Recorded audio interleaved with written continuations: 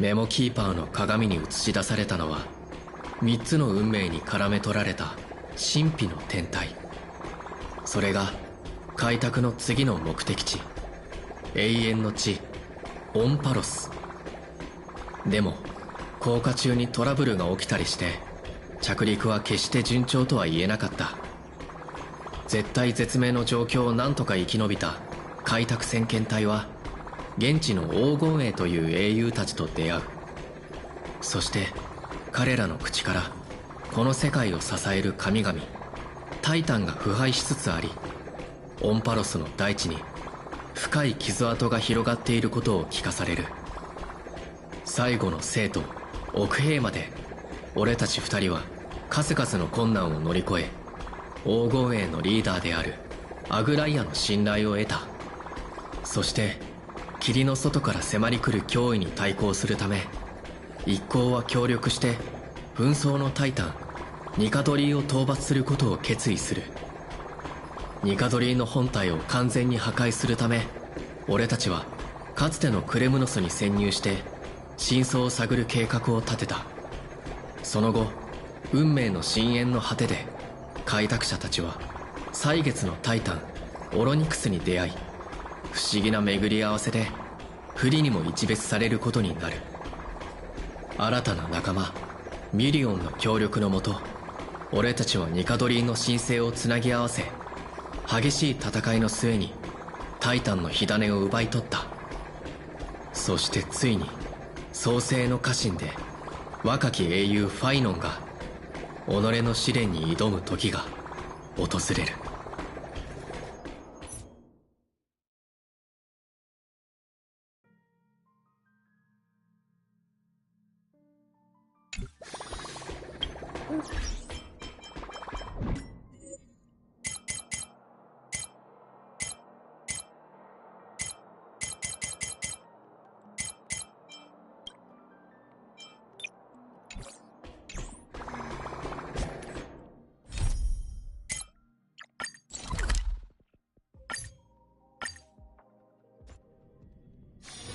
Should you have a moment, take some time for a bath.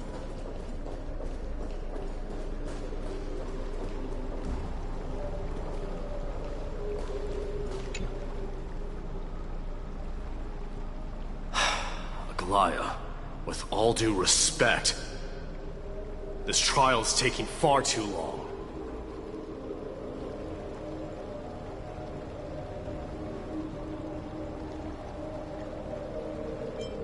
What do you think of this, Trinan?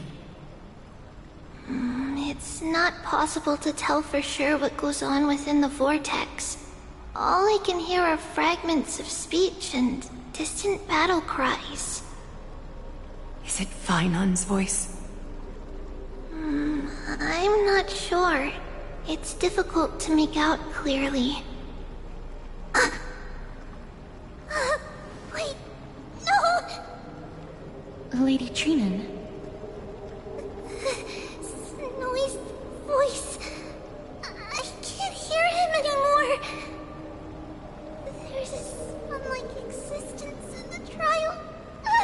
It's burning him up! It has come to this, after all. What now? Get ready, my Demos. Plan B. We pull him out when something goes wrong. As I promised you, Aglaya, I will intervene in the trial this time to bring your deliverer out to safety. But that's as far as I will go. Of course. I know this is not the time to demand any more from you. Discerning.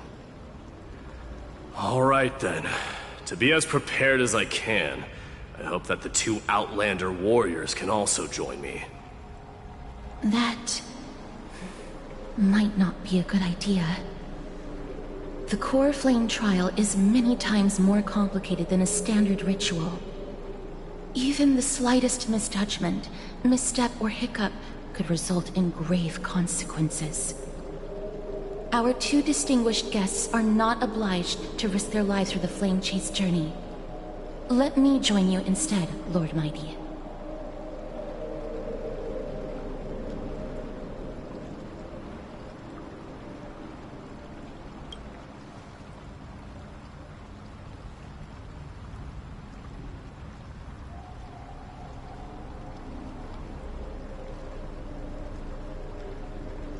Join me in the trial to look for Finon. And when we do, Glaia's golden thread will guide us back out.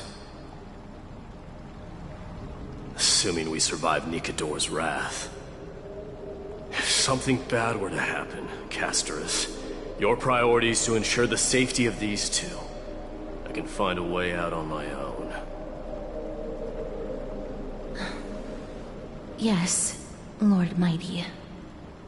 Thank you both for your valor. Time to get to work then. Let me have the honor of taking the lead in this battle.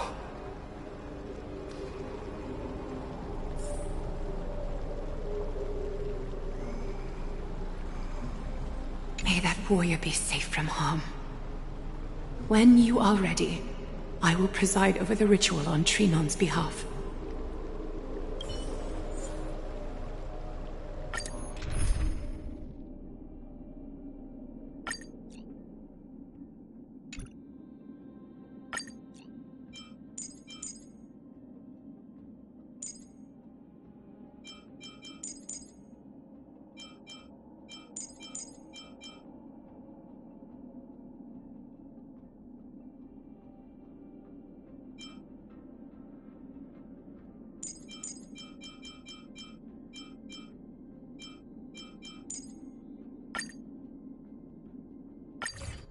Our reinforcements from beyond the sky, warriors of high esteem.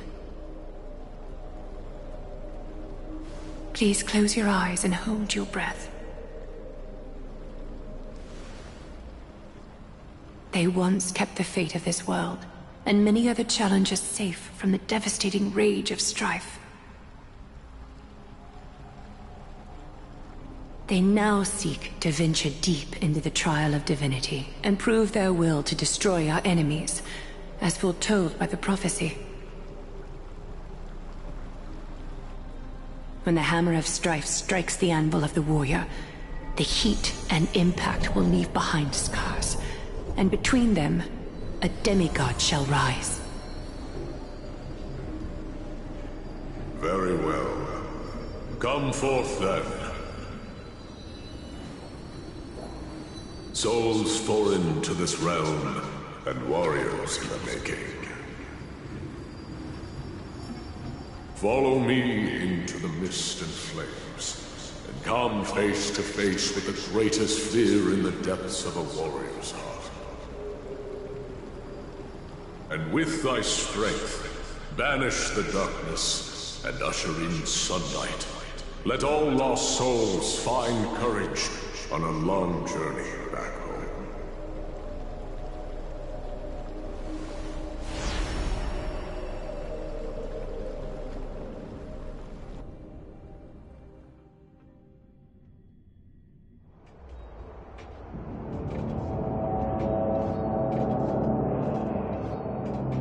What's the matter? Surprised? Where there's strife, there's carnage. It shouldn't come as a surprise to see such a sight in Nikador's trial.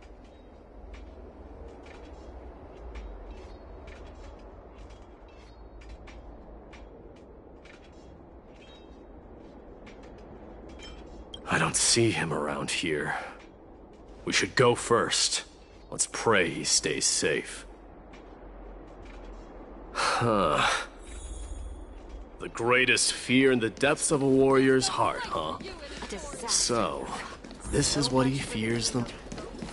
You won't get away, crumb-knowing vermin! Be on alert. The smell of rust is thick in the air.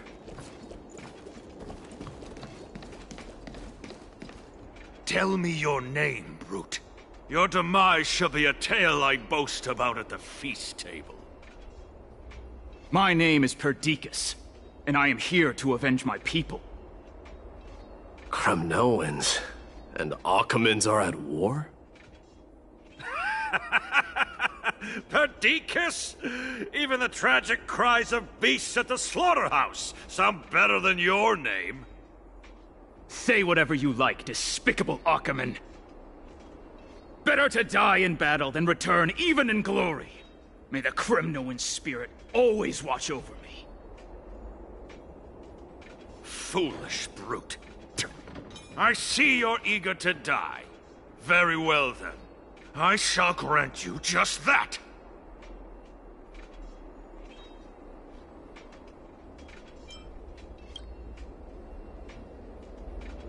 Huh? Die, you swine!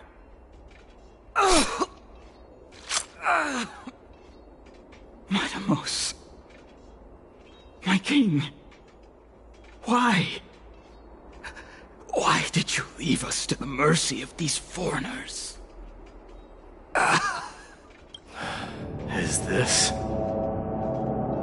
And you are... Oh. You Kremnoans are all eager to die, huh? Then I shall grant you a swift death. Face your death, cowardly king! This insatiable bloodlust is a product of Nikador's wrath. Stars echo. Burn it all! Meaning.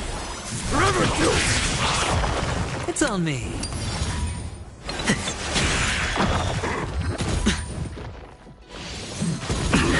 Watch your head. Burn it all!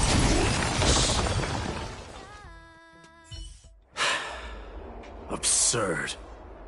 I know this, Ackerman. Strife contorted an honorable warrior into this perverse and twisted being. And that horrible noise. I can hardly suppress my bloodlust when it sounds. This battle cry must have gone to Finon. That's why he lost himself. What a useless fool.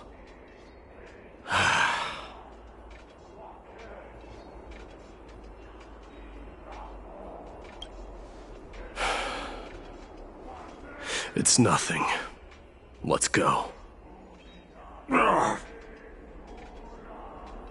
voice is Cartonis? Not you too, Cartonis. Mighty Mouse you are. Destroyed all the wicked king. Here to take my life finally.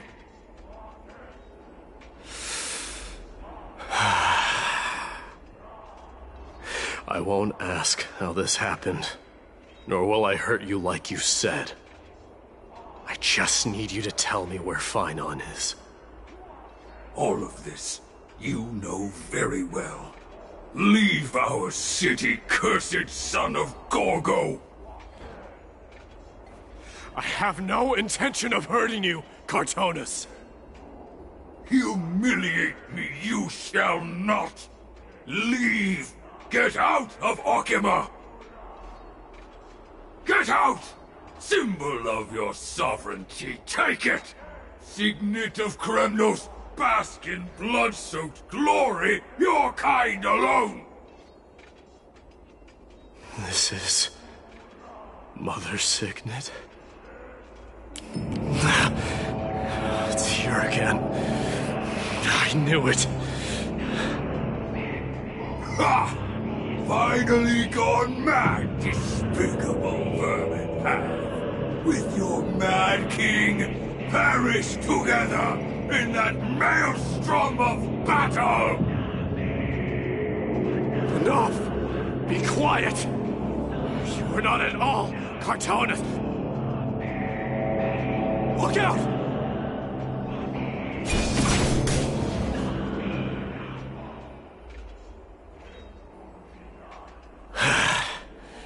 Nice move.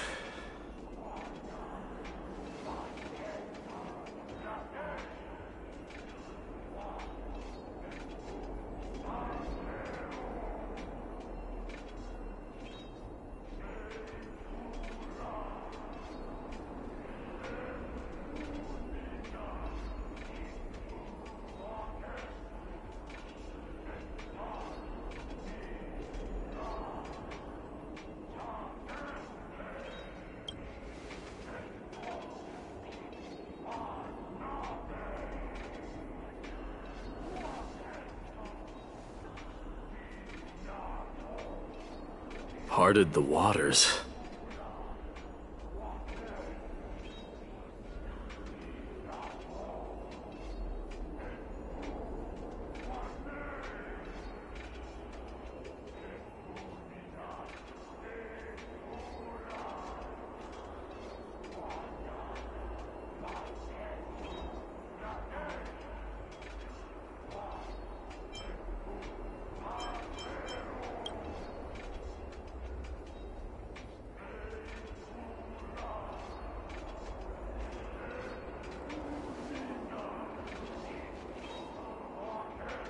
So, you are Dan Heng.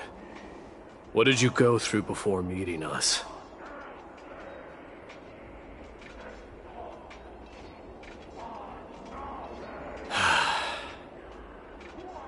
You mean you saw your past too? The trial of strife is a vicious one, all right. This might not be a single person's trial, but an arena for every challenger to engage their own delusions in a bloody battle. I saw someone from my past a while ago. Someone Finon has never met.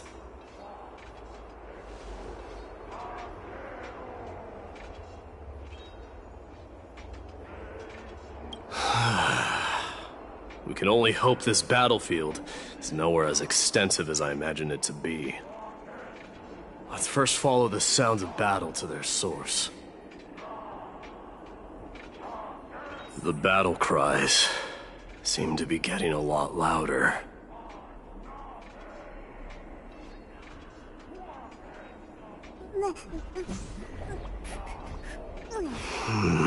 I agree.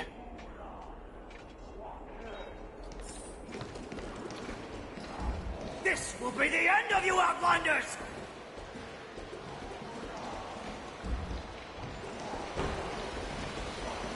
Find your friends in hell!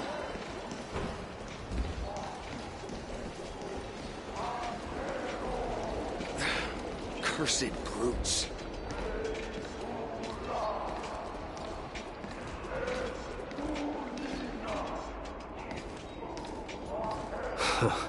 Just as I thought. This is where the battle cries were coming from. The true entrance to Nikador's trial.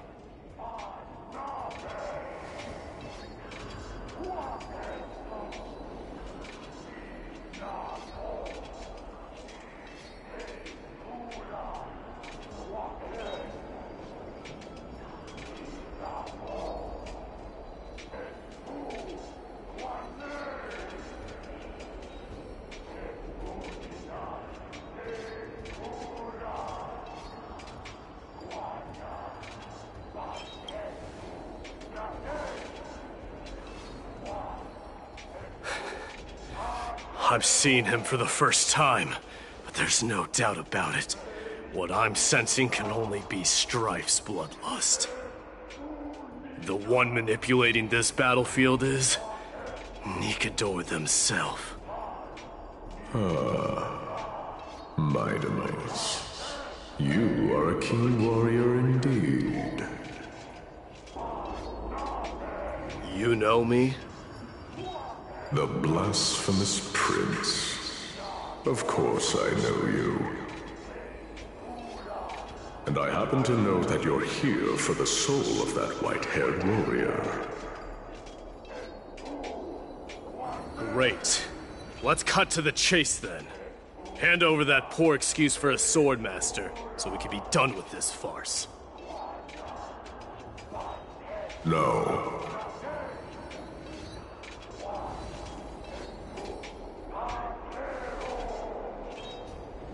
I applaud your courage and strength for coming this far, but you have chosen to besmirch the dignity of one who has fallen, and I cannot turn a blind eye to that.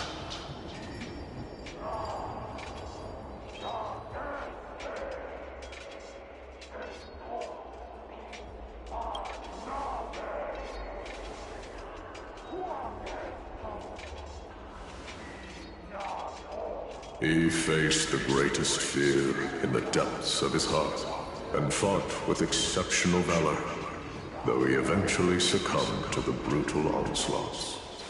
I have since brought him to the rear battleground, and granted him glory worthy of his courage, tenacity, and sacrifice. You wish to take him away? Sure. Pick up a spear and prove that your resolve can rival his. Of course, cowards who hope to avoid bloodshed are better off disappearing from my sight this instant. Your opinions are of no interest to me, Mad King. If it's a fight you're looking for, then you will get one, Titan. I will put you to rest once more with my curse of immortality. Commendable. Your noble mother displayed the same spirit with a spear in her hands. Don't you dare speak of her. Why not? She challenged the former Kremnos king to a duel, even knowing that it was a deadly trap, all to protect your dignity. Are you suggesting her efforts were for naught? Her death was caused by you, the incarnation of strife.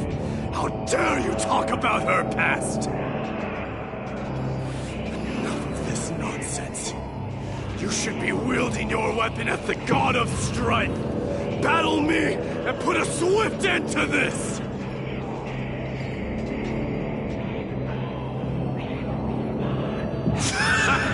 Your hatred is as clear as day, my Demos.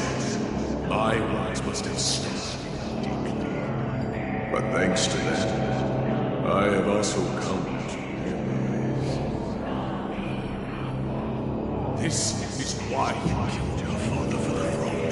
Only to let your signet sink to the bottom of the Sea of Souls, refusing to let the glory of Kremnos live on. This is why you use the Strife Titan, only to reject the core flame, letting strife continue instead.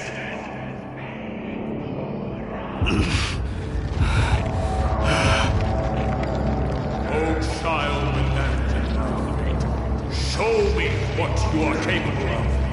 Show me if you have the power to put out the flames of your very own destiny.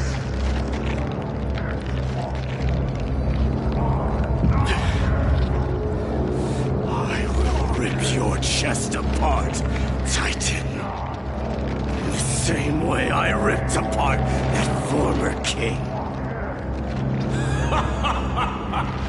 I see you wish to repeat these. Come at me then. Ignite the flames of your fears and step onto the battlefield. Take this fierce battle to the boundaries of strife and consume me. Lose yourself in the fight, and watch your defeated corpse burn to ash. Remember this. The son of Gorgo will be crowned in blood. Very great. Ascension. You, the successor of Kremnos.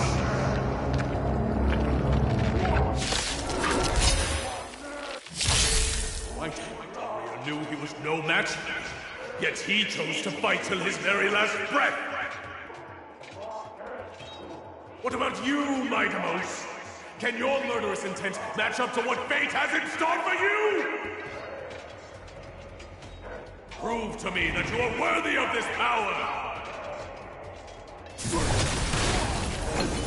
Born kings of Kremnos, this is the power you desired?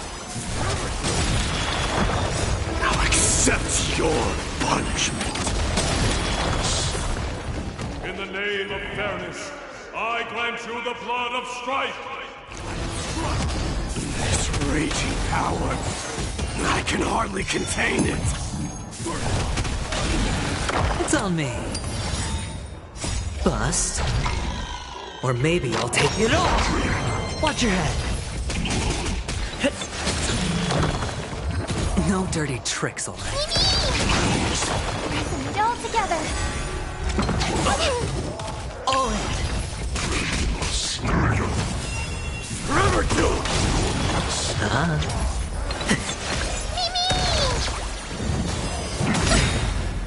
Watch your head.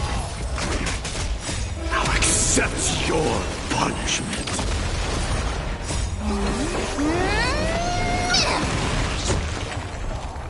In fear you shall abandon your mortal body, King of Kremnos!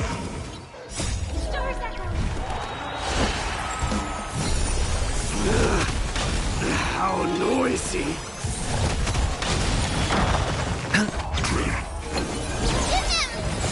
No dirty tricks, all right? Bust. Or maybe I'll take it off. All in. Burn it off. Now accept your punishment.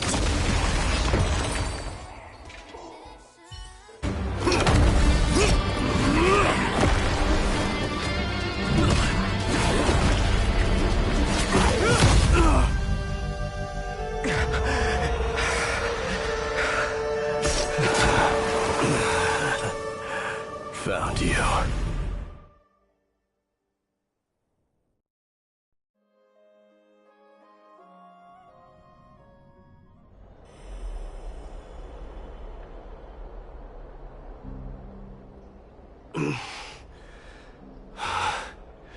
I did my best.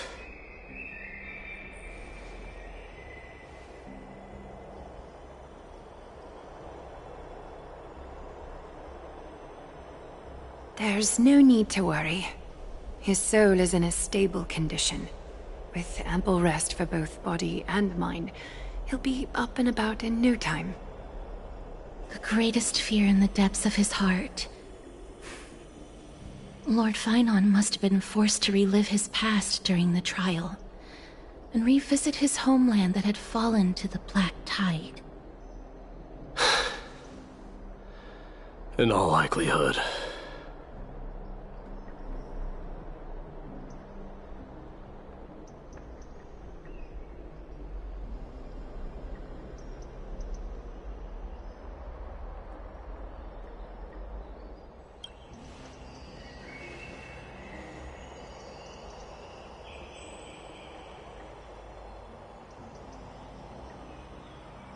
It is one of the culprits that drives the people of Anvorius to madness.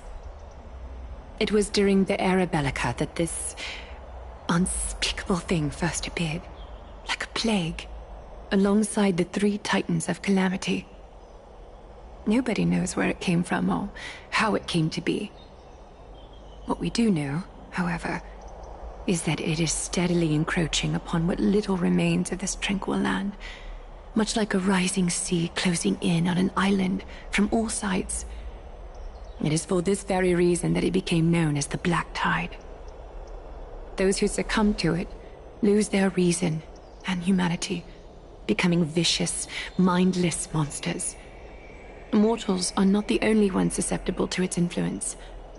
Even gods and titans cannot escape from it.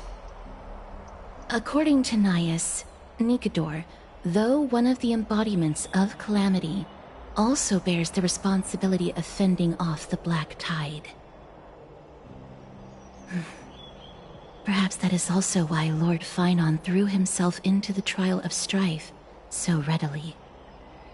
But now, we must look for alternative means of igniting the flames of strife. So, Aglaya, what should we do now? You know very well the decision doesn't lie with me. As the successor to Kremnos, Mighty, you know better than anyone that if it was simply about emerging triumphant on the battlefield of strife, you and your people could manage it with ease. But ultimately, the heavy burden of divinity can only be borne by one. It is foolhardiness and indecision, not the unclaimed seed of divinity, that pushes this world into the deathly fog.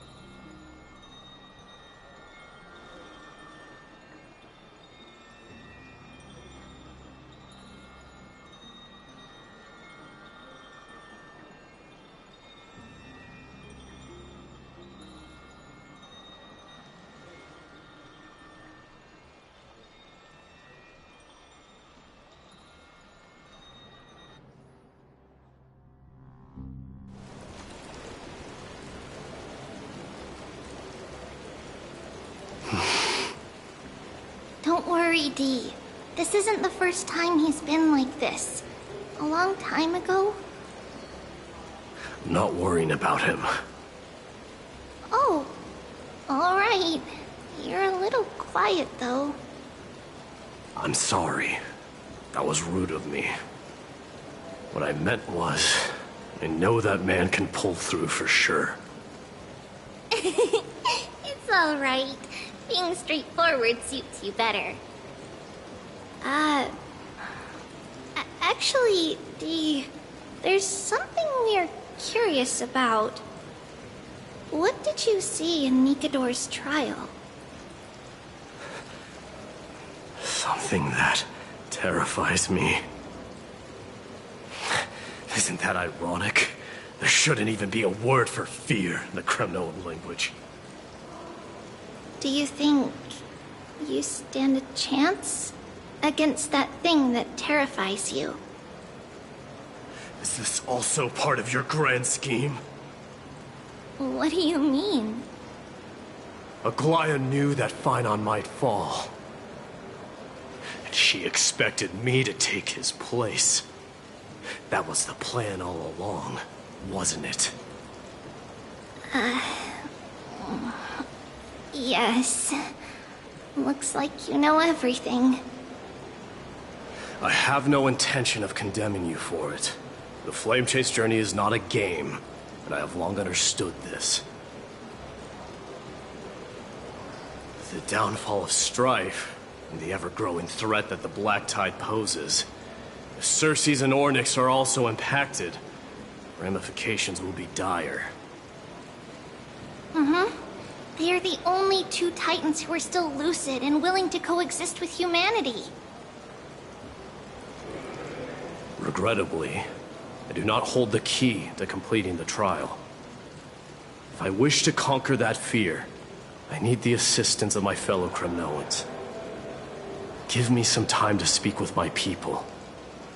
It won't take long, I promise. I see. There is strength in numbers, but you must know that the trial to become a demigod is ultimately meant for only one individual. Dee, your people, they have been eagerly awaiting a new king all this time, haven't they?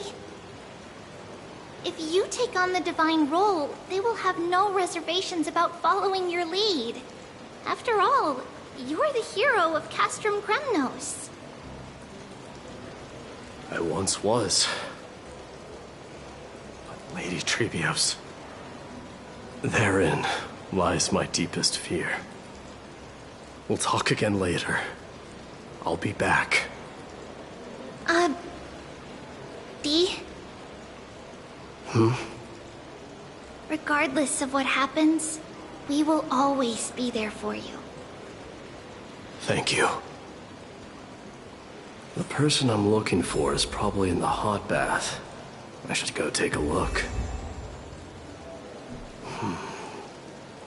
The billowing steam always brings back memories of the furnaces in our homeland. We shape and weave. A new beginning.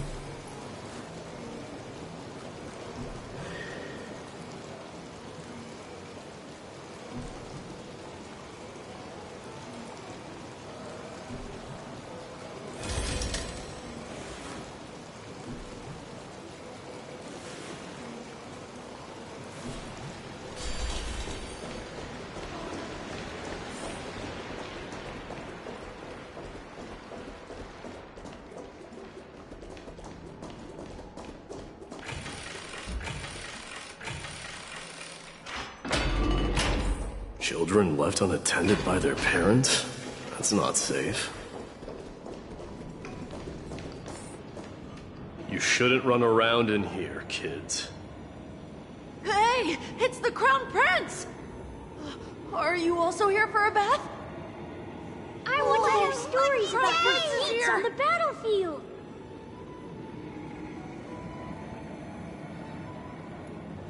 The Crown Prince. Are you Kremnoans? Yeah, we are! The grown-ups said we used to live next to the arena. Well, next to the parts next to it anyway. My dad is a centurion with the Hydra Lancers, and my mom is the bravest warrior in the God Shield Brigade. We used to get tons of silver coins from Mr. Krateros. My parents are serving in the Holy City garrison now. As warriors of Kremnos, they're braver than any Archiman. Why are you kids here alone? Where are the grown-ups? Mom and Dad were asleep, so we snuck out to play hide and seek with Mr. Crateros. That old man can be such a child sometimes. Do you know where Crateros is? I happen to be looking for him. Sorry, I don't. Come to think of it, we haven't seen him in a while. Did he get lost while trying to find us? No way! Mr. Crateros is a member of the Royal Wing Elites. He's the best at hunting down enemies. He was counting near Verax Leo when we went to hide. I thought about taking a peek, but who knows if it might be a trap he set. It was prudent of you to be cautious. So, which Verax Leo was he with? It's, just take a few turns after you go out from here. It's close to the backs. All right, I'll go look for him. You should consider the game over and head home for now. And don't play around the hot baths again. Wait, Your Highness! Is there something else? I heard you retrieved Nicodor's core flame. Does that mean we get to go back home soon? Have you ever been to Castrum Kremnos? You were all born in the Holy City, and are living lives no different from the Achaemenids. Everything you know about our people comes only from the tales of others. You have never even witnessed the blade in the sky with your own eyes. How, then, is a city you've never seen your home? Because this place is definitely not home. Mom and Dad told me that the children of Kremnos are born to wield swords and fight on the battlefield. They also said that the Kremnoan detachment led by the Crown Prince is the bravest army across all of Amphorius. No one can defeat them. The kids in the Holy City don't play with us. The moment they find out that our parents are Kremnoans, they shun us. We don't care. We all know that the Crown Prince will take us home one day.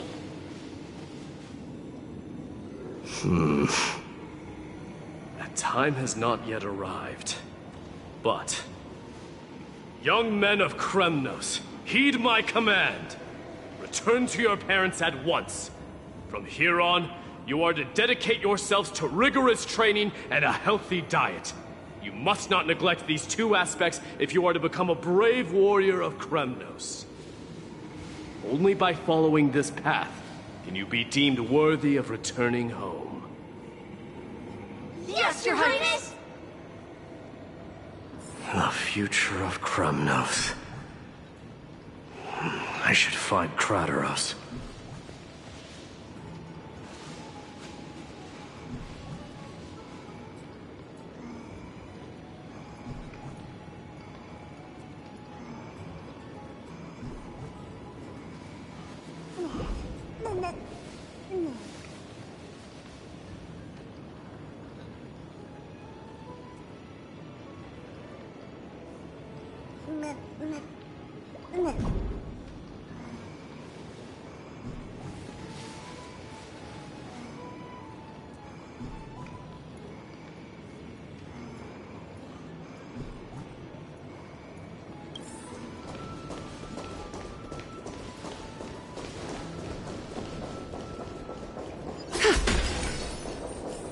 There he is. Rat! Oh, it's the Crown Prince of Castrum Kremnos. Get a grip. We're here by order of the Council of Elders. Even the Chrysos heirs have to think twice before doing anything to us. Out of my way, lackeys of the Council. The Civil Guard of Akama is on official duty. Please keep out of this area. Calm down, my lord. Play nice. Don't make me repeat myself. I'll allow you to pass this time, but just this once. So, you think yourself knowledgeable? Then here is a question for you. Do you know how Chrysius Leo in Castrum Kremnos came to be mounted on the wall? I don't know, my lord. How did it come to be? Let me enlighten you. A long time ago, the founder of Castrum Kremnos led a group of warriors to hunt down a lion on the outskirts of the city of Tritos. That vicious beast had been a menace for years, and the bones in its den were stacked even higher than the peaks around Akama. But do you know what happened? Nary a moment had passed after the beast's head peeked out of its den, when the Kremnoan warriors surged forward and brought it down within the blink of an eye, shattering its knees with a single strike. And then... Why are you red-faced already? We haven't even gotten to the best part yet. It's your storytelling, my lord. You're weaving such a captivating tale that it got my blood pumping. Please, go on. Well, if it isn't Lord Mighty. It's been a while. Oh, what in Akama is happening? To what do I owe the pleasure, son of Gorgo? Kratoros. My esteemed teacher. Let's talk somewhere else, Mighty-Mos. I'm tired of speaking with this silly lion. What about the Council's informants? Those two hyenas are nothing but scavengers of rotten meat. They couldn't bite even if they tried. They can follow us if they want to. Let's go.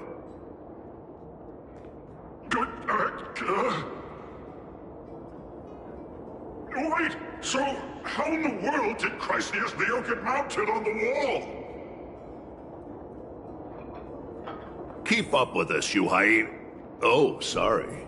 I meant officers. Hey, old man, how dare you? Calm down. Calm down.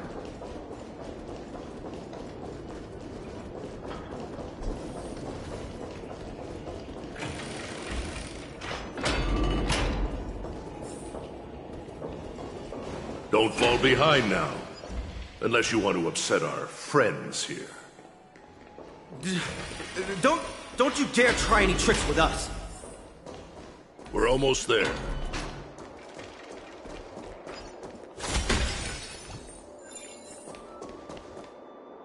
Why have you stopped? This is a nice spot for a private chat. Shall we, sir? Let's do it. What are you up to? Someone help me! Some privacy at last. So, tell me, why have you come to seek this old man's counsel? I came to discuss the future of the Kremnoans. Interesting. I heard the core flame of the Lance of Fury has been restored, though not by your hand. And you're even considering giving up Nikador's divine power. Is this true? Those rumors are not entirely groundless. In other words, you did entertain the thought of giving up the throne of Kremnos and forsaking your people. The divine power is not equivalent to the throne. The path of strife is also not our people's only way. Enough with the word games. You, of all people, should understand the plight of the Kremnoans. Think about all the warriors of the Kremnoan detachment who left their homeland with you. Think about their children. Only the yearning for our former glory days has kept us going all this time. If they ever learn that the Crown Prince they look up to so much is actually toying with the notion of stepping down, think of the disgrace it would bring upon your departed mother, Martimos.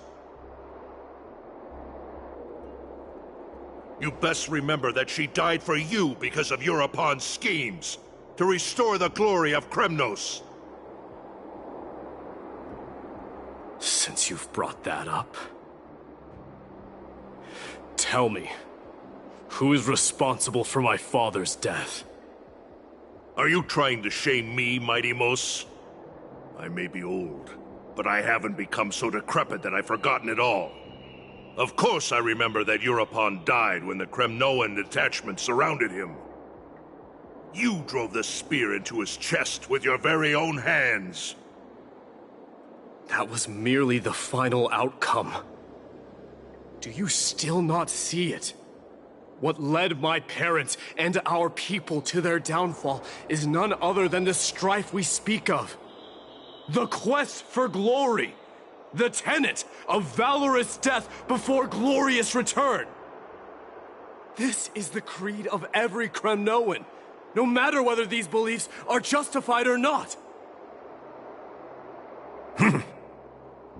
Don't be ridiculous. The only thing that could slay a king is a spear. Even an infant knows that much. I swore to your mother that I would guard your crown with my life. I never foresaw that the son of Gorgo himself would be the first to turn his back on the Kremnoan spirit. Gorgo. Your mother bore that name. The name of the great founder of Castrum Kremnos. And she upheld that name with honor. If you choose to turn your back on her legacy, like a wretched deserter, do not fault me for withholding my loyalty, Martimos. I came to discuss the future of our people with you. But it appears this is not the right time yet. Go, mighty. Ha! That's what those Chrysos heirs call you, isn't it? Go down the path you have deemed correct. Deep down, you have always been one to do as you please. And I am well aware that no one can deter you once you've made up your mind. But don't you ever dream of renouncing the traditions of Kremnos. We may reside in Akama now, but we remain eternally bound to strife by blood. Bloodlines no longer hold any significance in this era of destruction. My young lord, always bear this in mind.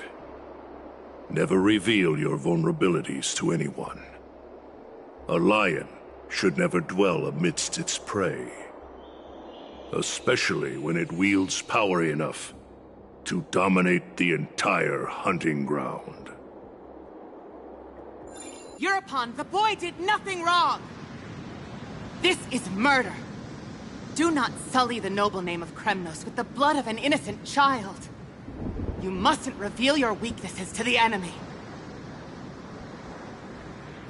Enough! My decision is final. We must use this child's life to preserve the soul of the great Nikador.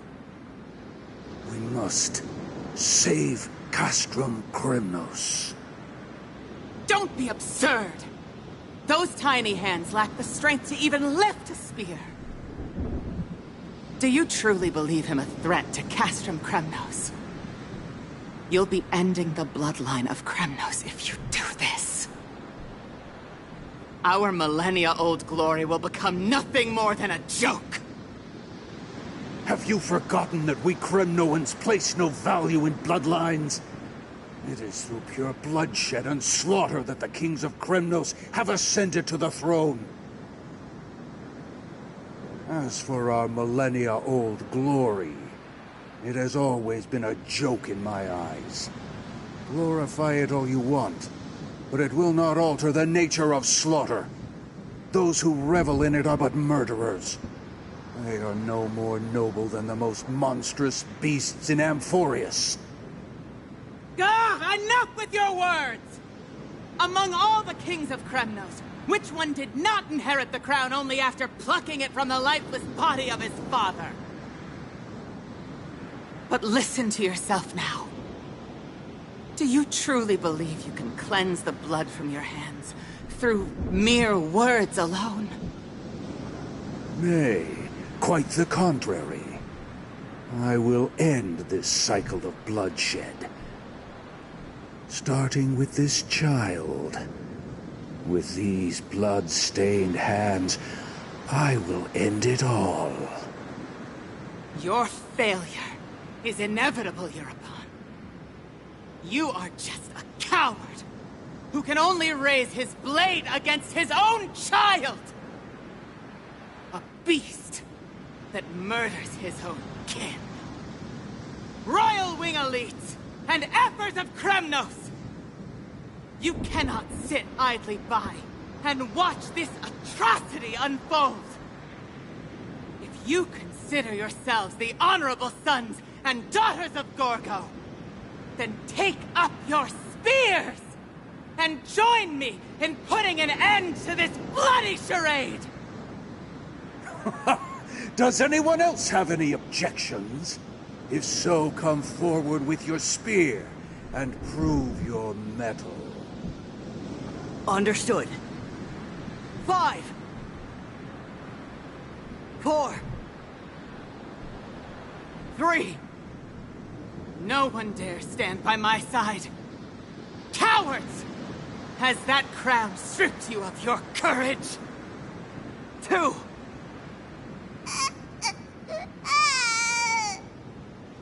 One. It appears there are no objections.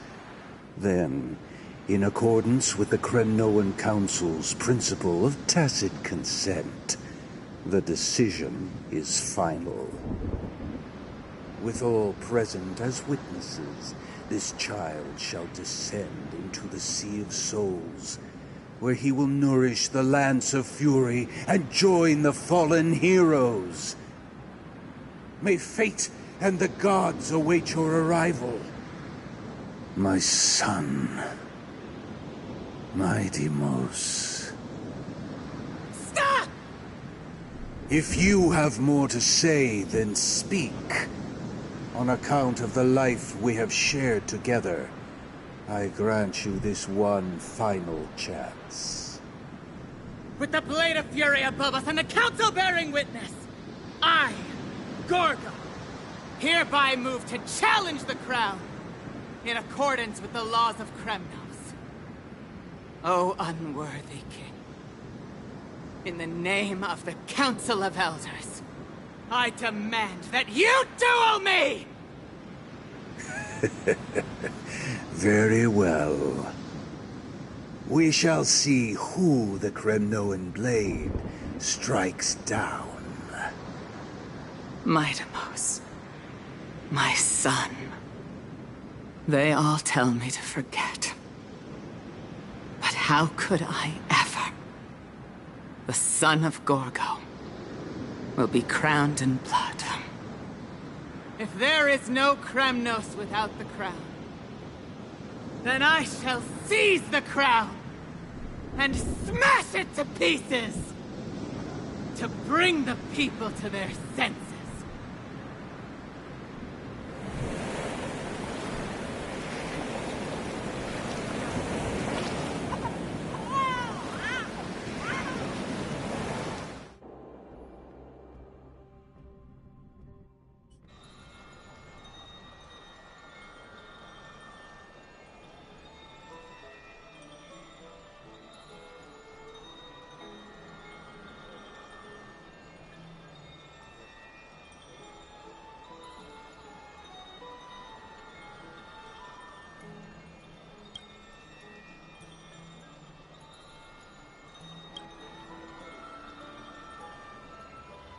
Mister, you're awake.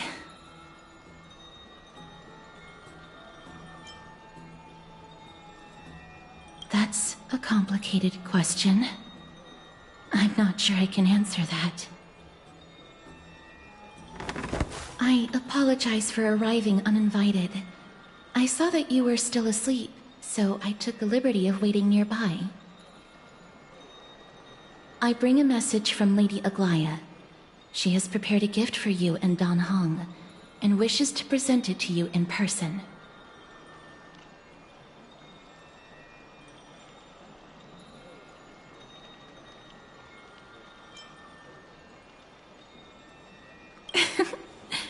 I'm glad you're in good spirits. All right, let's set off.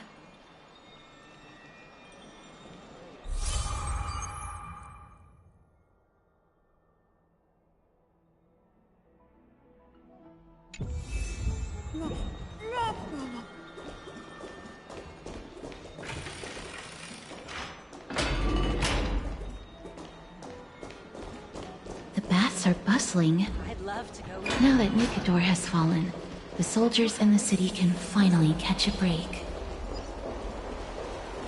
I don't know how long I'll be able to live like this.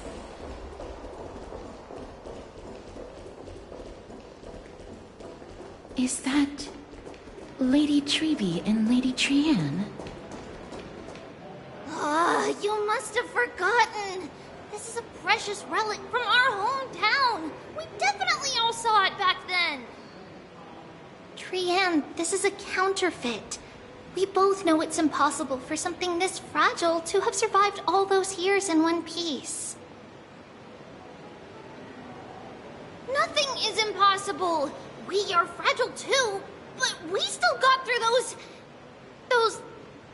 sad times. Ugh, look at that color, and how it glitters in the light. It's exactly as we remember it. Why won't you buy it?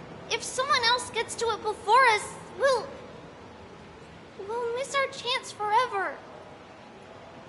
Calm down, Trianne. You need rest. Please, there's no need to fret. If you need more time to make a decision, I can put this aside for you until tomorrow. Or until you're ready? No, it's all right. Trianne is just... She'll come to her senses tomorrow. We'll be off first. Trianne is just... what? Trianne is super mad, that's what! You've forgotten all about Mama! Mama gave us something just like this before! Trianne...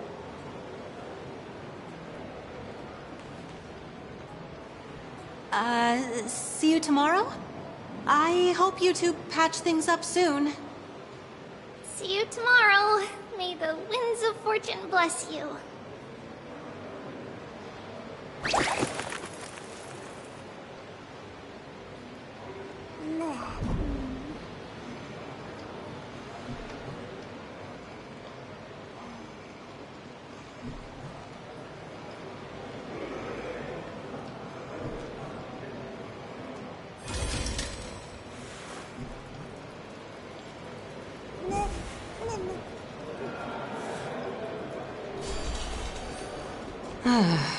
It's so hard to understand what they're thinking sometimes.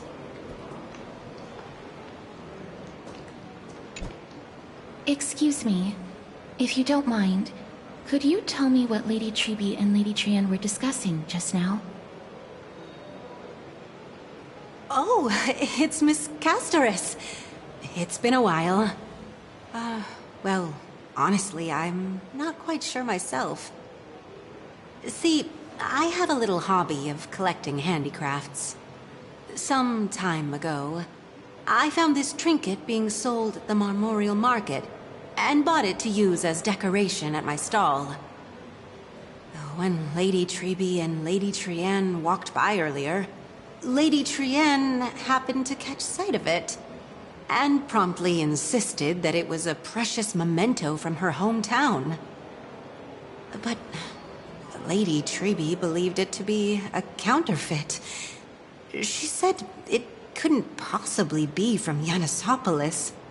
The likelihood of such fragile glassware surviving the Chrysos War is simply too low. For some reason, Lady Trianne became awfully upset after hearing that. I see. Madam, would you mind selling this trinket to me? Certainly. It's just... if it truly is a relic from Yanisopolis, it could be worth a small fortune. Miss Casterus, I'm running a business here after all, so... I understand. Feel free to name your price.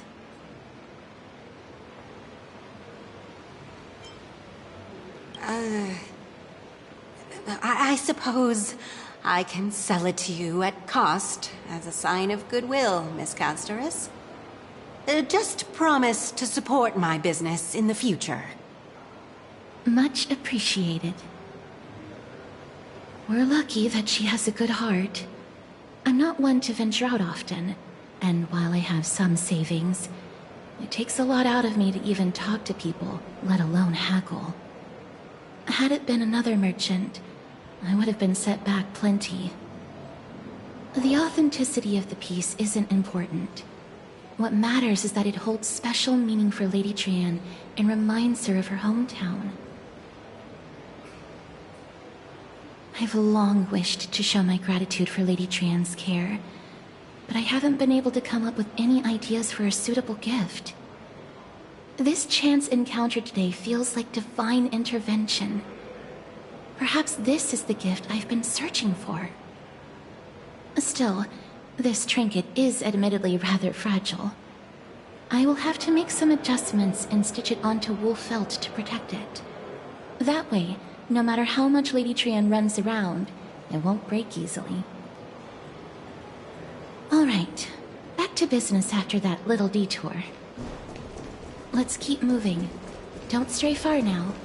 We've already kept Lady Aglaia waiting long enough.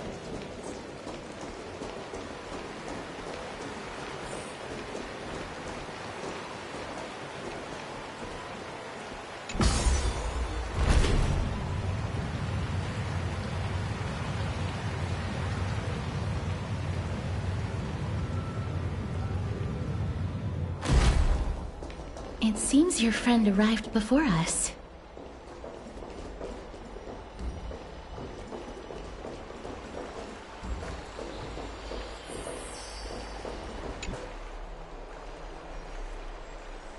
Welcome, Cass. And you as well, trailblazer from beyond the sky.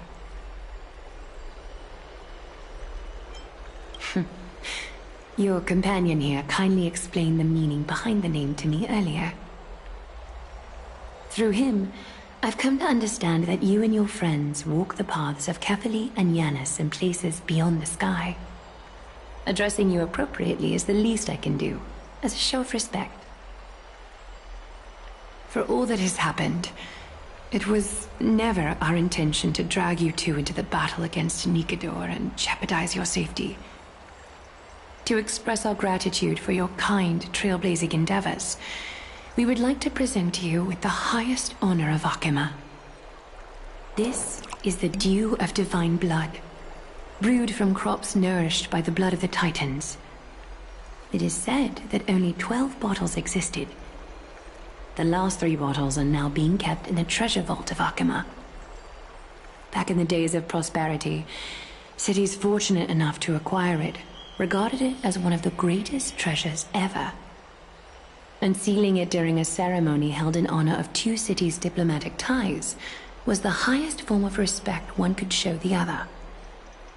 And now, in keeping with tradition, Akima dedicates this drink to our esteemed guests from beyond the sky in appreciation of what you have done for us.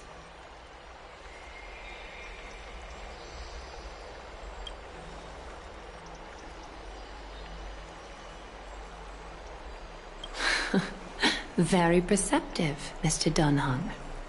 Your heroic deeds have proven that you come in good faith. With the dew of divine blood as testament, we wish to forge an alliance with the Trailblazers.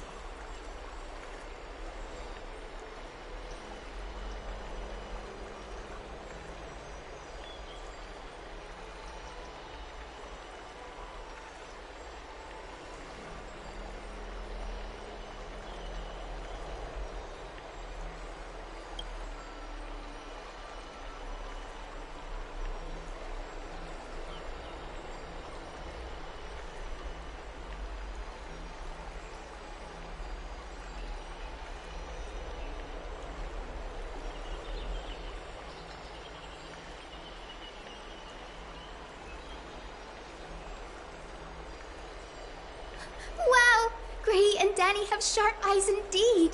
You'd make outstanding members of the Twilight Courtyard. No need to worry, by the way. I can tell from Lady Aglaya's tone of voice and micro-expressions that she's being genuine.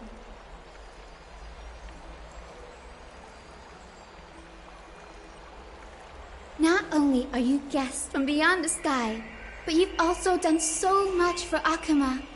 You're practically heroes to us all. Lady Aglaya would never subject you to Aquila's judgment. Hyacinth, thank you for taking care of the wounded of the past few days. Oh, it's no trouble at all.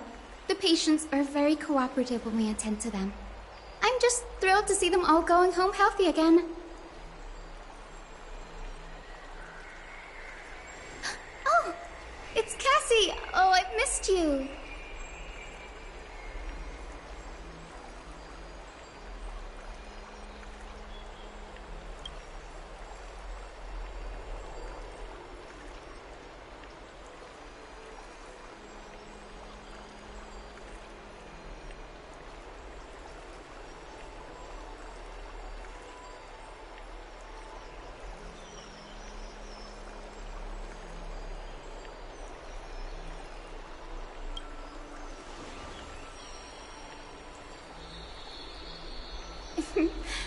As an acolyte of Aquila, I'm here to bring healing light to the world. Plus, I've heard you're also children of the distant skies. Fate must have brought us together. Can we be friends? I'd love to hear your tales of the sky. And oh, it's a rare occasion that Akuma presents such an invaluable gift to guests. Lady Aglaya, may I have the honor of tasting it too? Of course you may. Esteemed guests of Akuma, please believe me when I say that this gift carries no hidden agendas. As for the matter of the Alliance, you need not give me an answer here and now.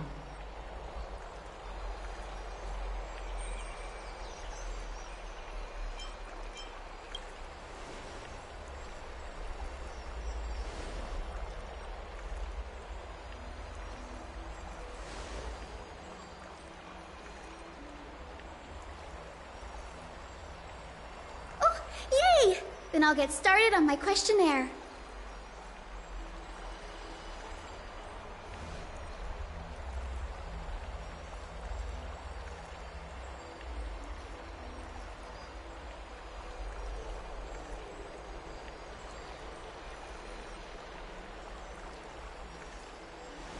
Allow me to do the honors.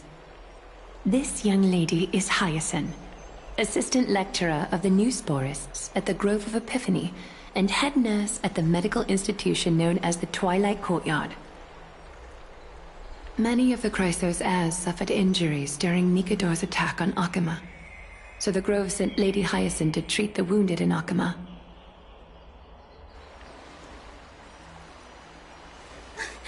But what I'm really good at is helping people sort out what ails their mind and spirit. If you're ever feeling troubled, come find me. A little sunbathing in the courtyard will chase all your worries away.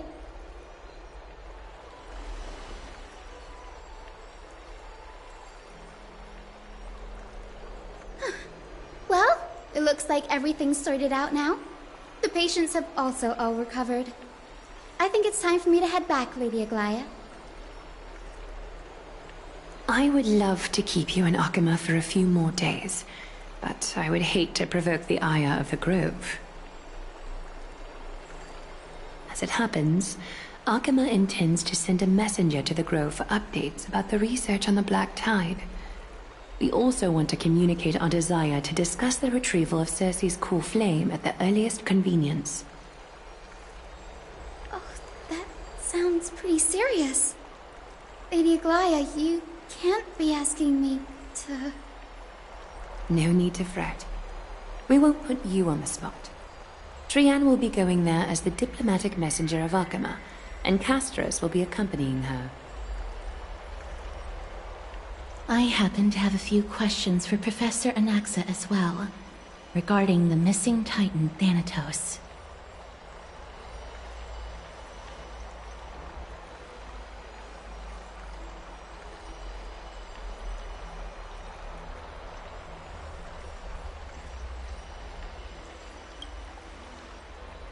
If you're not keen on just sitting around, Mr. Trailblazer, why not go with them?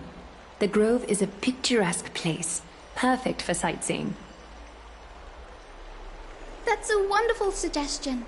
Come visit the Grove, Grave. I'd be delighted to show you around.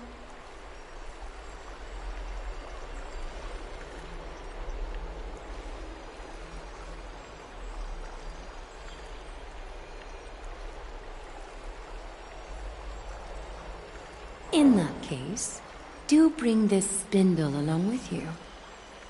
This tool, called the weft, is used to spin thread and has been passed down in my family through generations. Though it doesn't see much practical use nowadays, it's become a symbol of great significance. In this respect, it is the perfect token to represent my will. If you encounter trouble at the Grove, just take this out and show it to them. While you're in the Grove, the golden thread of the weft can also render all things around you visible, regardless of whether they're corporeal or not, allowing you to see things as I would. Castorus knows this too. Make good use of it. Trian is already waiting for you at the outskirts of Okima, so I won't keep you any longer. May your journey be smooth.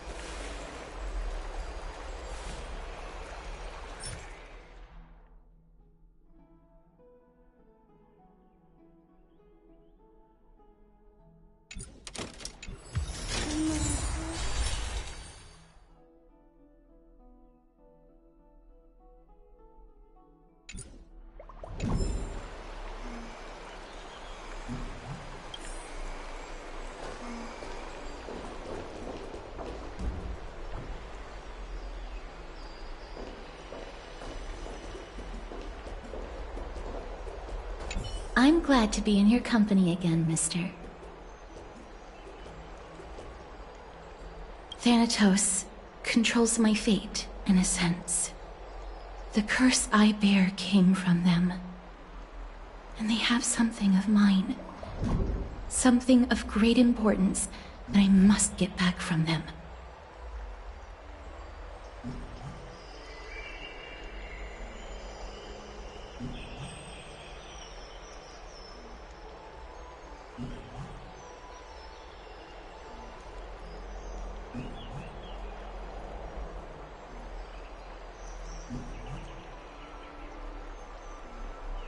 When I was studying at the Grove alongside Phynon and the others, Professor Anaxa was responsible for teaching us about the Chrysos heirs and the Titans.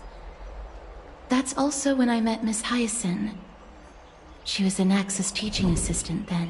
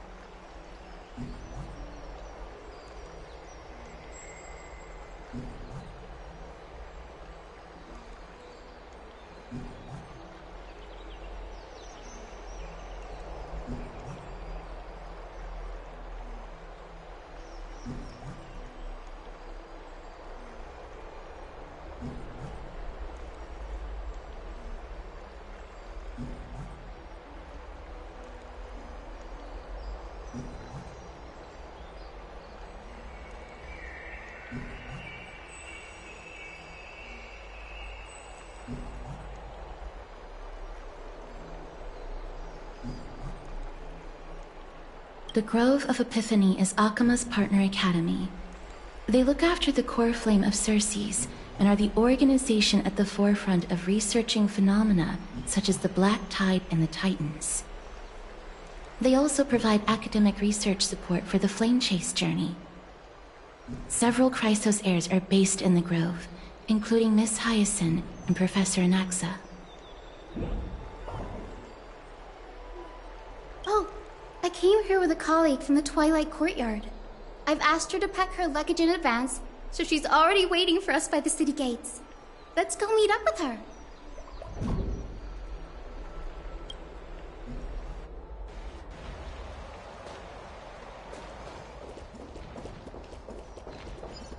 Cut away the heart of strife. Look, there she is! And Lady Trianne. But who's that they're looking at? Did something happen, Clementine? Oh, that's a serious injury.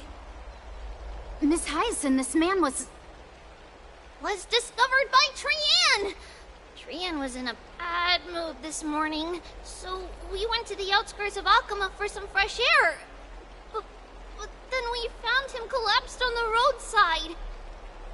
Trianne knows the city has good doctors, so Trianne brought our new friend into the city to look for a doctor. I was waiting here for Miss Hyacinth when I bumped into Lady Trianne. But by then, this man was already in critical condition, so I had to perform some emergency treatment first. These wounds, they're caused by the Black Tide. This is bad. Clementine, prepare a ward for this man at once. I'll treat him myself. It's a miracle he's still alive, considering how badly the Black Tide injured him. Grayi, Cassie, and Trianne, would you mind making your way to the Grove first? Once this man is out of danger, Clementine and I will join you. As a healer, I cannot ignore those in need of medical attention. I understand. May fate have mercy on this poor man. Trianne believes he'll get better. Everybody, follow Trianne! Fly, fly, fly away from Akama!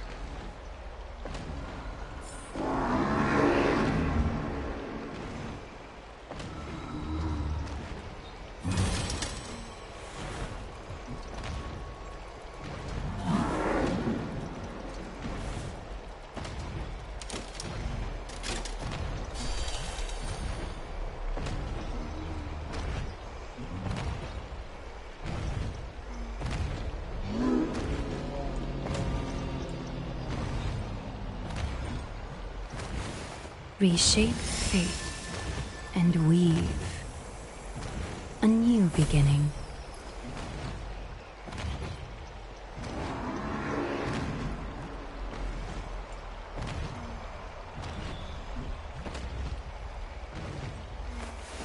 Reshape fate and weave a new beginning.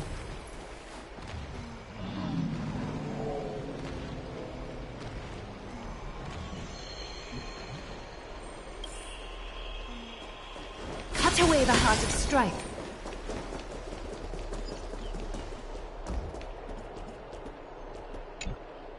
Down this road we go, to the skies we fly, leaving Akama behind! Little Cass, little Gray, are you ready? You might not be aware of this, but using the Sentry Gate takes a significant toll on Lady Trianne. Trianne promised Treeby that we wouldn't open the gate unless we had no other choice. I'm ready, too. Okie dokie. Everybody, let's hold hands. To the Grove we go!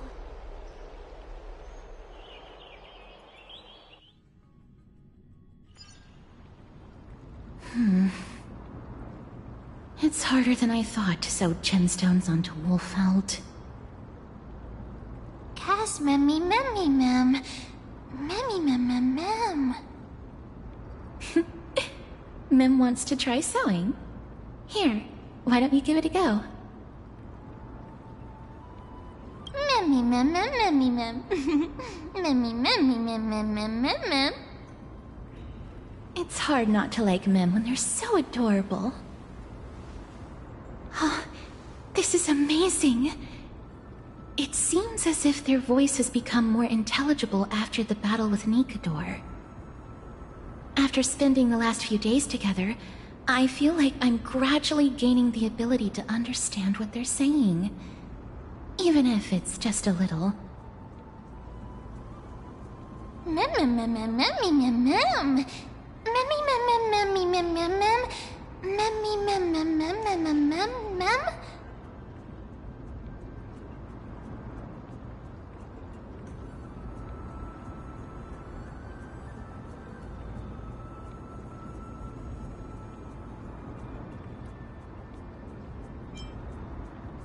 Memmy mem. Memmy mem mem mem mem mem. Memmy mem mem mem. Memmy mem. Memmy mem mem mem mem mem mem memmy mem. Memmy memmy mem. Mem mem mem mem mem mem mem. Ah, memmy mem mem. Mem mem mem mem mem mem mem mem mem mem.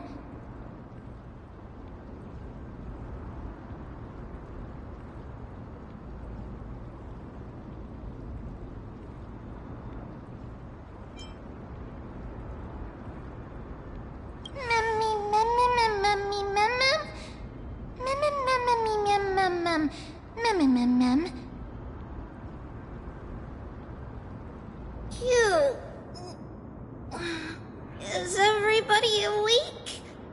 Little Gray, little Cass, and a little pink puppy? Puppy?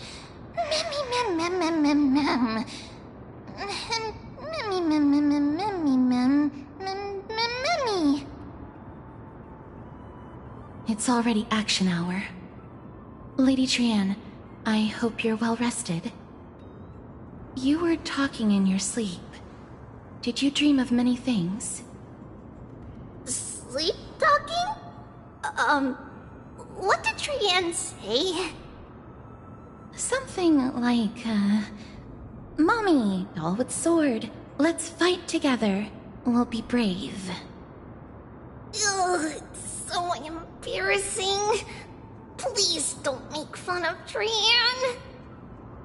Of course not. Wasn't Lady Trian's mother also the Holy Maiden of Yanisopolis? Uh-huh. Mama was the strongest Holy Maiden in all of our history. She also gave us the prophecy of deliverance. And she had red hair that looked like a cute red mushroom. But Trian can't remember what Mama looked like anymore. Not even in the dream just now. Memmy mem. Memmy mem mem mem memmy mem mem.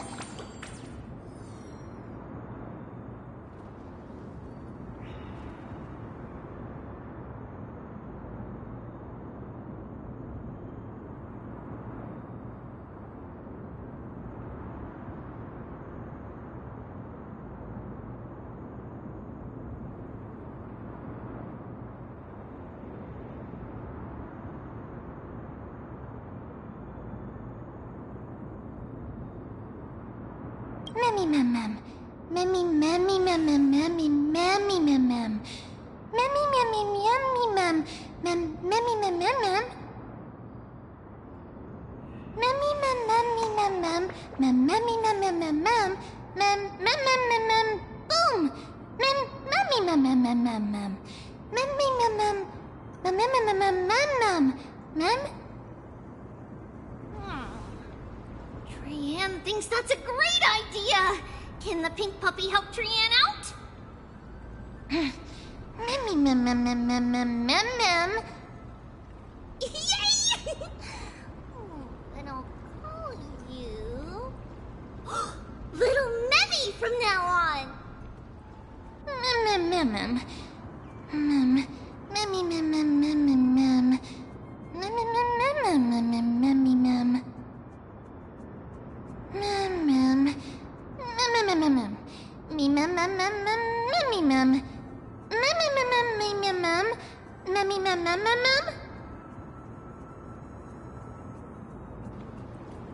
Okie dokie! Trian remembers that we need to help Aggie ask the big tree whether Circes would be willing to visit Akama. If we follow this woven trail and keep going upward, we'll reach the grove in no time!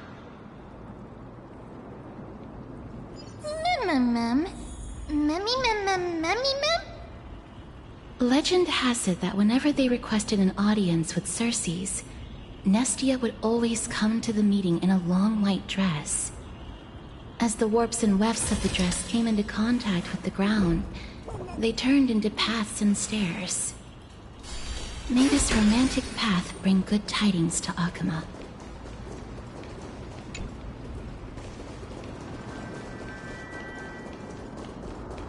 Look! A huge tree! It's... huge!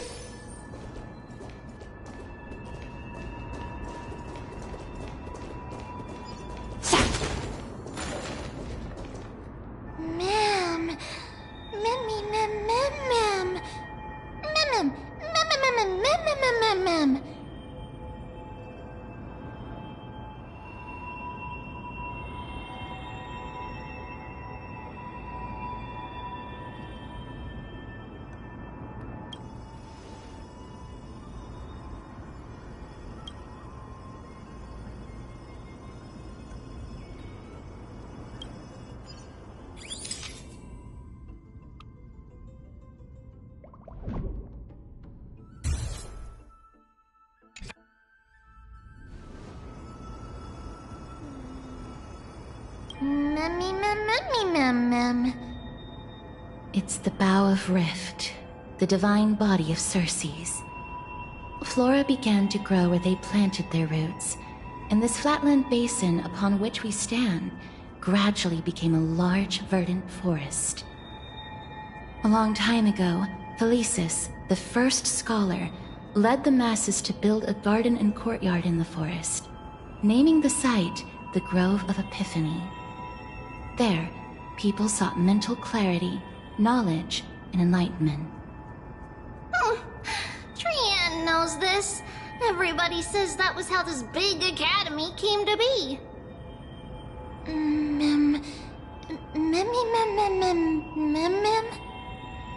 Something feels off. The Grove has always welcomed scholars. So too would Circes give us her delicate leaves and extend her branches in greeting. Yet, it seems both the Grove's messengers and the Titan are indifferent to our arrival.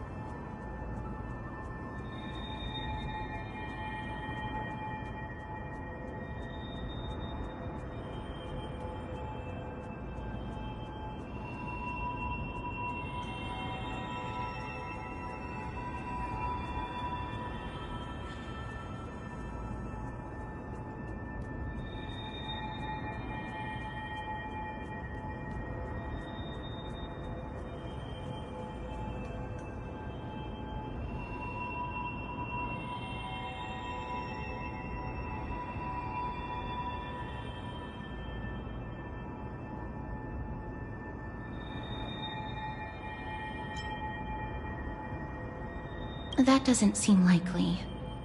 Miss Hyacinth didn't mention anything about it.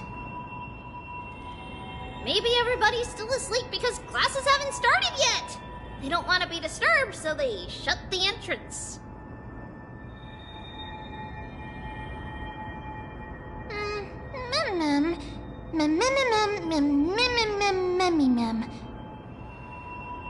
This place is too quiet.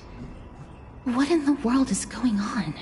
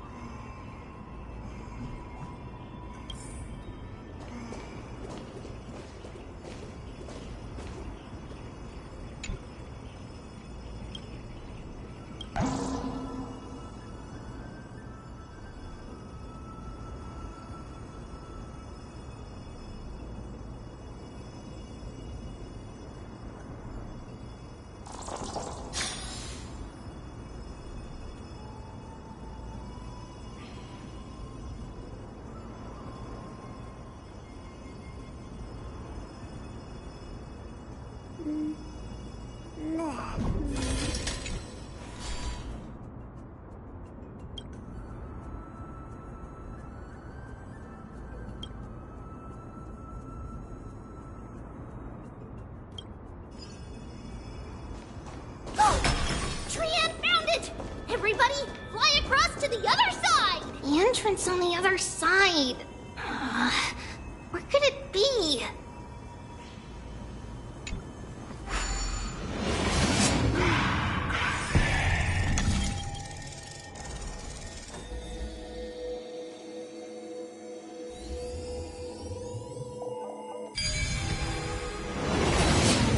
Grace's eyes are so sharp! I knew you would find it. The courtyard of Storgi should be just ahead of us.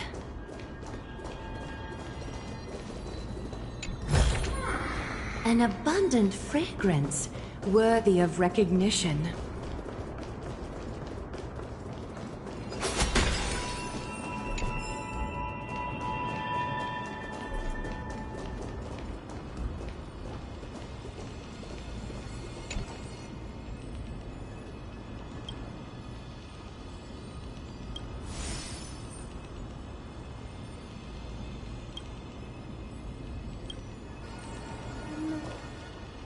As I expected, something's not right here.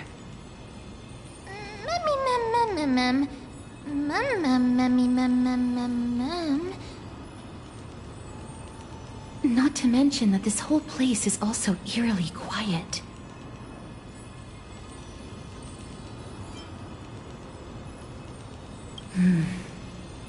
That's possible. Hello? Is anyone there? Oh. Huh, no one's here.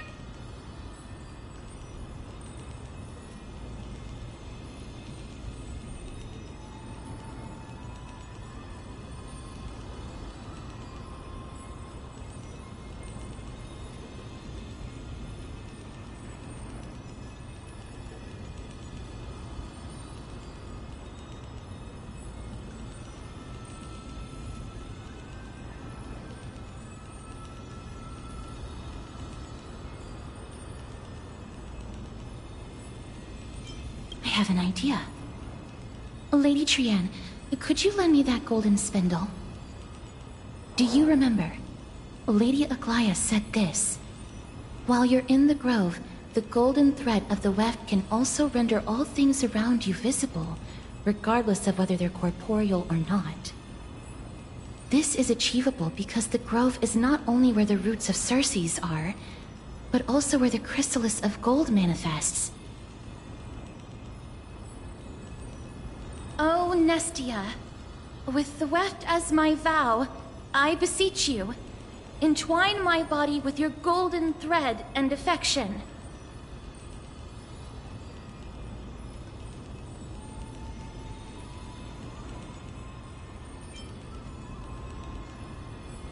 This is a proverb that was recorded in the handbook of Nestia's priests. If I'm not mistaken, we should be able to draw power out of this butterfly exuvia with the golden thread. There isn't a reaction. Did it not work? But that shouldn't be. Mem. Are they white dryad flowers?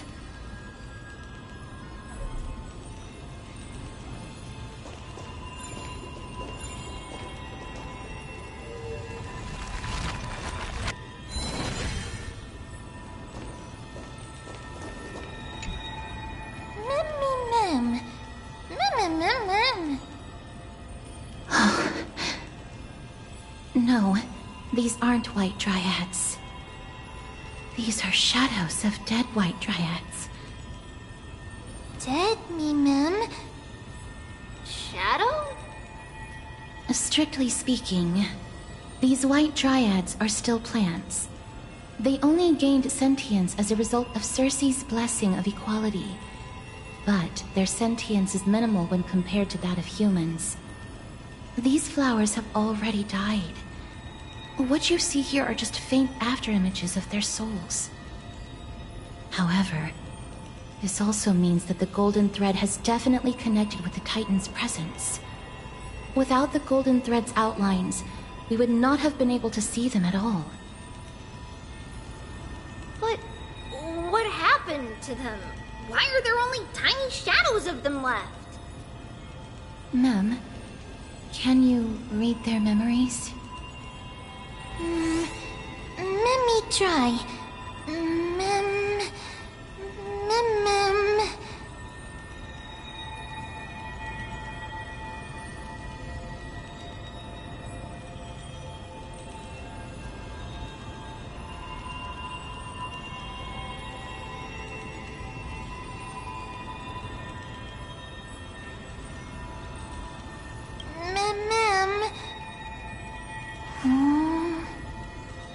Black cloak, Mem.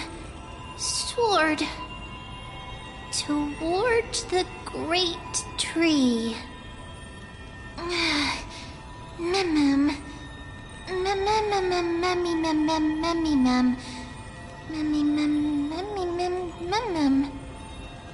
I have a bad feeling about this. The deathly fog of Thanatos is fast approaching. Oh! Trianne will be on high alert!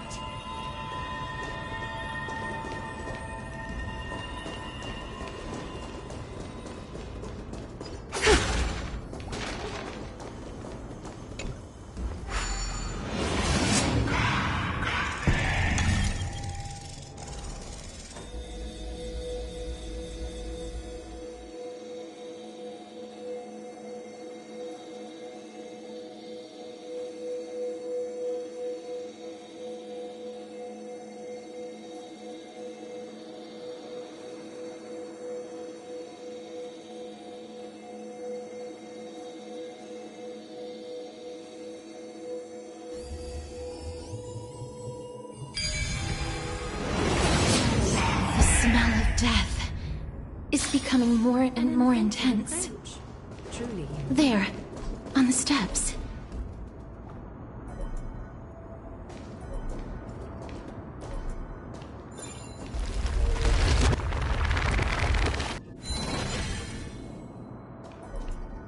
This looks really scary.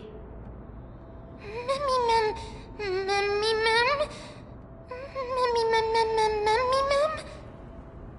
No, it's neither of those.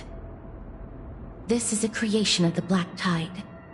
Such creatures are formed when living beings are corrupted and turned into deformed hollow husks of their former selves.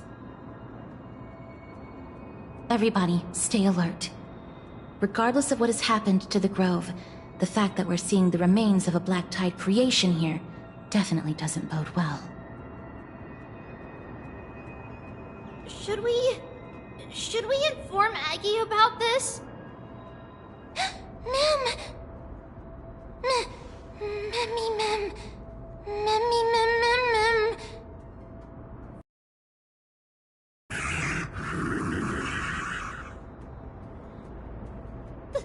The monster is alive! Trian will protect everybody! Trian, please hide behind us. Mister, let's do this.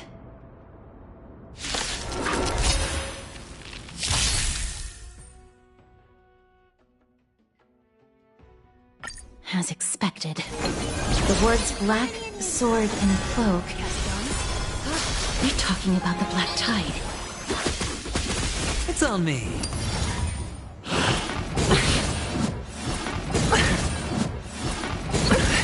Watch your head.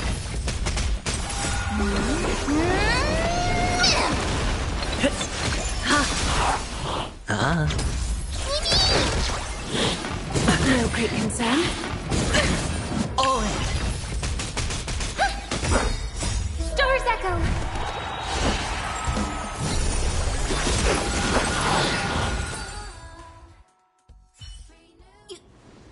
You defeated it! Little Gray! Little Kaz! You're so strong!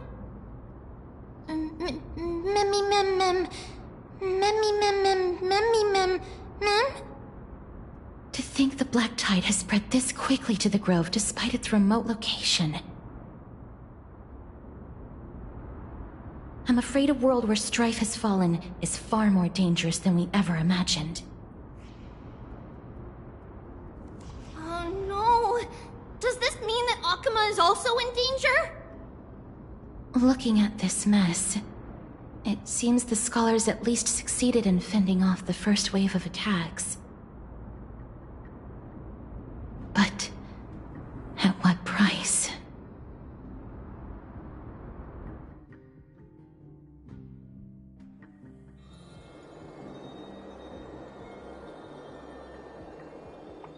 Lady Aglaya, after a few days of surgeries, both major and minor, we were able to save the life of that patient found on the outskirts of Akuma. Thank you again, Hyacinth, for your hard work. The scarring of his organs was especially severe, a result of the Black Tide's corruption. It's a miracle he's even survived. I can't say for sure when he'll regain consciousness. Don't stress yourself out over this. You've already done everything in your power to save him. There's no need to hurry to the Grove either. You deserve a good rest now. Tribi, I have some things to tell you as well. There's something strange about where that patient came from. He is not Akuman. The way the stitches on his clothes are hidden is quite unique. Such craftsmanship is undeniably from the Grove. The Grove? You mean... Now that I think about it, Castress and the rest should have arrived at the Grove by now. Trian just got in contact. The Black Tide has invaded the Grove. We haven't detected any survivors, even with the help of the Golden Thread. What should we do, Haggy? The Black Tide is posing an even greater risk to us now.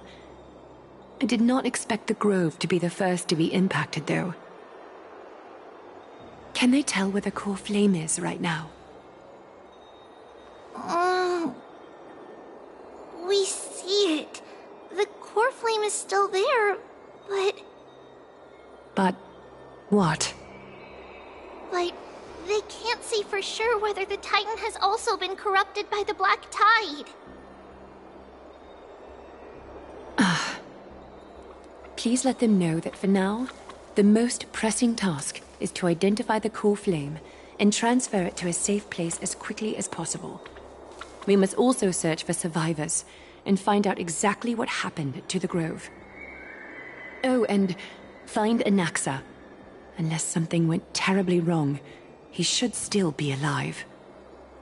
They've set off. Please, stay safe, everyone.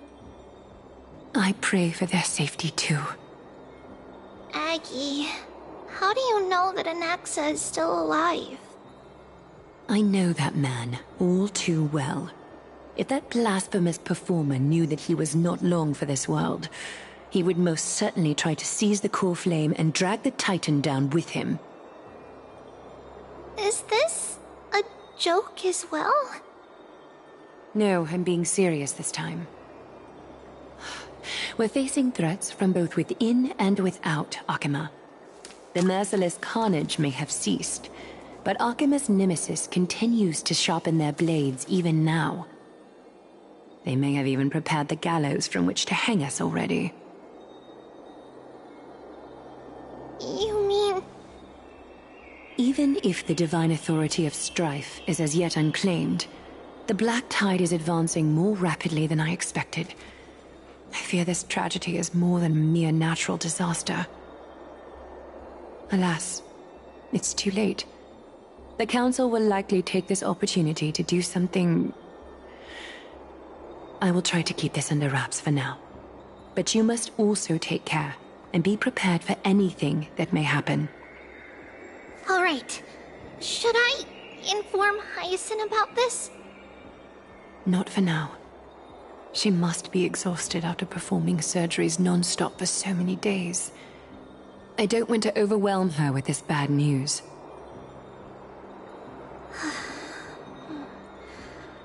We can only hope that the Grove weathers this crisis with as many survivors as possible.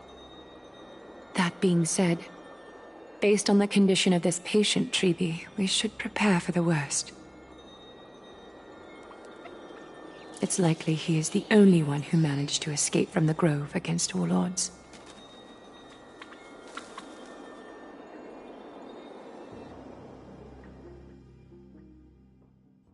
Everything will be fine. The people at the Grove are really smart. They'll definitely be able to chase away the Black Tide.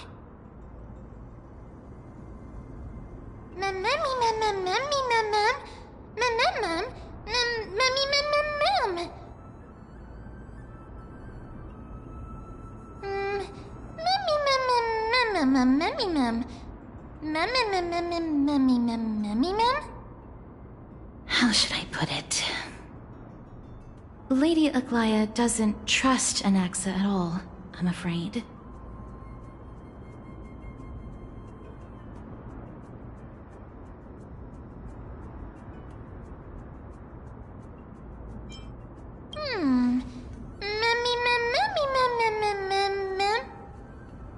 Believe me, she is far nicer to the two of you than she is to Anaxa. Despite being a Chrysosaur, Anaxa resolutely believes that Titans and prophecies are a load of nonsense. During our regular citizens' assemblies, he always votes to oppose the Flame Chase journey.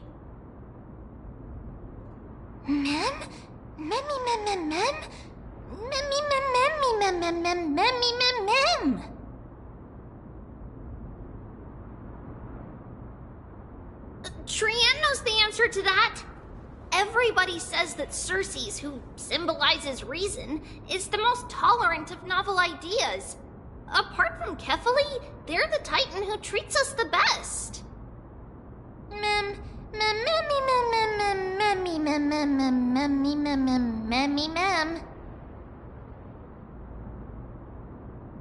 Yes, that is how we formed an agreement with these Titans who bear no harm toward humanity. If they agree to support us on our Flame Chase journey, we will wait till the final moments of the journey to restore their core flames. With the exception of Orynyx, that is. They didn't lend us their power willingly.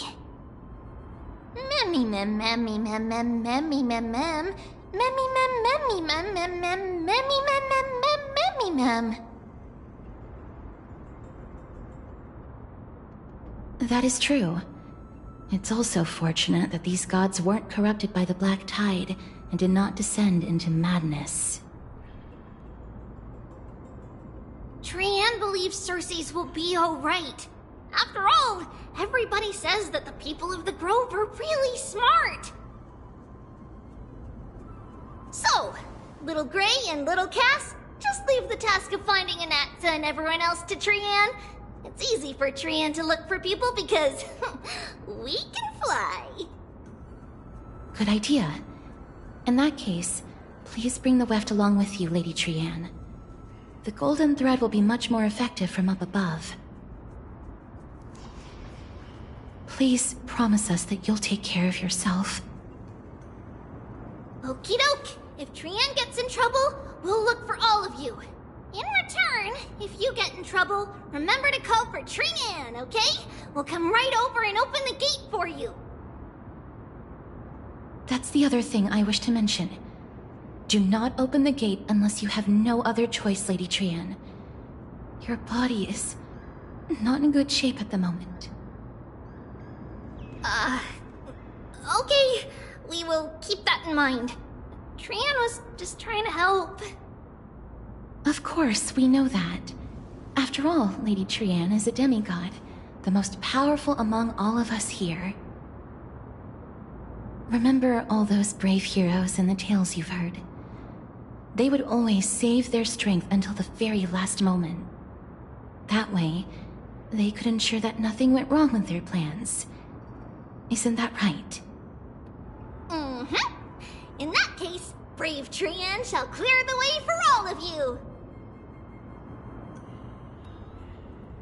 Memmy mem memmy mem mem. Memmy mem mem mem. Memmy mem mem mem mem mem mem. Mem mem mem.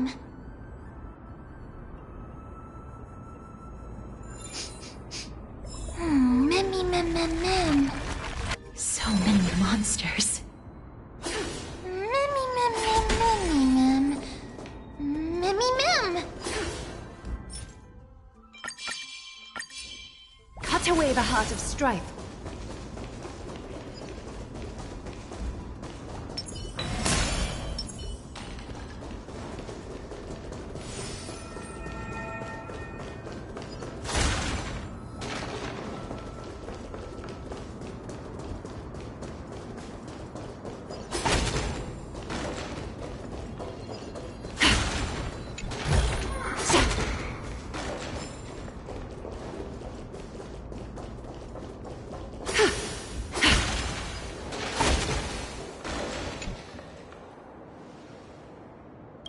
Open it. It was probably sealed in order to ward off the black tide.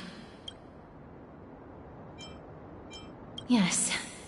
Most of the doors on Amphorius are sealed using the power of Yanis. Mem mem memmy mem mem memmy mem mem. Memmy mem mem mem memmy mem.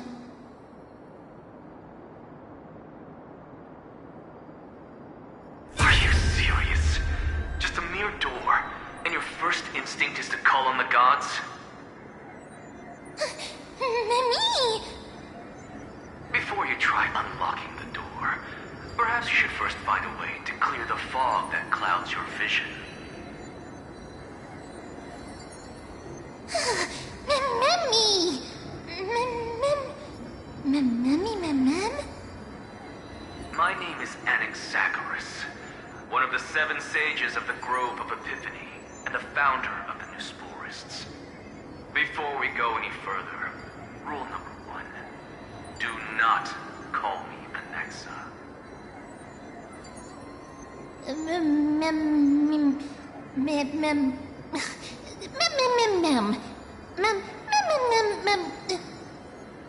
Rule number 2.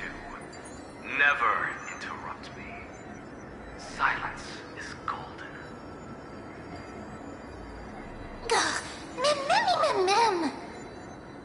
The person standing here and conversing with you right now isn't the vestiges of a memory.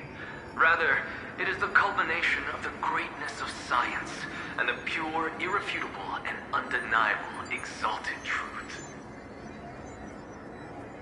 Through the wonders of alchemy, I have shattered my soul and transmuted it into gold before burying it in this spot. I have recorded these words so that visitors may learn where their next destination lies. Oh, mem. Nothing is impossible. Having said that, alchemy is not omnipotent. Each time you hear from me, an equivalent part of my soul is being consumed as the price. In other words, this voice isn't created out of thin air.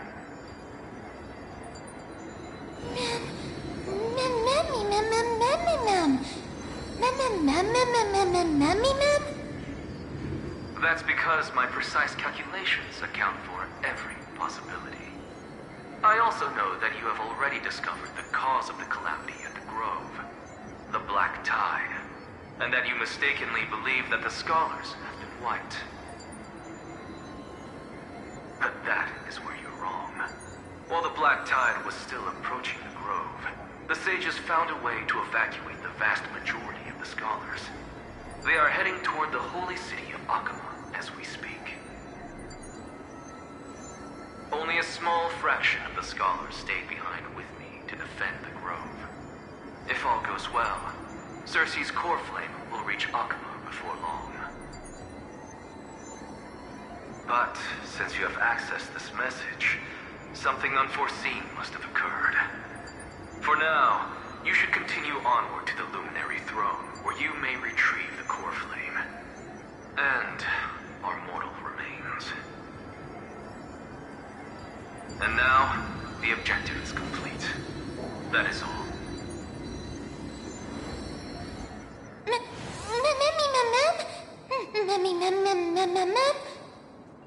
Mister, judging from your reaction, you must have found a useful memory.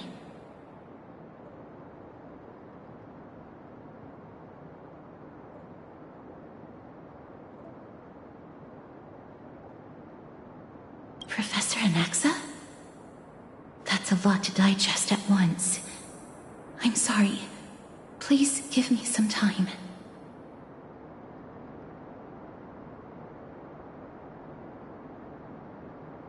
You don't have to take that too seriously.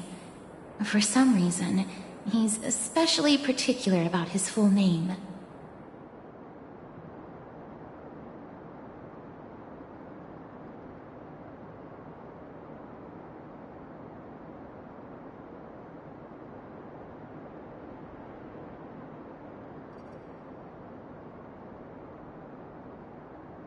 Professor Anaxa theorizes that all beings originate from the same source and have a similar composition, which in this case refers to the soul. He calls this theory Nesporism. It is an extremely complicated theory. You should get him to explain it himself if you're interested. Provided that he is still alive.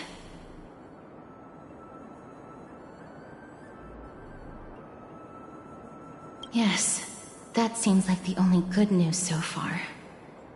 We can just focus on retrieving the core flame then.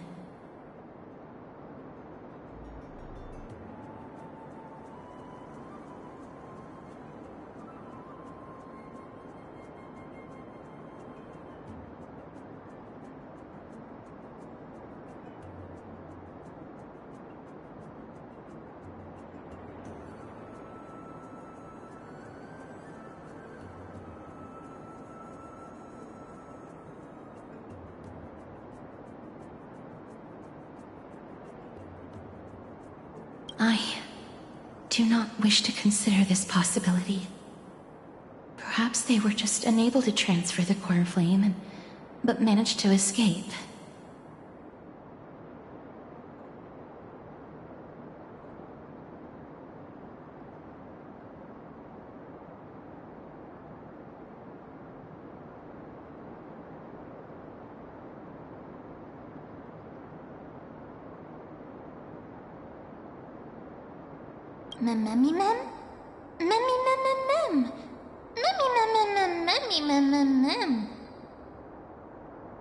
It is located at the top of the giant tree, and is where Cersei's core flame is kept.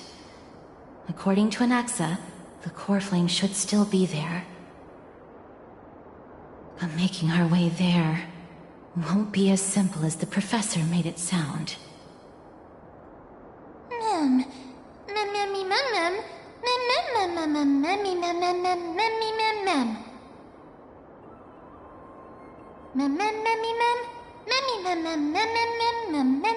All right. Right. Let's see whether he left any similar directions for us along the way.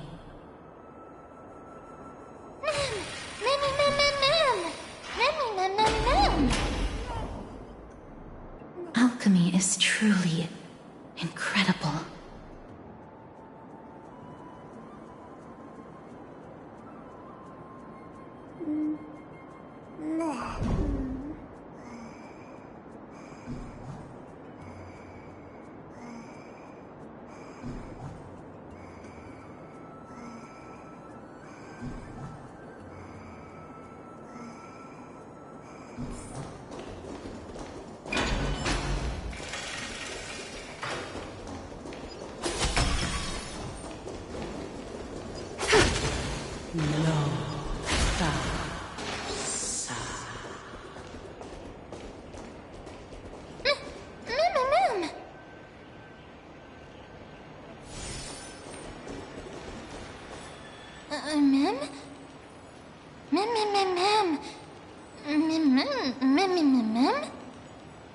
No, you didn't imagine it. I heard it as well. I'm afraid that someone's probably nearby, as we are unable to ascertain whether they are friend or foe. We better remain cautious.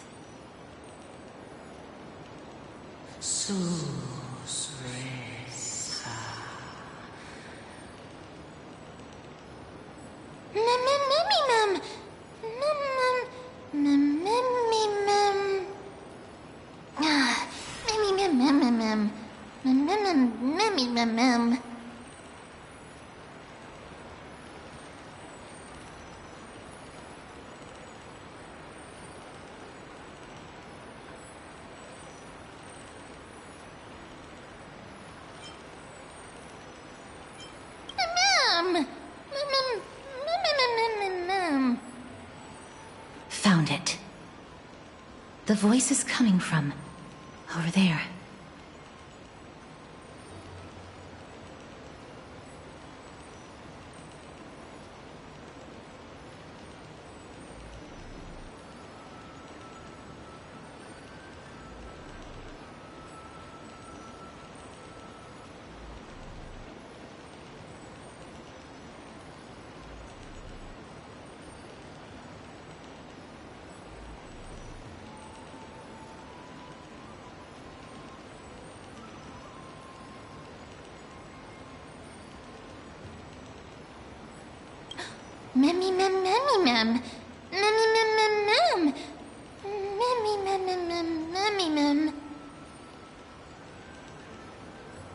No.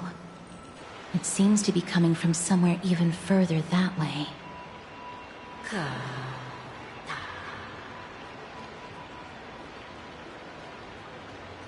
Let's go check it out.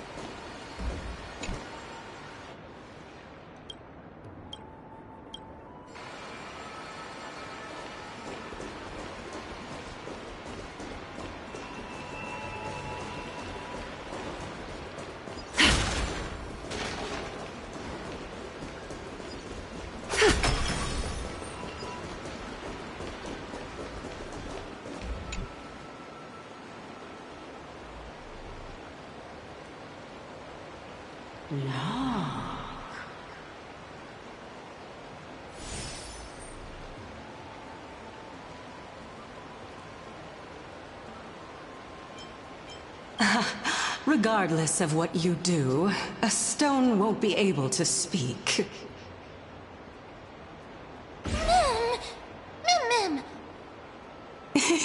Such a lively little bunny. You even smell a little familiar.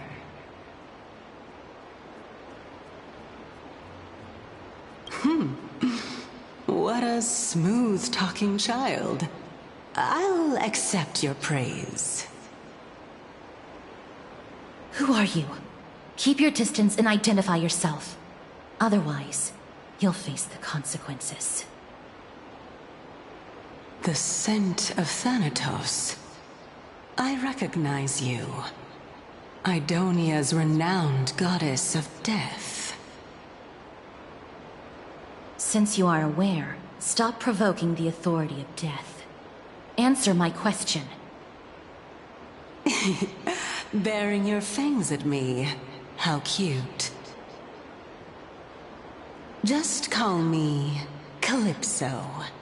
I greet you on behalf of the Seven Sages and the Litophagists.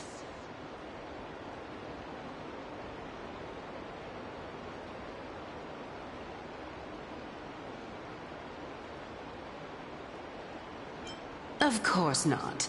Just ask the fair lady beside you. She'll definitely know the reason why. Be careful.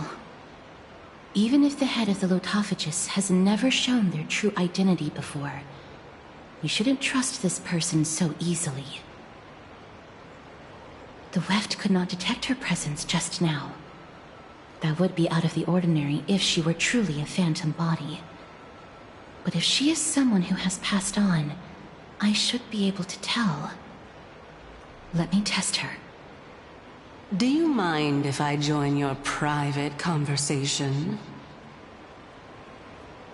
That would be rather inappropriate for someone who isn't even willing to reveal their real self. Forget it. However, I'm going to ask you some questions. Please answer them truthfully. If you can do so without hesitation, we won't treat you as an enemy for the time being. A pop quiz? Well, that sparks my interest. Go ahead. What was the topic for the grand finals of the 752nd Great Debate? Is a flying arrow in motion or at rest?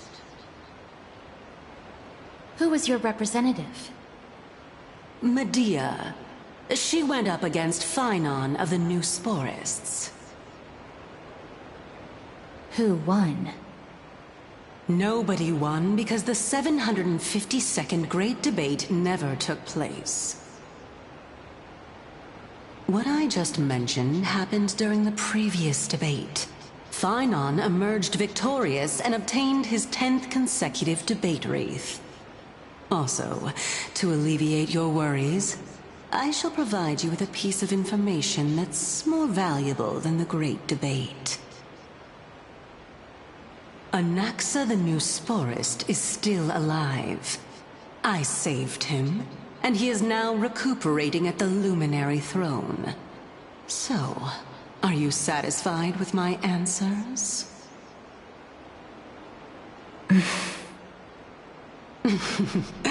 This dumbfounded expression of yours is much more adorable and likable than the previous one. As the saying goes, seeing is believing. Why don't you follow me to the throne and take a look for yourself? I'll keep my eyes on you at all times. Oh, that's truly an honor.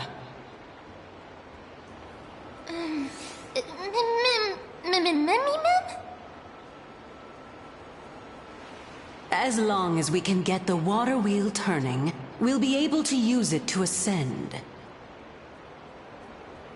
So, the solution is to awaken this heart.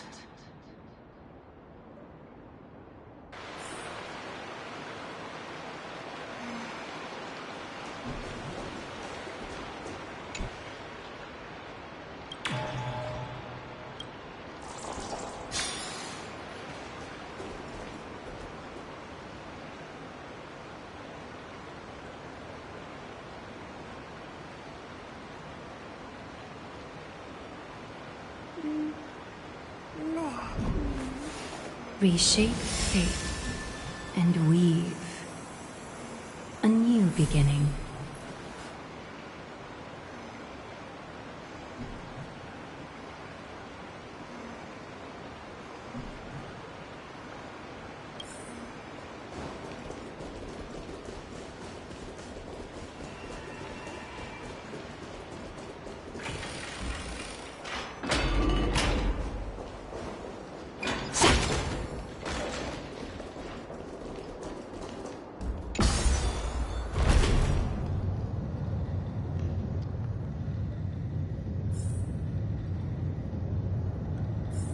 Is that the Chamber of Purifying Tears?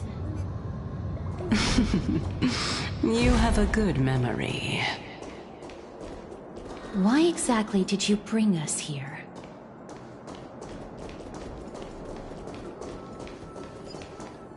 My intention should be obvious.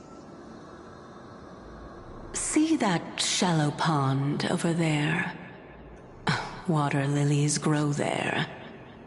Initially, Circes watered them with their tears, while Nestia nurtured them with affectionate love.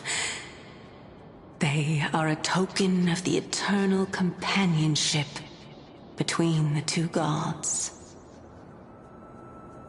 All the two of you have to do is to cross the deep well and retrieve the golden bough of vows for me. Mem.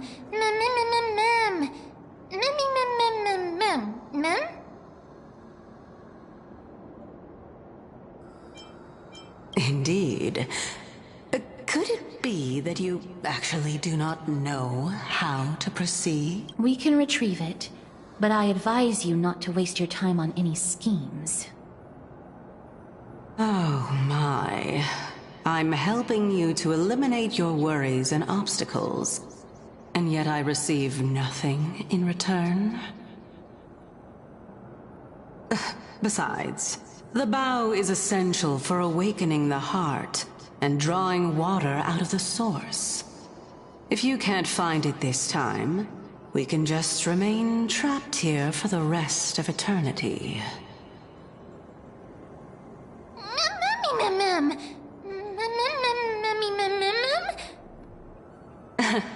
You're overthinking things. We're all in the same boat. Although it would be absurd to say that I have no other motives. Since you've brought it up, I might as well take this chance to explain. I'm simply making use of this opportunity to see what you two are made of. So, is that truthful enough for you?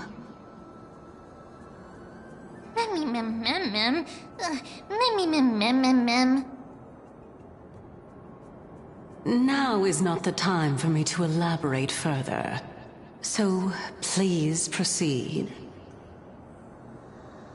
As a student of Anaxa, equivalent exchange should be something that you are familiar with. I cannot deny that, Mister.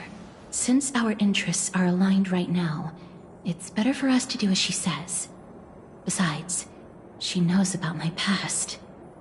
Even though I'm not able to elaborate much, I can tell you that she has reasons to fear me. If you unfortunately turn out to be her ultimate target, please don't worry. I will promptly intervene.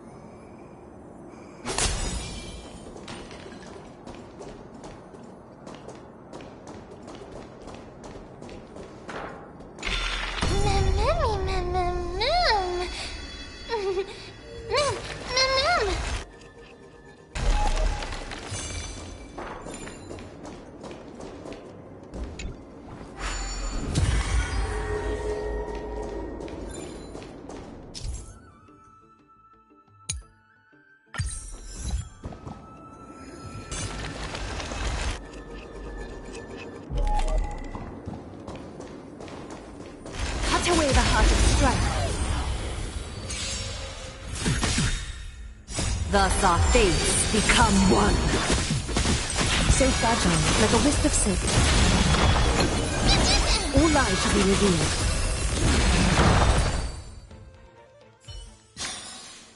The foretold triumph draws nearer.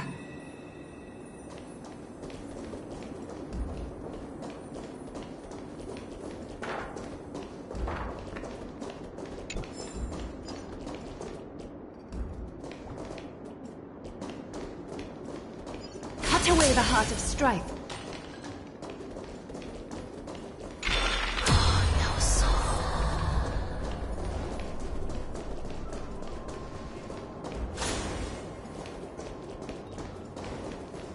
Huh? There are ichor vessels stored here.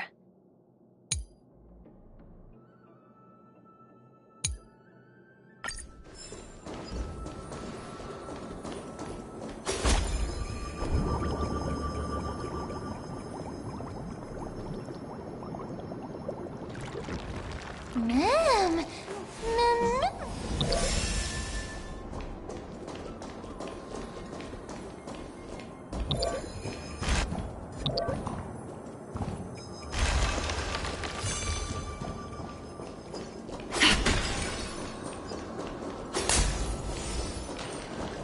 Cut away the heart of strife.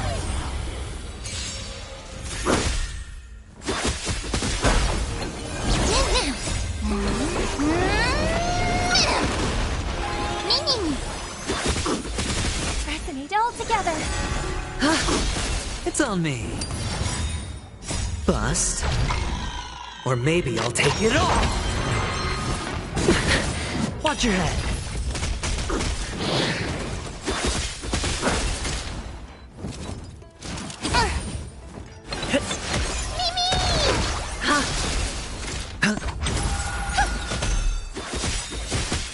Thus our fates become one. So fragile, like a wisp of silk.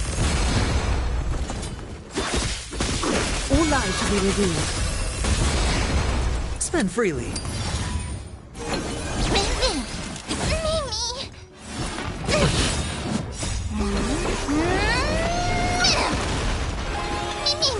So fragile, like a wisp of silk.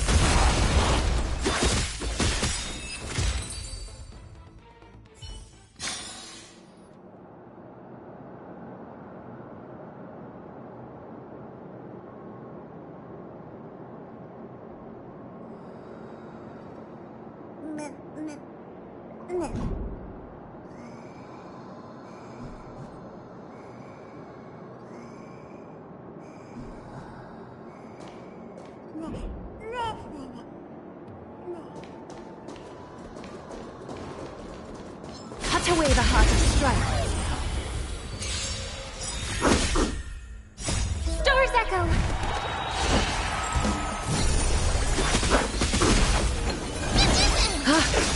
It's on me.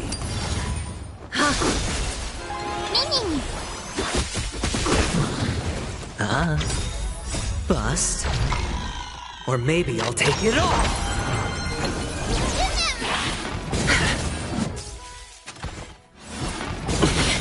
All in.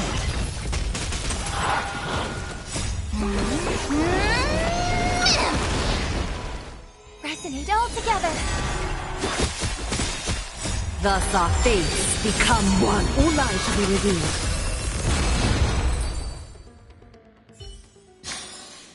The foretold triumph draws nearer.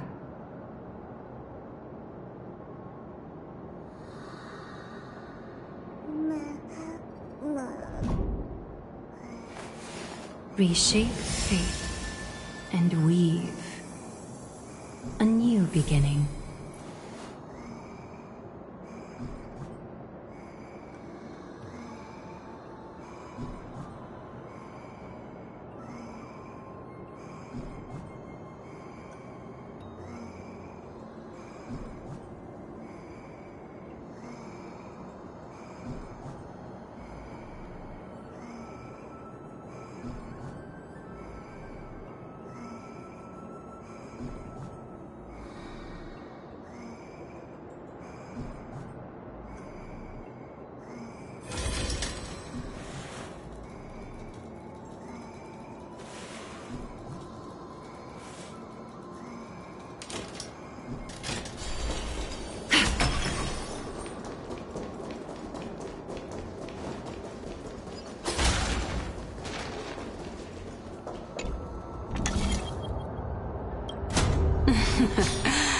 How smart.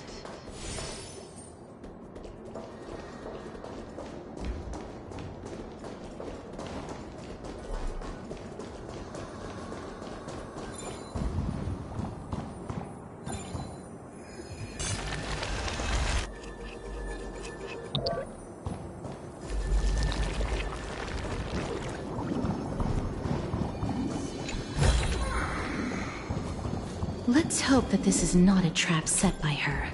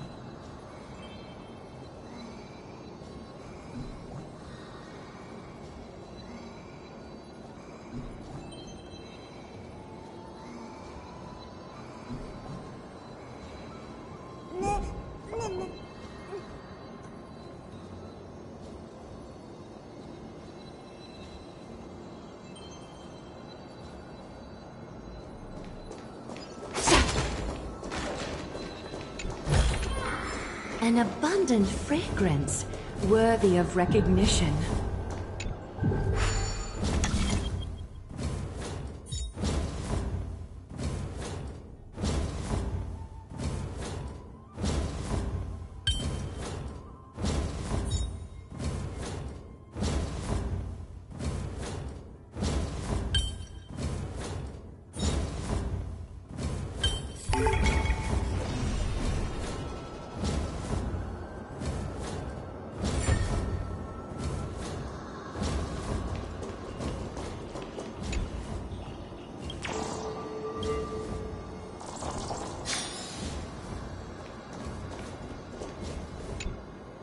So this is the Golden Bough of Vows. I hope that the Titan will not take their anger out on us.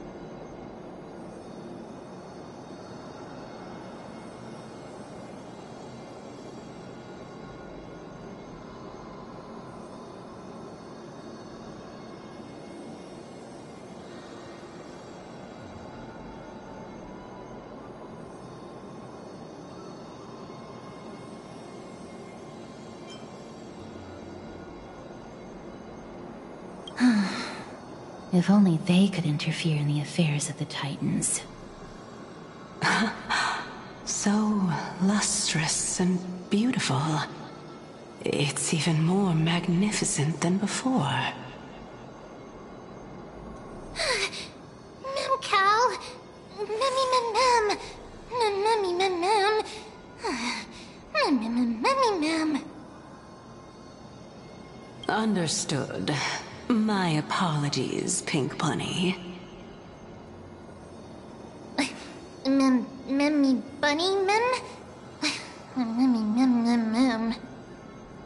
Is this the legendary Golden Bough of Vows? We'll know once we test it. There's a secret passageway behind the pond. It's faster if we take that path. How do you know this place so well? Well, I'm one of the 7 sages after all.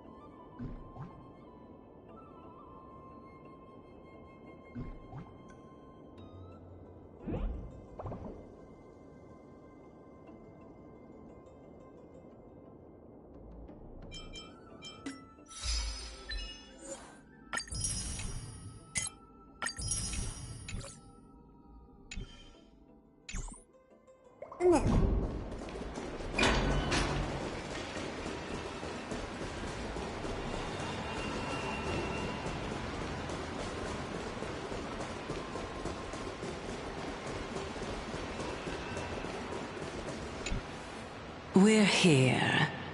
Could you kindly pluck a petal for me and place it into the pool?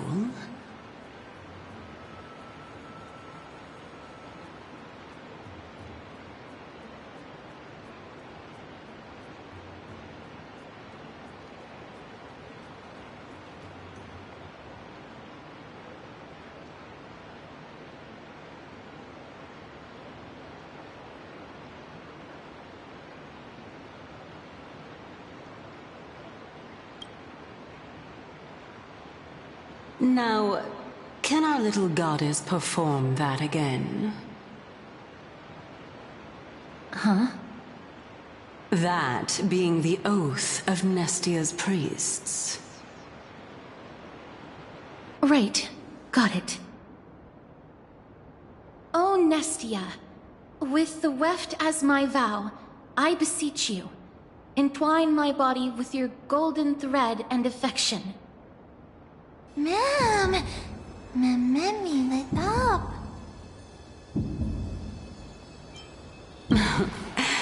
It's just an ancient promise between the Titan and humans. So, what do you think? It really is the Golden Bough of Vows. And I did not set any traps for you, right? That is... indeed true. You look like a sad, lost puppy. Even if this is indeed a scheme to get you to lower your guard, you don't have any other choice but to play along, do you? Therefore, why don't we just put everything aside and work together? We can always determine who's right and who's wrong once we overcome this. Yes, I agree. Great. Then, let's ride the water wheel. However, giving us half-truths is not the right attitude for cooperation. Furthermore, according to the principle of equivalent exchange, since we have passed your so-called trial, isn't it time for you to make your intentions clear to us? Ah. I really can't bear to look at your sad expressions. Although you only cleared a simple trial, I'm willing to make an exception and treat you with sincerity. I'll allow each of you to ask a question. But not the little bunny. So, ask away.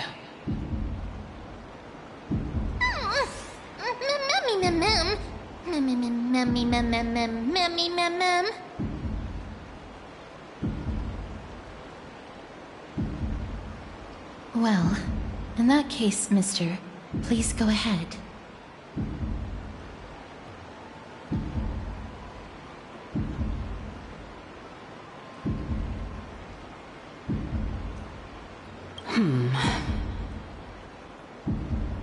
As I've previously mentioned, I'm one of the 7 sages of the Grove of Epiphany. If you think that this answer is insufficient, then I'll add to it. I'm the leader of the 7 sages. Well, it's your turn now, little goddess of death.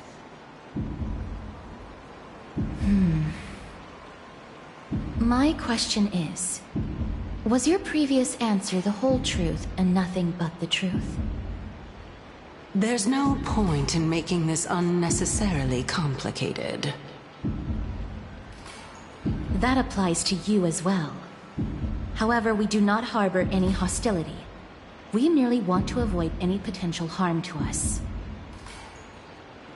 Lady Calypso, if you want us to work together more effectively, I advise you to answer my question honestly.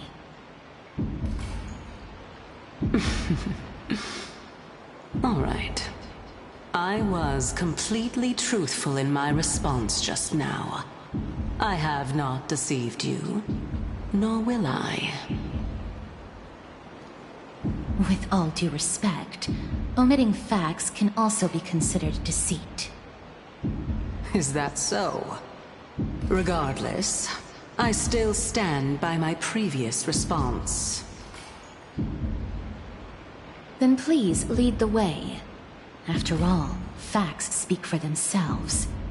The truth will come to light once we arrive at the Luminary Throne.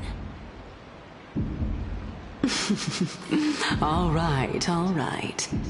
I originally thought that you were just a beautiful flower planted in the mortal realm by the hand of Shadow. But now, I see you have some prickly thorns, too. I'll just consider that a compliment. Indeed. I'm complimenting your charming naivete. All right, go ride the water wheel. I'll wait for you up there. Mem.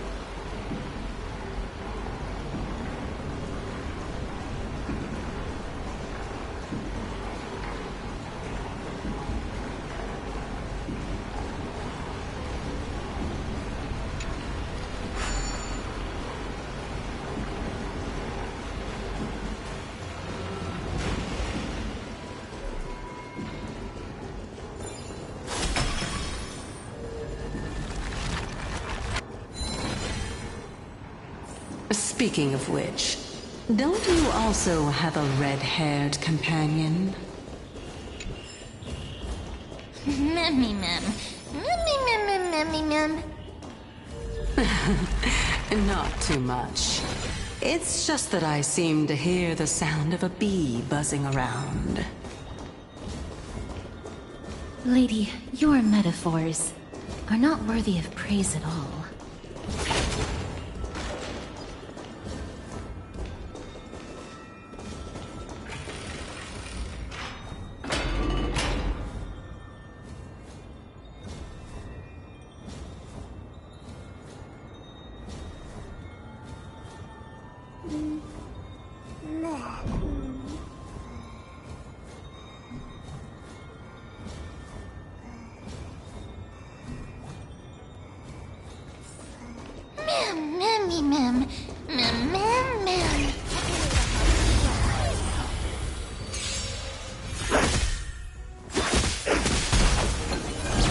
Harmony and unison.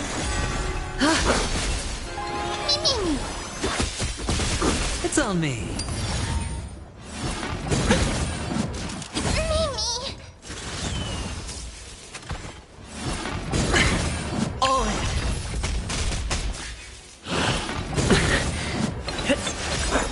Stars echo.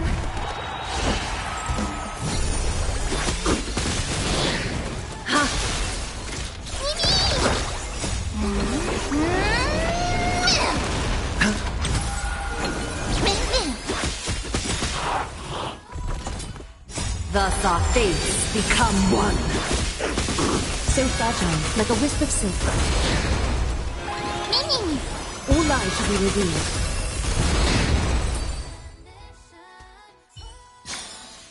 The foretold triumph draws nearer.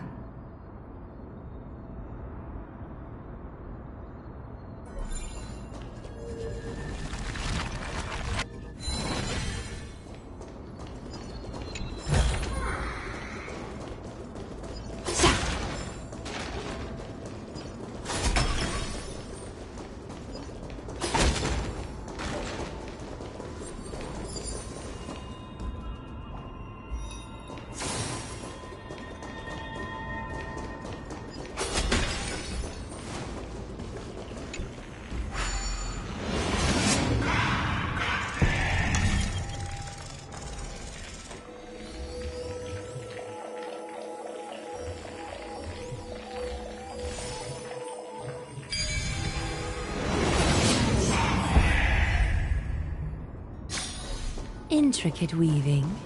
Nothing left to chance. Whoa! It's little Gray, little Cass, and the pink puppy!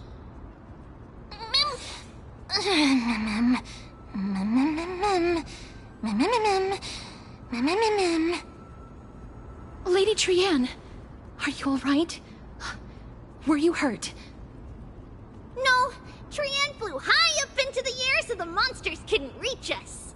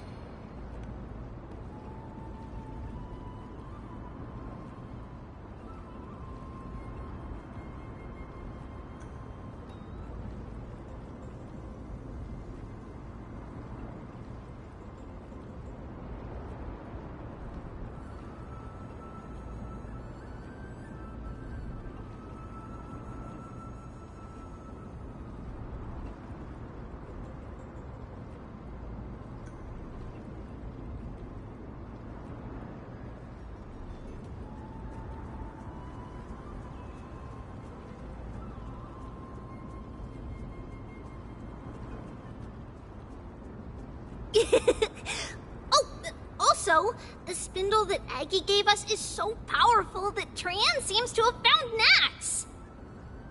He's near the treetop. Even though our perception of him is very weak, it's not like the White Dryads from before. But since Trian was alone and afraid that it might be dangerous, we did not fly there to take a look.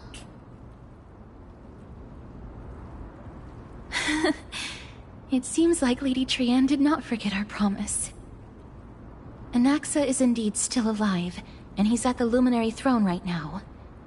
It seems like Lady Calypso did not lie regarding this. Huh? Calypso? Who's that?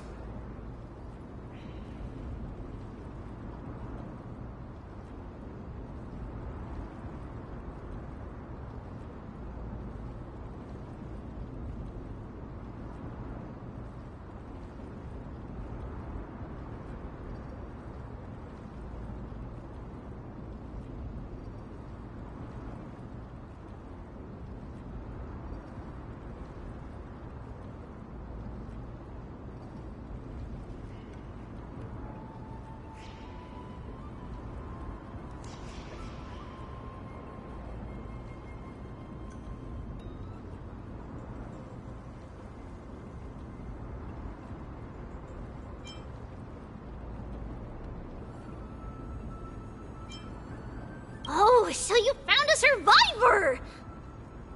But the golden thread doesn't seem to be able to sense the person you're talking about. Mem! Mem, mem, mem, mem, mem, mem. Mem! Mem, mem, mem. Coming and going without a trace. She's such a strange person. Oh! Actually, Trian also found this. Could this be related to the person you're talking about? This is a piece of burnt cloth. Yup! Trian found it on a branch not long ago. Trian even used the golden thread to search around and found that the entire grove is giving off a similar aura. Memmy... Memmy mem mem mem... Mem mem memmy mem? Trian doesn't think so. Because when Trian picked it up, we didn't see anything at all. And judging by the golden thread, the aura seems to be all around. Lady Trian, where is the aura gathered at right now? It seems to be... Oh! A little higher and a little ahead of us! The Dome of Devotion. Calypso, just what are you hiding?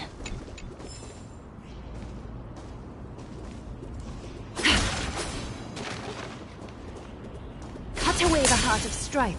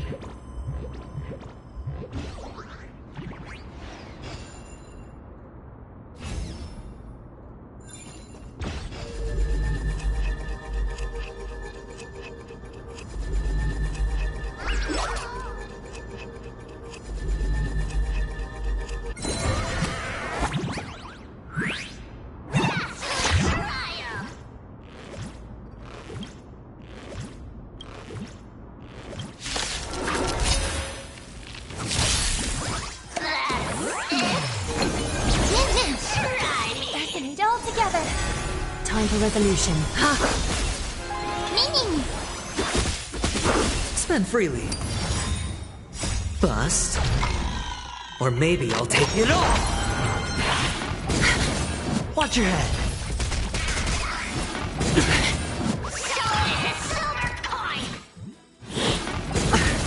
All in.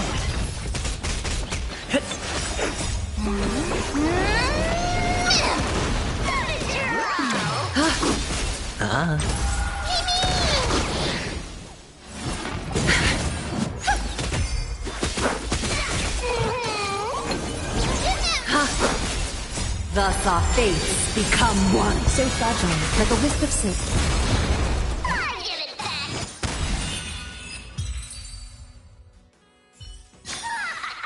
The foretold triumph draws nearer.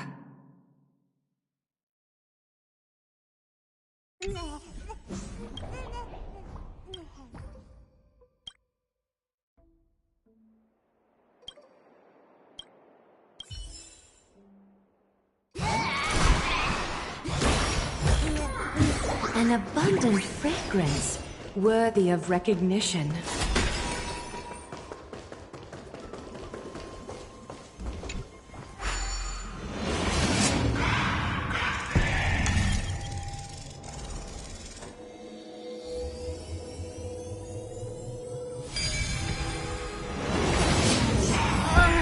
The golden thread is vibrating more and more violently. Everyone, let's be even more cautious.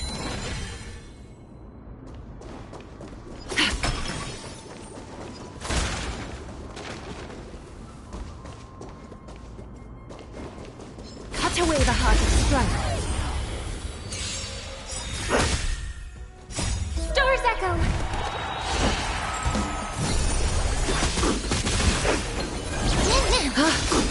It's on me.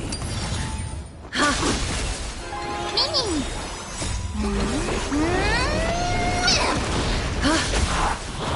Spend freely. Of no great concern. Harmony and unison. Thus our fates become one. All lives shall be revealed. So fragile, like a wisp of silk. It's on me. Bust. Or maybe I'll take it all! All in. Watch your head.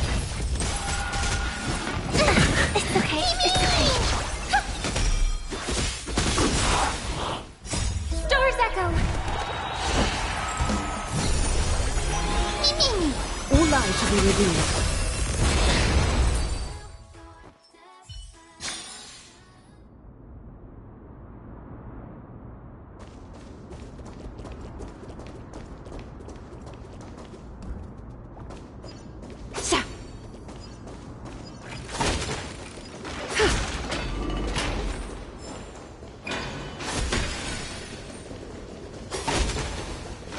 There's no one... Hold on. The butterfly of divine mind is gone?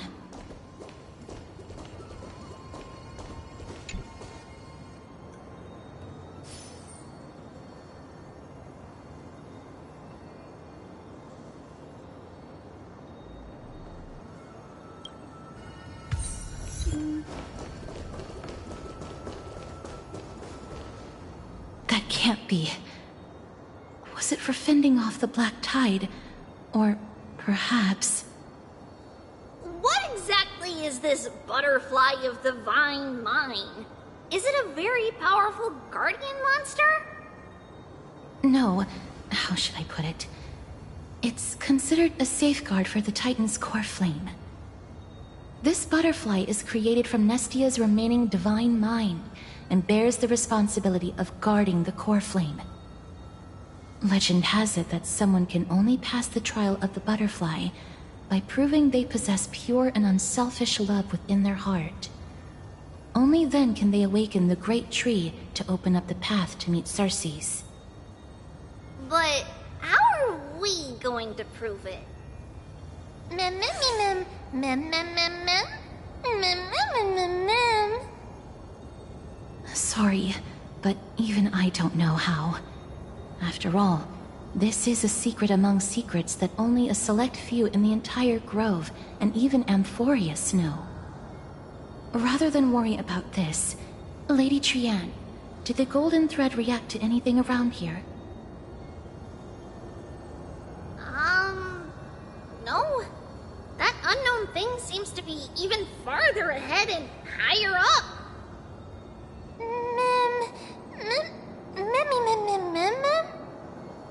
Perhaps we can try again. Let's see if the butterfly will still react to the golden bough of vows despite having dissipated.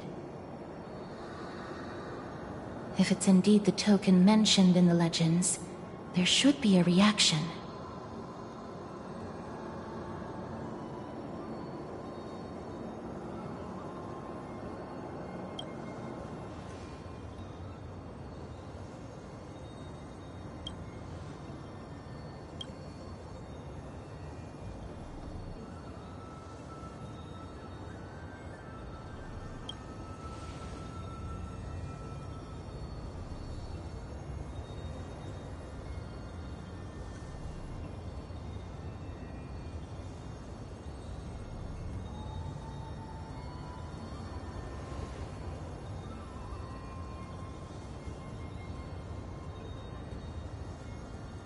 Let me give it a try. Oh, Nestia, with the weft as my vow, I beseech you, entwine my body with your golden thread and affection.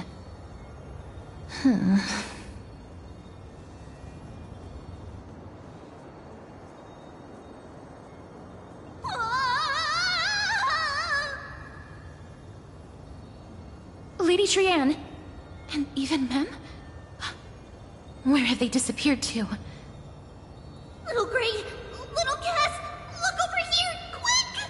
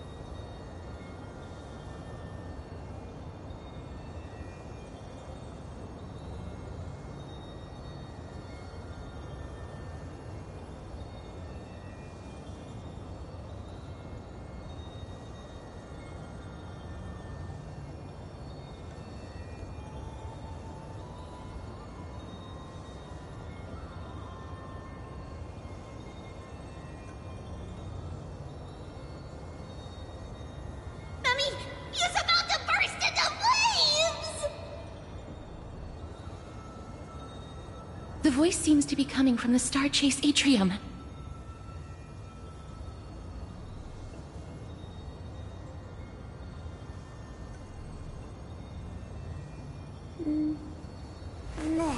Reshape fate and weave a new beginning.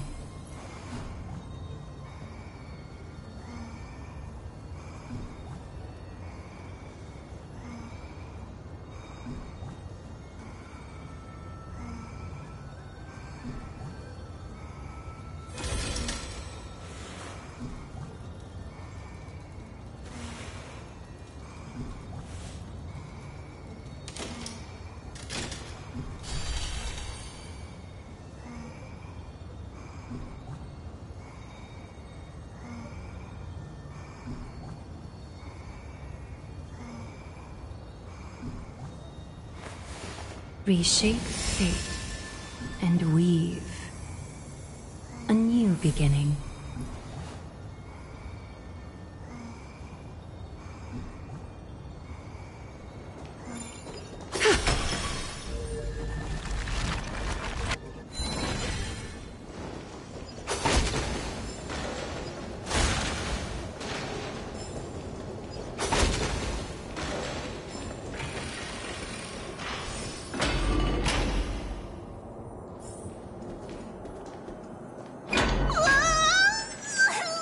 Little Gray, little Cass, it's bad. It's very bad.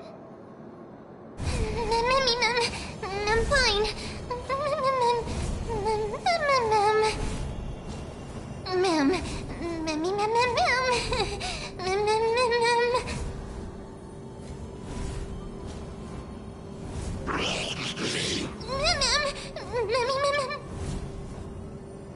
Lady Trianne, what exactly happened just now? Trianne and Memmy were looking around to see if there were any mechanisms nearby. But just as they went to take a closer look at that big piece of amber, they were surrounded! I see. Let's get a move on. The orbs belonging to Ornyx's priests should be nearby. Hopefully they'll be of some use. Memmy, Mem. Memmy, Mem, Mem. Memmy. Mem, Mem, Mem.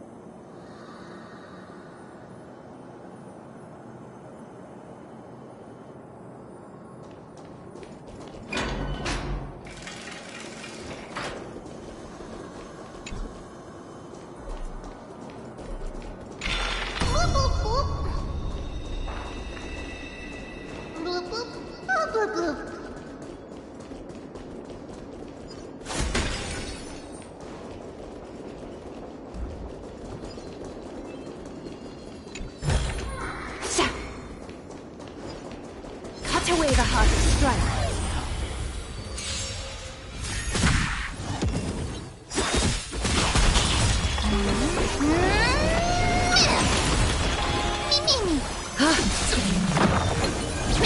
Harmony and unison. Ha! It's on me.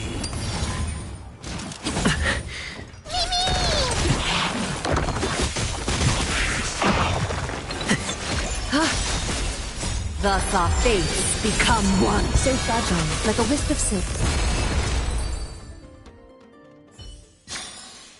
The foretold triumph draws nearer.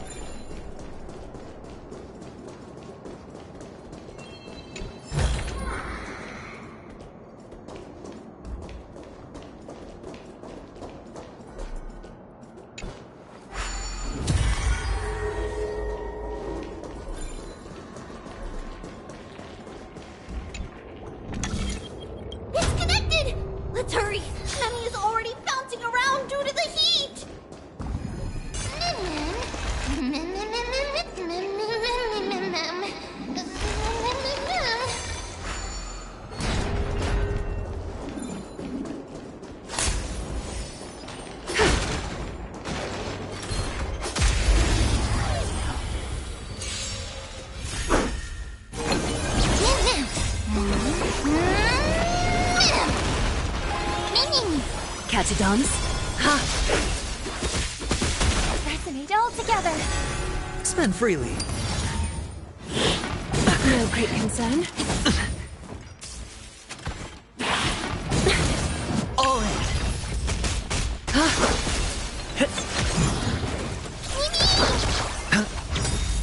Bust. Or maybe I'll take it off. Stars echo.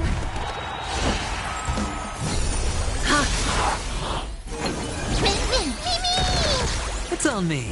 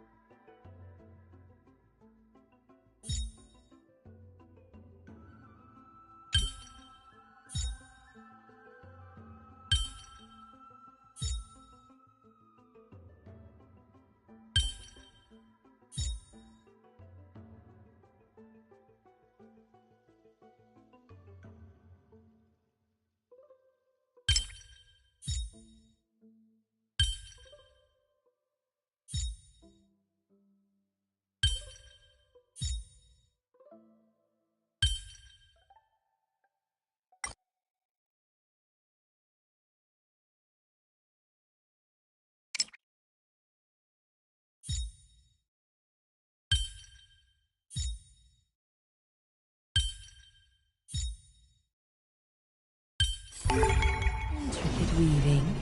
Nothing left to chance.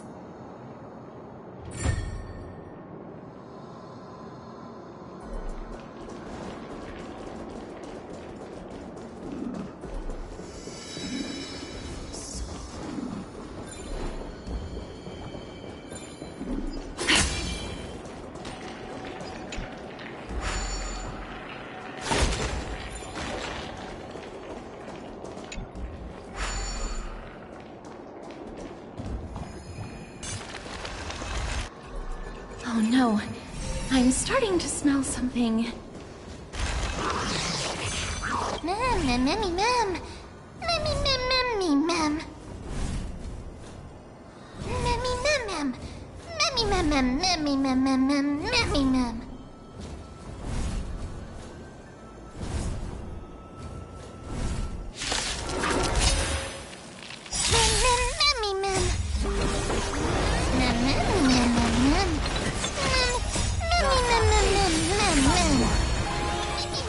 All lives will be revealed. Resonate all together. Spend freely.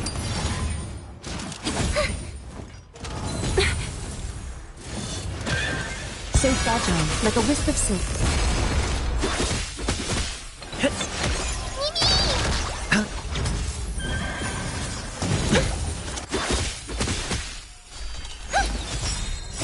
Stars echo. Time for resolution. Mem, memmy, mem, mem.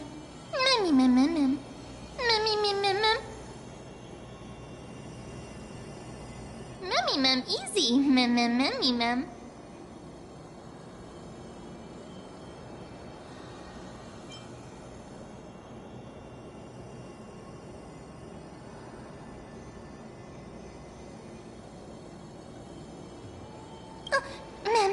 Mem. It's alright. Trian only just flew down. I'm glad that everyone is all right. Speaking of which, this piece of amber is... A remnant of Nestia's core flame.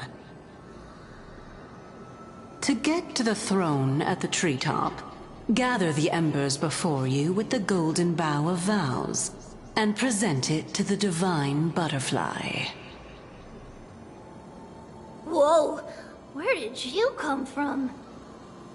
You finally appeared, Lady Calypso. Yes, it's been some time. The battle just now was a true delight, and I feel quite elated. It seems like I'll really be able to rely on all of you to reclaim my true form. Lady Trian, how does the golden thread react to her?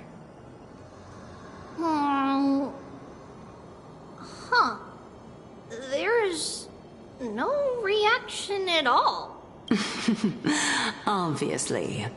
After all, the fragment that you picked up just now is completely unrelated to me.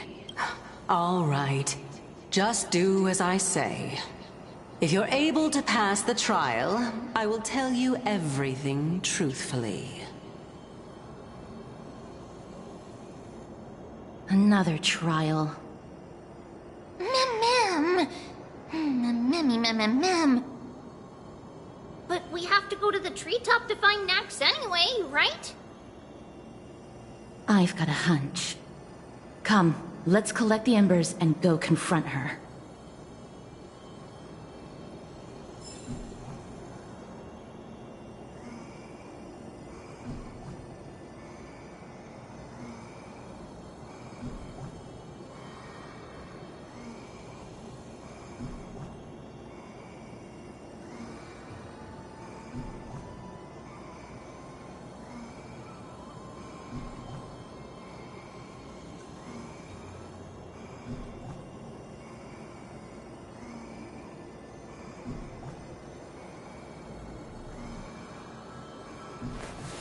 Reshape fate and weave a new beginning.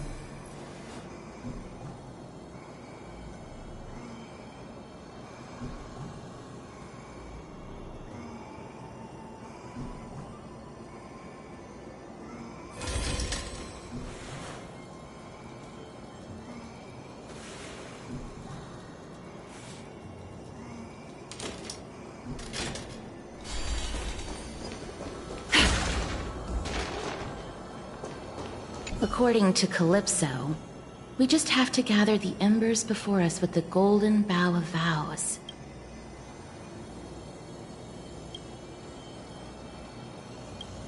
How incredible. Mem.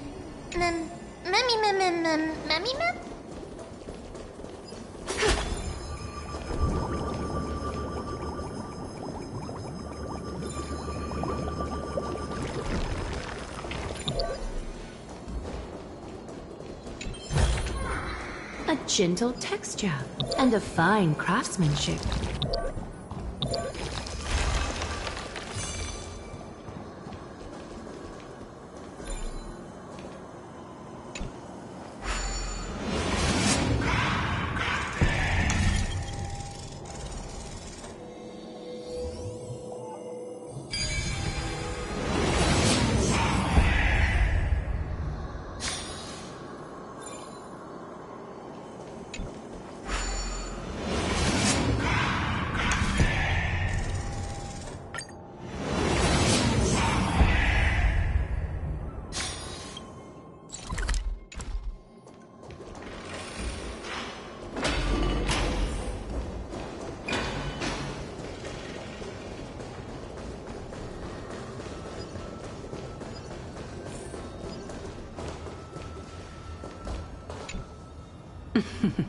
It seems like you managed to gather the embers. In that case, just offer it to the divine butterfly. It'll be fine. Let's just do as she says.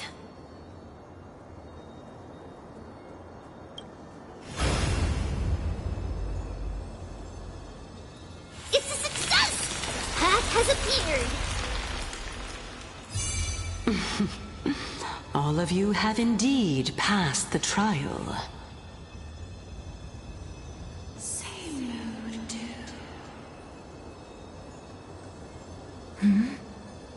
The sound of a butterfly's wings.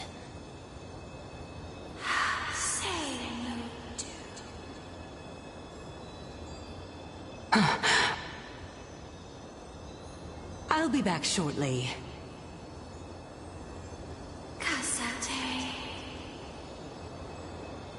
Of course, our promise still stands.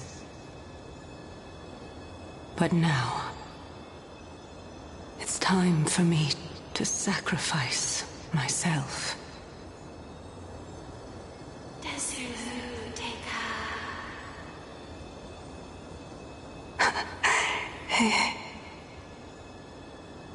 If the West Wind ever ends, let that be the place where we reunite. Farewell, my love. Lady Calypso, this is...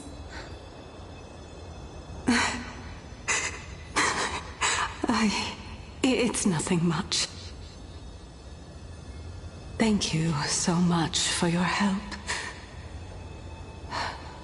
Now, it's time for me to fulfill my part of the promise. Well, in that case, I can start.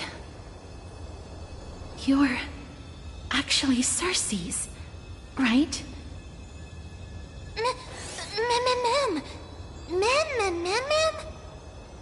Oh my. The children of humanity have passed the final trial at last. I was wondering when you were planning to expose me.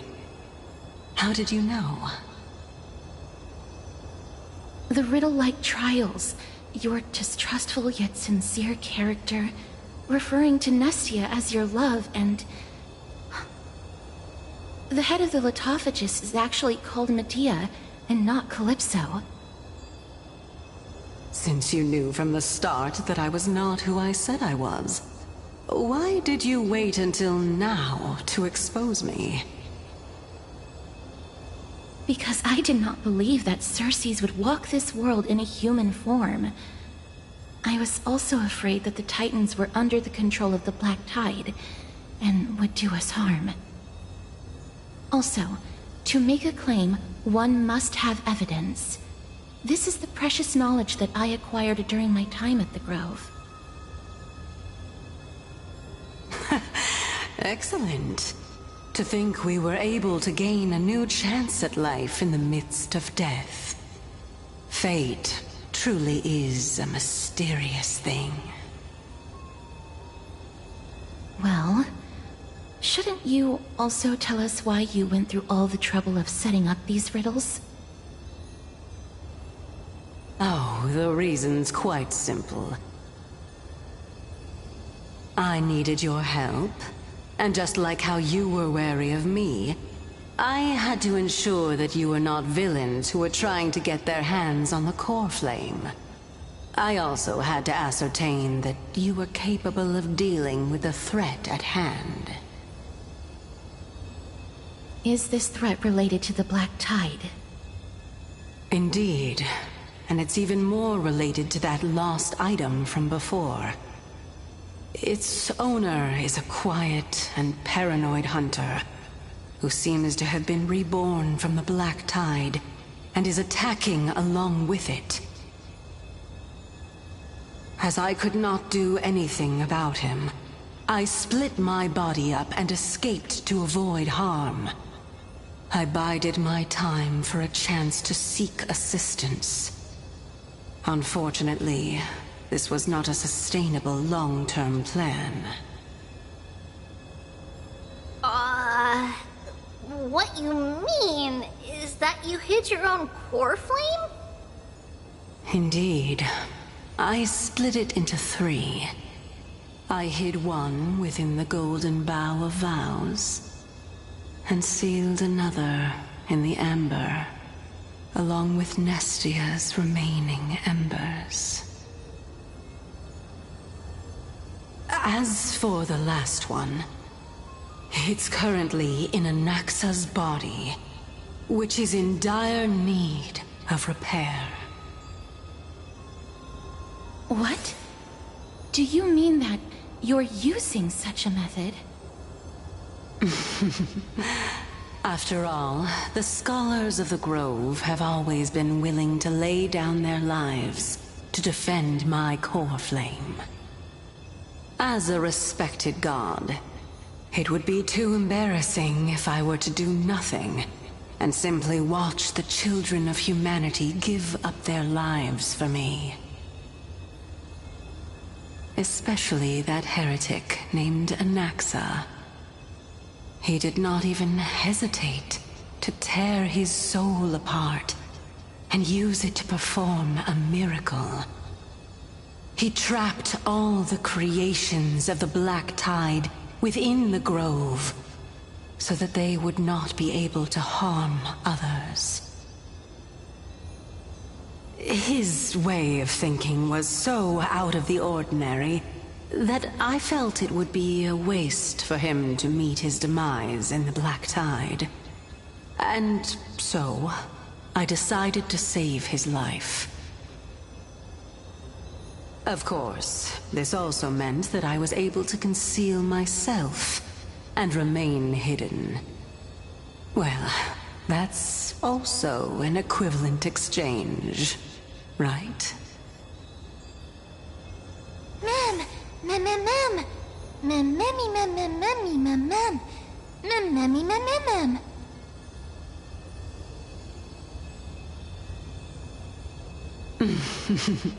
What a smart little bunny.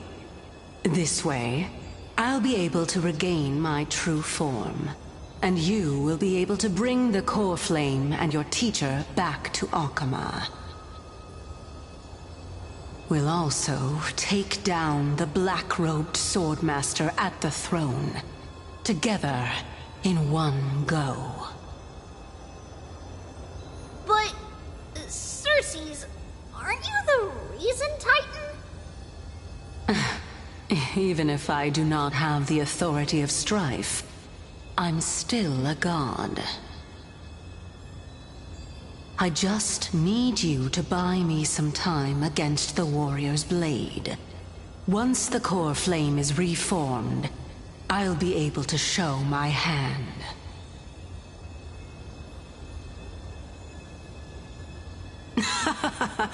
Excellent.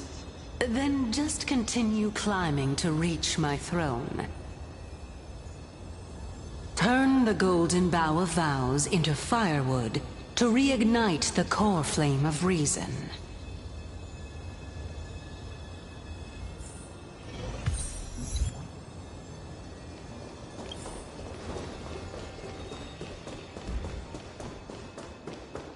I'll leave it to you, children of humanity. May you be blessed with good fortune.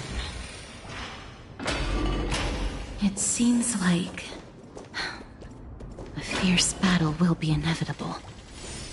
Don't worry, Trian will protect everyone!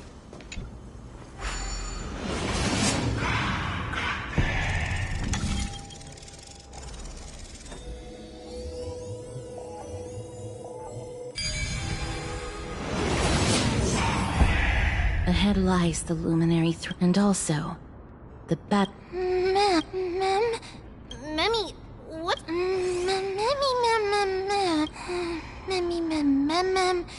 Memmy, mem. Is this Professor Anaxa?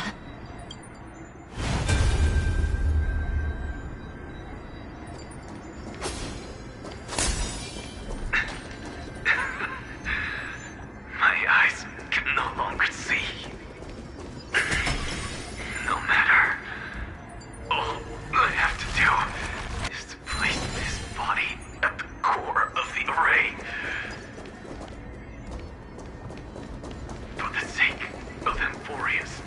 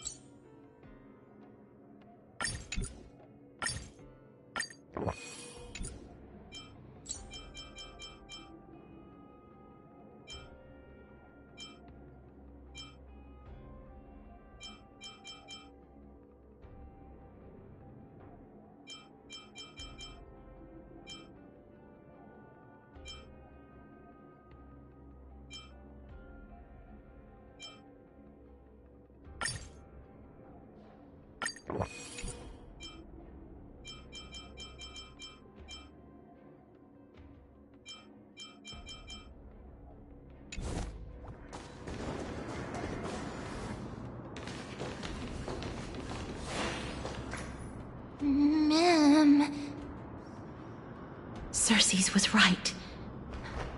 He's indeed here.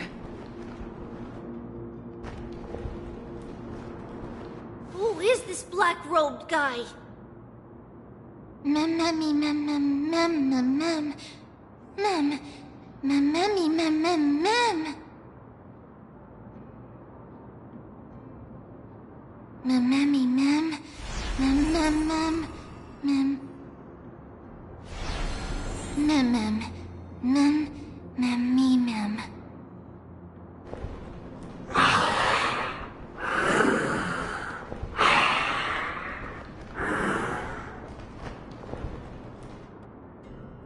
Everyone, brace yourself. This must be the hunter reborn from the black tide that Cersei's was talking about. The black sword and cloak. The owner of the piece of cloth. The north wind that sent over the deathly fog of Thanatos. You're not demigods. Stand down or die. Mem, run! Mem, mem, mem, mem, mem, mem, mem.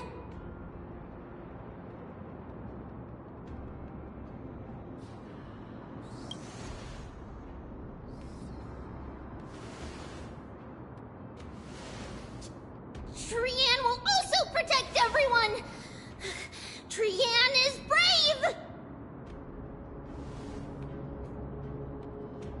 Mister. Only this time, may death protect us.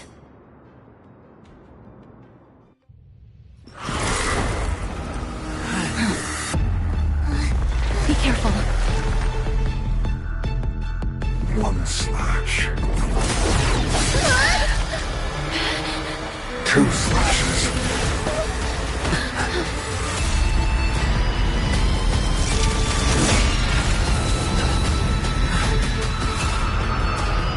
Three slashes are enough.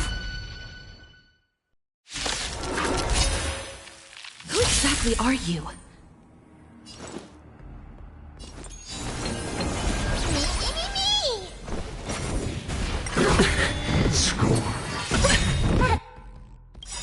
Watch your head.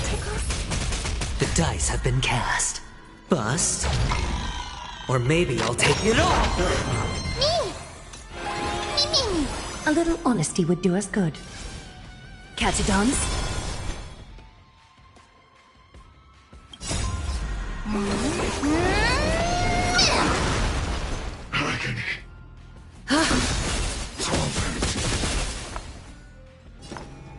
Resonate all together. Sure, I'll play along. Spend freely. So powerful. Cersei's was right. Mem, mem, mem, mem, mem, mem.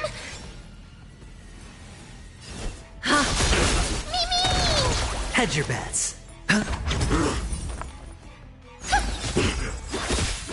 Return to the victory. Watch your head.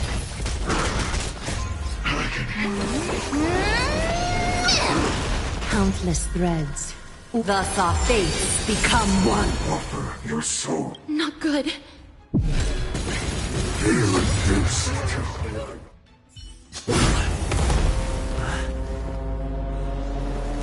In that case...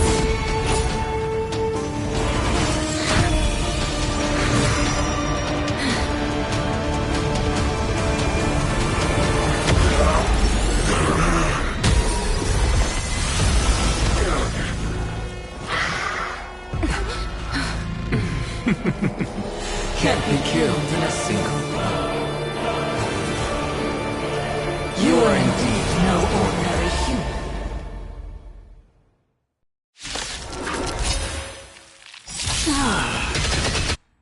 How annoying. Children of humanity. Don't waver now. Since the ambush failed, it'll be difficult to find another opportunity. What a pity. It's on me. Professor Nag... No. The dice have been cast. It's Cersei's. Or maybe I'll take it.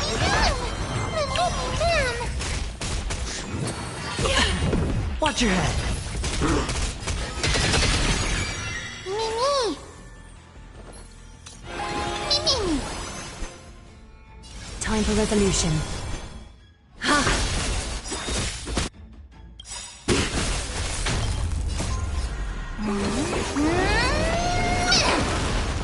Sure, I'll play along. Spend freely.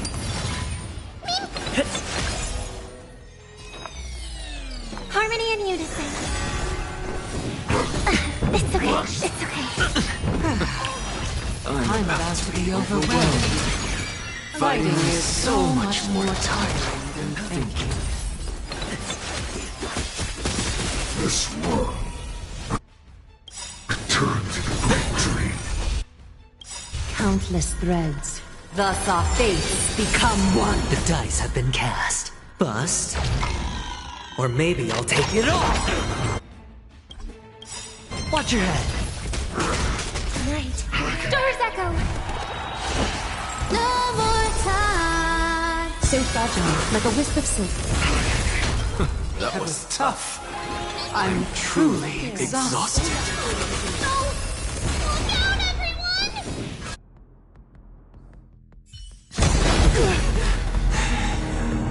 This is bad.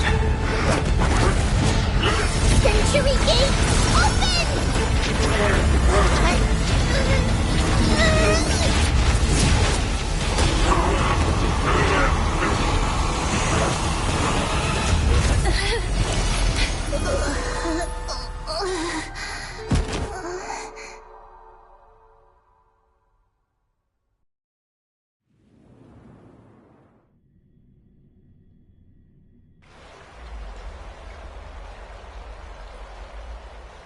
Phew.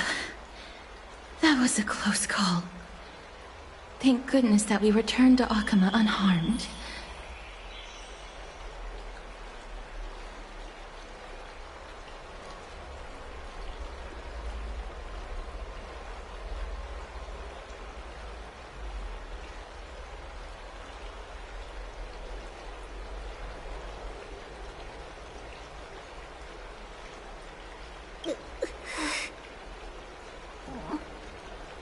Little Cass, my head, it still hurts. Sorry, I know you told me not to open the gate. Please don't blame yourself, Lady Trianne. If it weren't for you, we would have already met our end at the Grove. I feel awful. I need to go back to get some rest.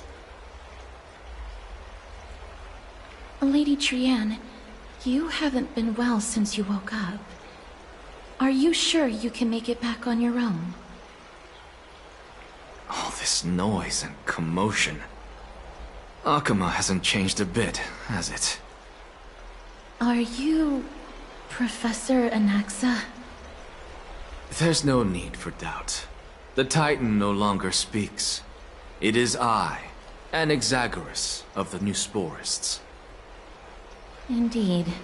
You are the only one who would refer to yourself like that. Professor, let me be frank. The mission Lady Aglaya entrusted us is to search for survivors, uncover the truth about the disaster at the Grove, and retrieve the core flame of Circes. That does not surprise me. And now, I'm a survivor who witnessed the entirety of the disaster, as well as the defenseless bearer of a core flame. Are you going to bring me to Aglaya to fulfill your duty? That is indeed my duty, but I prefer not to present you to her as a captive or spoil of battle. Fine. There's no need to make your life difficult. I'm not against meeting that woman.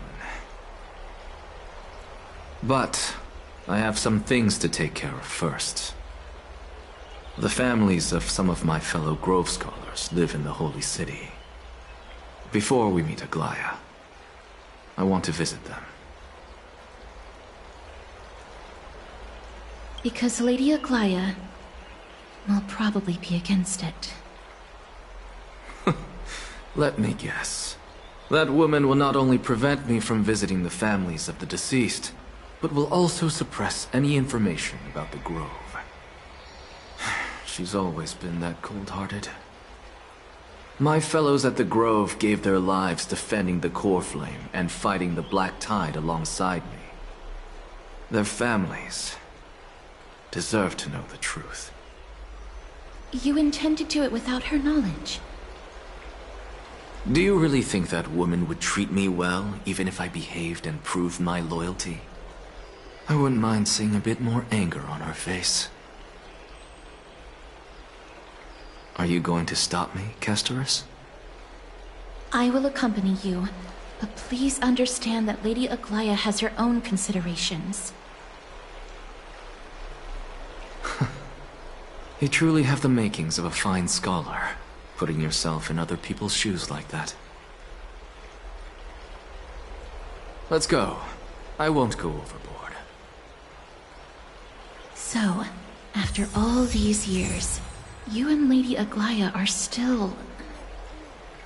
Neither of us is narrow-minded. You should know the root cause of our conflict. We shape fate and weave.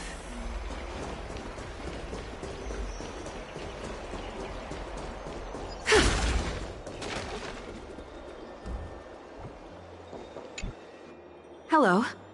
And you are? Hello. If I'm not mistaken, you are Kallinicus's wife, right? Yes. Oh, are you a messenger? No wonder I haven't heard any news for so long. There's been a change in personnel, hasn't there? Ma'am, Kallinicus passed away a few days ago, defending the Grove against the Black Tide.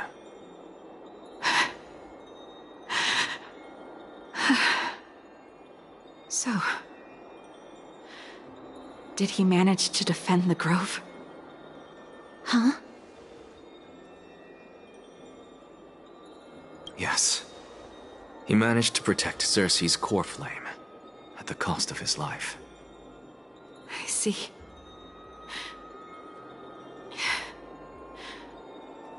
I'll select some of his possessions and pick a nice resting place for him. Please let us know if you need any help, ma'am. I come from Kremnos. Death and sacrifice are things I've learned to face with composure. You know, Kallinicus, even though he was a scholar, he'd always ask me to teach him how to fight whenever he came back. Isn't it funny that a Chrysos heir like him wants to learn from an ordinary person like me?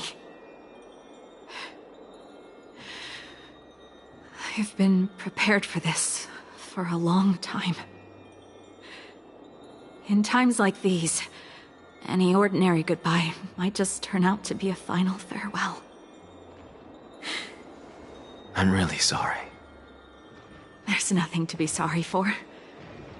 I was once a warrior, and I'll find my way back to the battlefield someday. With the coming coronation of the new king of Kremnos, I'll take up my lance against the creatures of the Black Tide, and seek vengeance for my husband.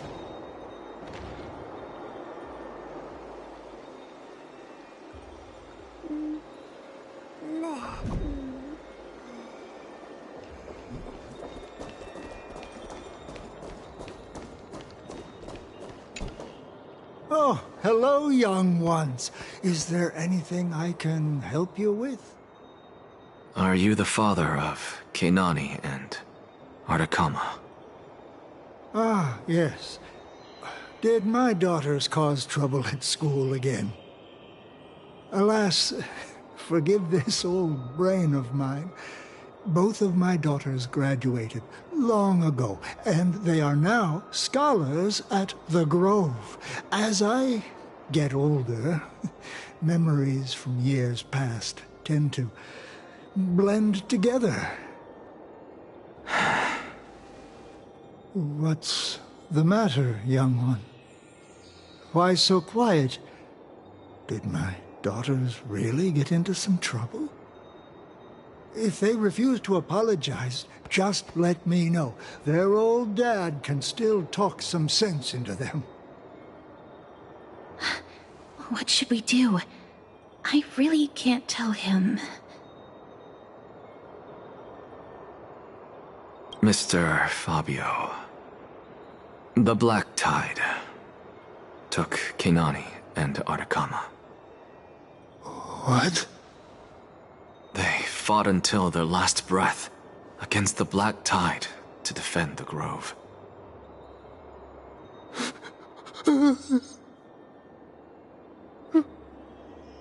As the Chrysos heir stationed at the Grove, I failed to protect them. Mr. Fabio, if you're upset... Don't put it that way. Even if my Artakama wasn't one of the Chrysos heirs mentioned in the prophecy, she was still a heroine, wasn't she?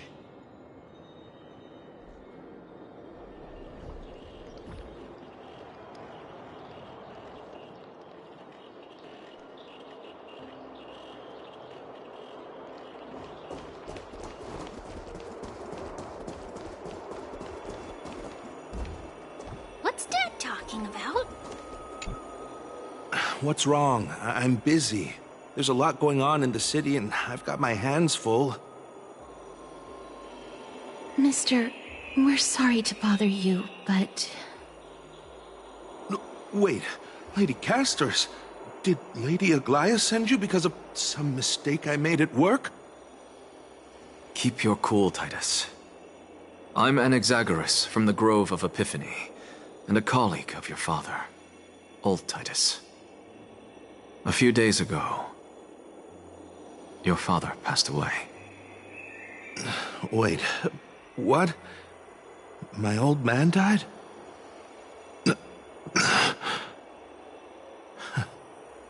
That's no shocker.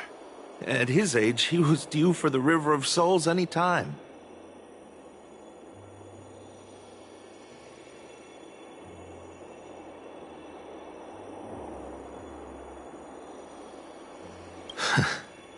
Just up and left me behind.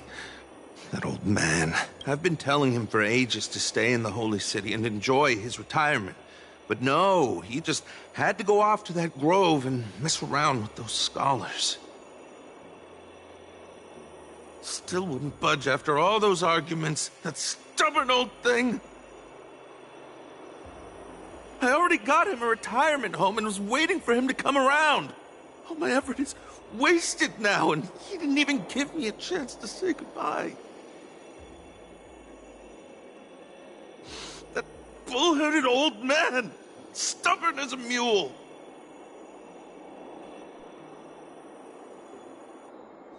That is it. That's all the colleagues' families that I remember.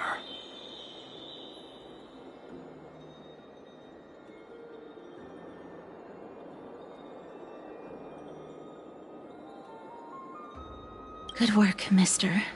And Professor Anaxa. Let's go. Take me to see Aglaya. All right. I'll lead the way.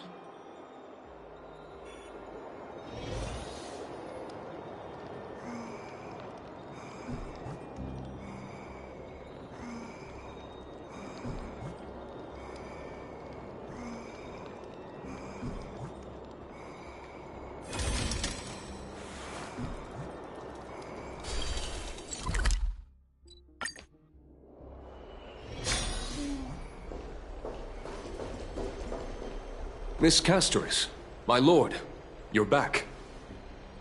Hello. We have an important matter to discuss with Lady Aglaya. May we trouble you to inform her of our presence? My apologies, Miss Castoris. Lady Aglaya has just informed me that she has no time to receive anyone at the moment. That's just great. She refuses to even see me. Answer me this, friend. Did Aglaya order you to take me directly to prison? Who are you? Please don't jest. It's possible that she really is busy. Let's wait here a moment, and I'll try to contact her using the slate.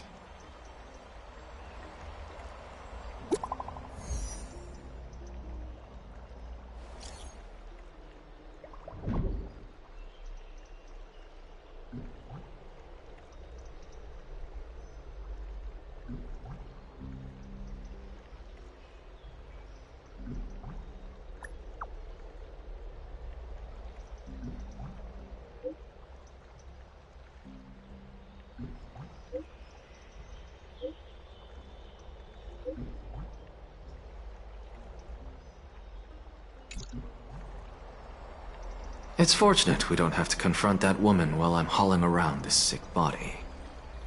Castorus, and this friend I haven't gotten the chance to know, I'll take my leave for today. That Titan made a myriad of adjustments on their own. My head still aches from that. I don't want to stay a second longer in this noisy city if I can. Please be careful. Akuma isn't the Grove. This is covered by her golden threads. I know. That woman is extremely confident I won't escape her grasp.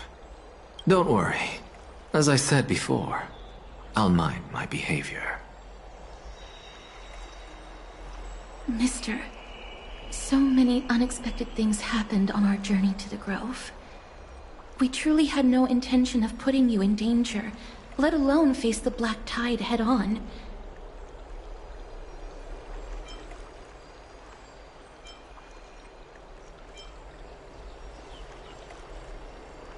Please do not underestimate the threat the Black Tide poses.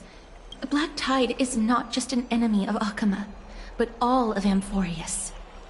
Even back when the forces of strife coveted the Holy City, their warriors still undeniably halted the Black Tide outside Castrum Kremnos.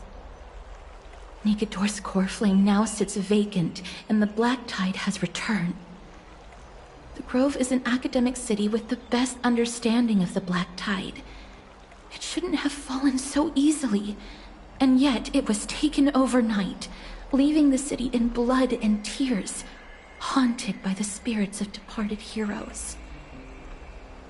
The trial of strife is imminent. I pray Mighty will be able to steel his resolve soon.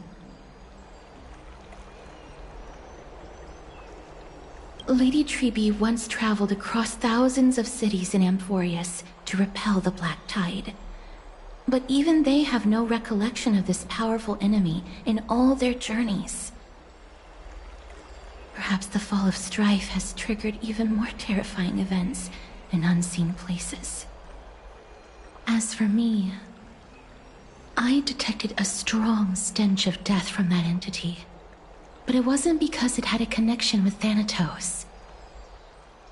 I'm afraid it's purely because it has sent countless others to their deaths. Speaking of Thanatos, Mister, there is something else I wish to verify with you. You must have an idea of the curse I bear by now. I was born as the shadow of death. A poison shunned by all living beings. Yet when you caught me in the Grove, I'm curious why you weren't affected by my power, Mister.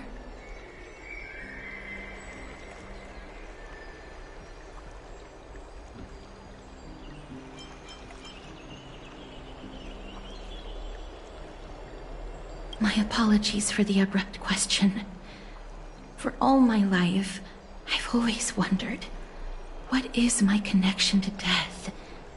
And why am I inextricably linked to Thanatos? Mister, you must be tired after being on the move these past few days. Please set aside the tragedy at the Grove for now, and rest for the day.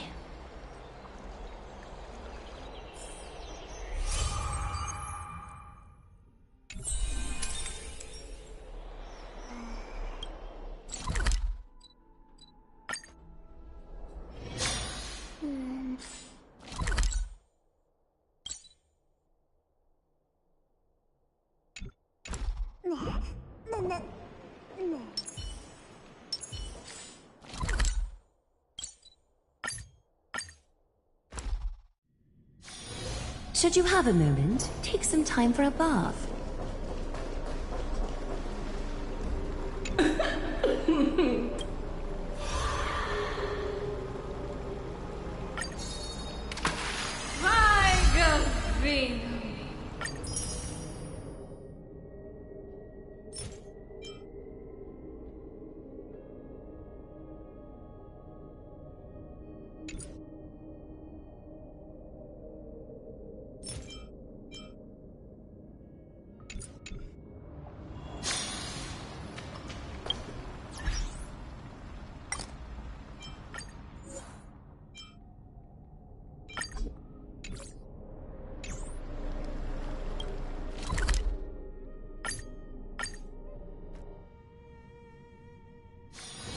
Should you have a moment, take some time for a bath.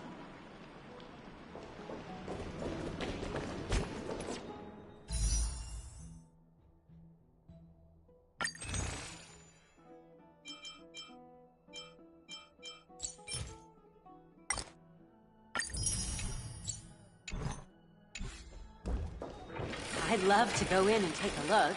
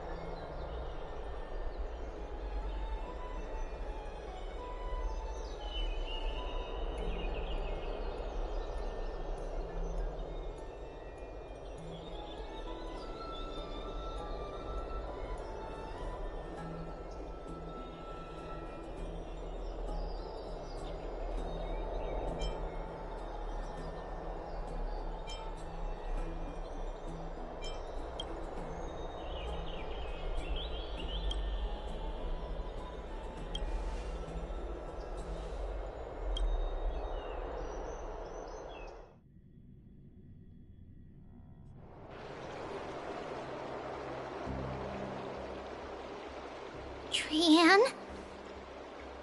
What's wrong? Is there trouble at the Grove? Yes, I sensed something. It was fleeting, but very strong. It feels like they're in some big trouble. Trian used the Century Gate again. Can you see what's actually happening? No, it's fuzzy like always. But the enemy's aura has disappeared. Maybe they've moved to a safe place? Let's hope that it's just a false alarm. We should place our trust in him and Castorus, teacher. They will keep Trian safe. Aggie, you're talking like we are little kids. One day, Trian will reach her limit, and Trebi will take on the role of gatekeeper from her. We are all aware of that. I am just a little concerned about her state of mind. Trian was already unable to speak, even in short sentences, when they left. We want to say a proper goodbye at the very least. I will pray with you. Thanks. And Aggie, it looks like we will need you to come with us to the baths this time to unwind. It feels like neither of us have laughed for a long while. It's time to head out with the West Wind! All right.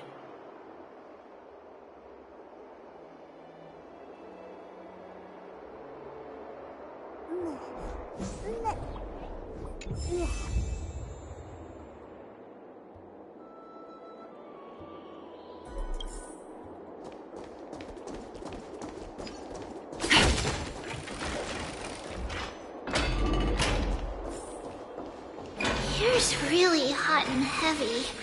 Has it always been like this? Is someone injured over there? What happened here? Watch out! Watch out for the Kremnoan! Kremnoan? This is their doing? Aggie, now's not the time to dwell on that. Let's help the injured people first. Excuse me, coming through. Oh, you two are here as well. That's a relief. Even the Twilight Courtyard is involved? What in the world happened here? I actually just came to relax. But as soon as I got here, I saw all these people lying on the ground.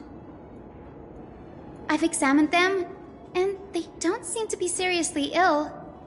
It feels like they've just spent too much time in the hot water.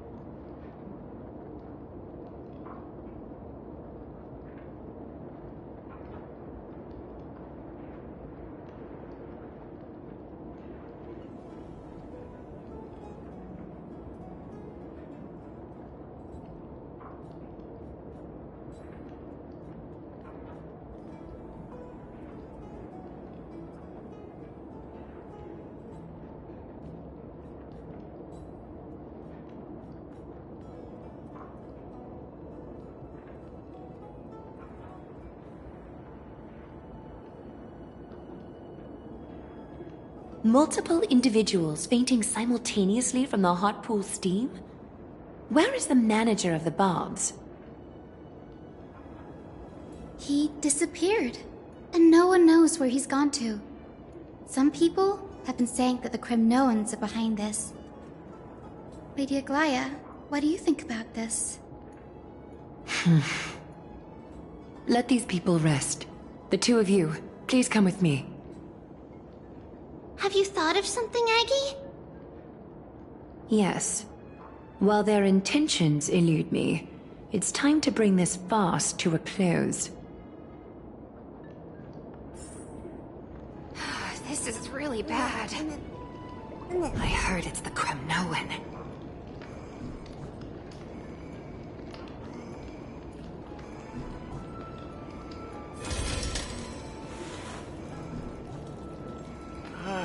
So hot. What's going on? This is really bad.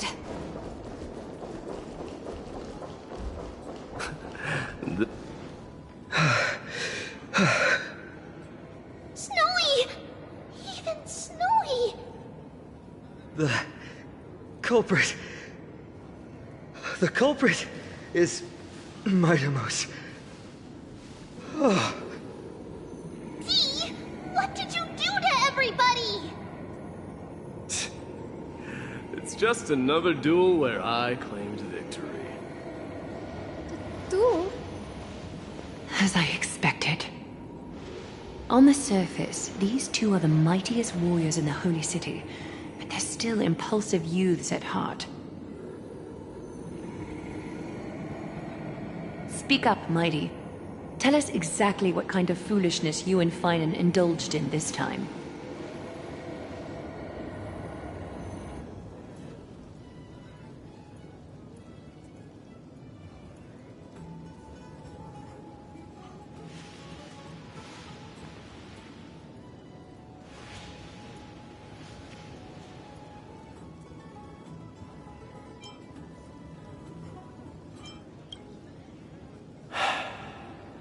No, none of those sound right.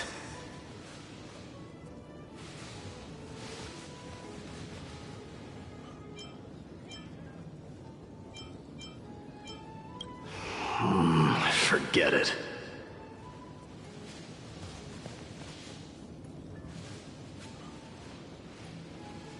Am I seeing things? Is the magnificent deliverer finally deigning to step outside?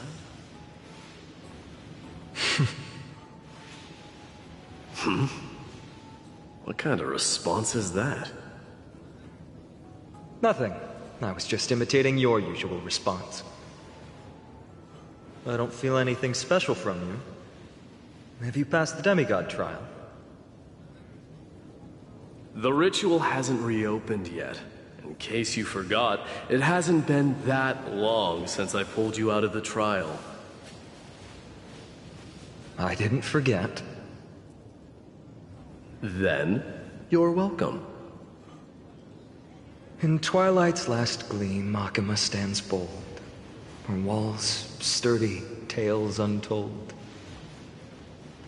Dreaming of her fruitful gardens, pilgrims arrive from distant lands. Figs and olives, so grand. Yet little do they know that they will step into flames, fuel to the fire, a burning brand. What are you playing at this time?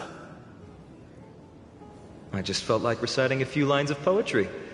Surely the Crown Prince of Kremnos knows how to appreciate poetry, right? Kremnoans steer clear of such weak literature. But my library doesn't lack collections of this kind. These lines express the poet's yearning for their home, just as Akama is distant from many people's homes. I know how to interpret poetry, Haikis. There's no point in pretending to be profound, my friend. Thank you for helping me out when I was in a tight spot, but it seems to me that you aren't prepared for the trial either.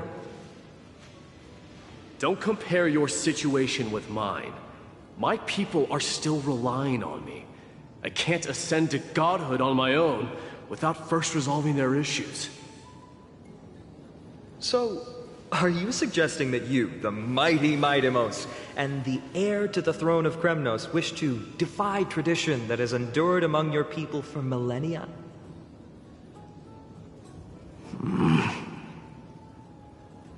I'm still thinking about what I should do. Never mind. It's probably not my place to offer you counsel. An idea does strike me, though. Go ahead. Let's see what terrible ideas you've come up with this time. Maybe we both need to relieve some stress. Come, Mightimos, let's recommence our previous competition. This time, we'll see who can stay in the super hot bath for longer.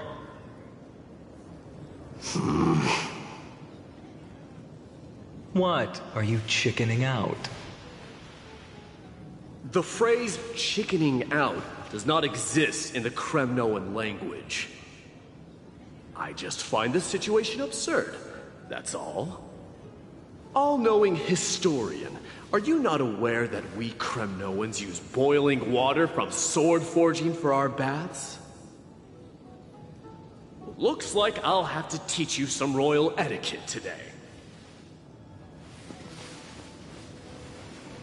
And thus, an unprecedented sauna battle commences! With unparalleled resolve, the two warriors' determination even alters the very hue of the steam.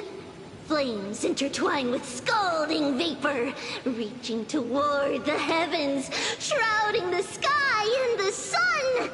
The spectacle is so magnificent that none dare gaze upon it directly. Since we can't see what's happening in the competition, why don't I regale you with a tale of kings to pass the time?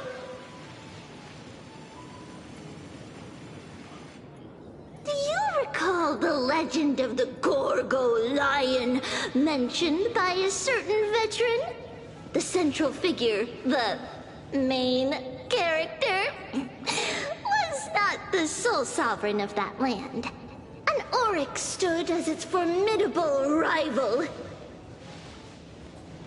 Long before the dawn of Era Chrysia, the two beasts started their timeless battle on the plains of Tritos.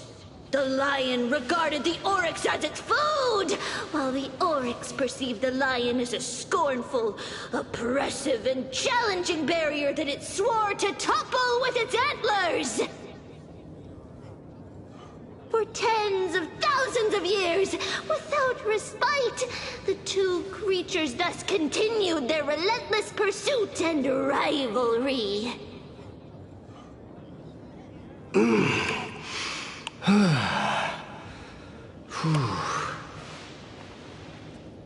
It fixated on its rival's fleeing form in the chase.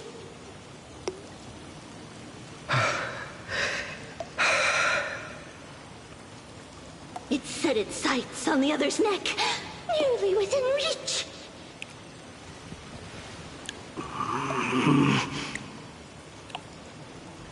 It was stuck in a corner.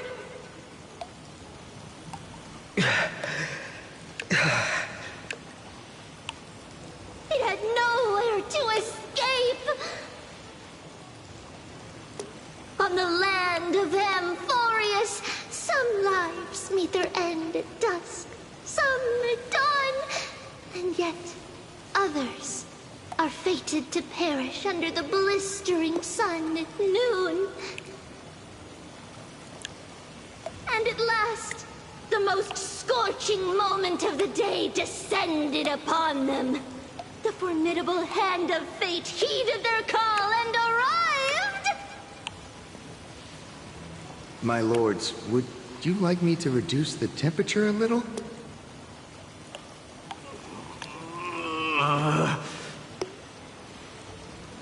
What? You're chickening out already? Get lost. Are you asking me to get lost, or...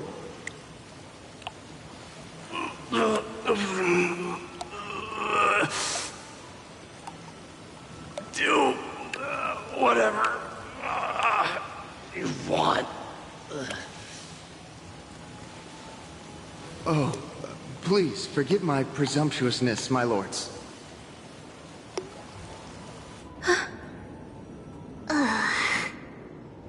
What a spectacle of folly. This is what you get for daring to challenge a Kremnoan without understanding your own place. What I'm saying is, your little game dragged down quite a few innocent souls alongside you. We will personally escort back home the customers left awestruck by our formidable presence. This isn't fair. You are wearing way less than I am. Is this the latest trend now? Getting into the baths while dressed in full armor? Don't look at me like that. It was he who challenged me. There is no word for flee in the Kremnoan language. Very well. Let us bring this farce to a close, shall we? Warriors, it is time to get moving.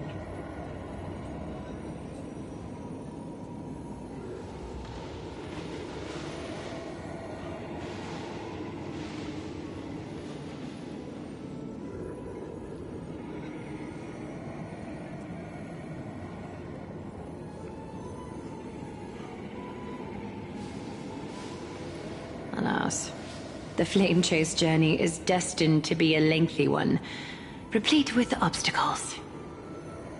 But thanks to those two, all the gloom has vanished into thin air. Oh, we just had quite the commotion.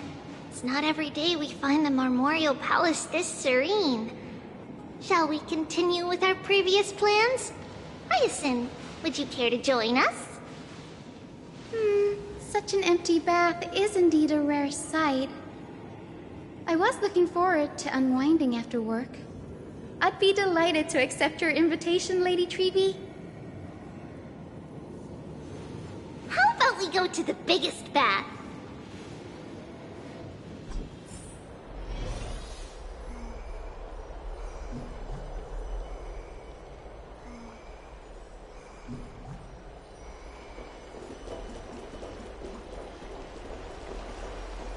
Let me check. The water temperature feels just perfect. So, how is the feeling of having the entire bath to yourselves? It's so good. But, Lady Treeby, aren't you going to soak in the bath with us? We will have to pass. After all, we've become children. Please understand that she can no longer endure the heat of this pool due to the blessings of Yanis.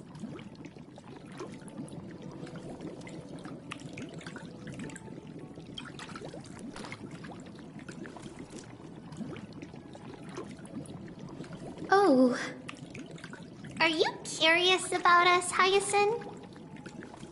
I am, but something tells me that it might be better to change the topic. Don't get all nervous. It's not something we can't discuss. The truth is, a long, long time ago, we were a mature adult just like Aggie.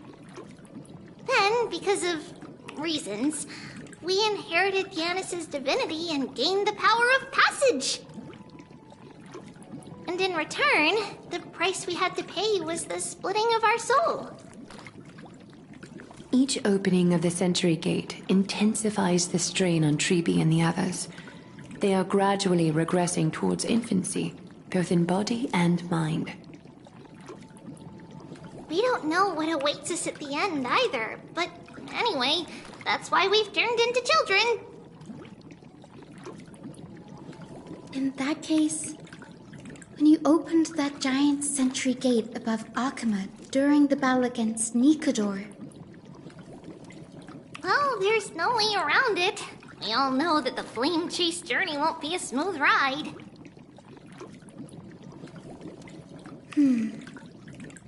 Maybe we can find a way to fix it. The primary research focus of Noosporists is the soul. We explore its depletion and methods to restore dispersed souls. As long as research continues, there might be a breakthrough that can help. We will do everything we can. So your first reaction is in fact denial. You're indeed an Access student.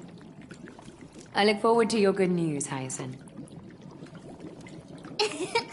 Now there's another reason to look forward to tomorrow.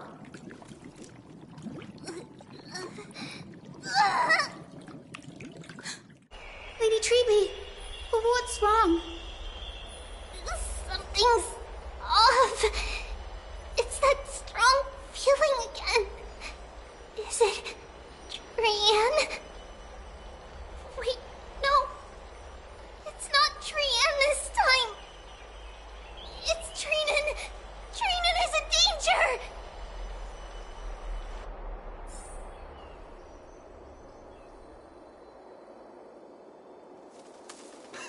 I win this round of escorting the bathers home.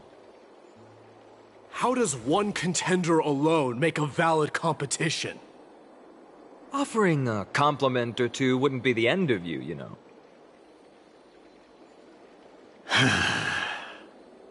Haikas. What is that word? Is that your native tongue? It means hyena. I'm likening you to a weak hyena. By the way, you emphasize the completely wrong syllable. Though we've been acquainted for some time, I have rarely heard you talk in the ancient tongue of Kremnos. It's because I'm not exactly a master at it either. I can listen and read just fine, but when it comes to writing... You can write?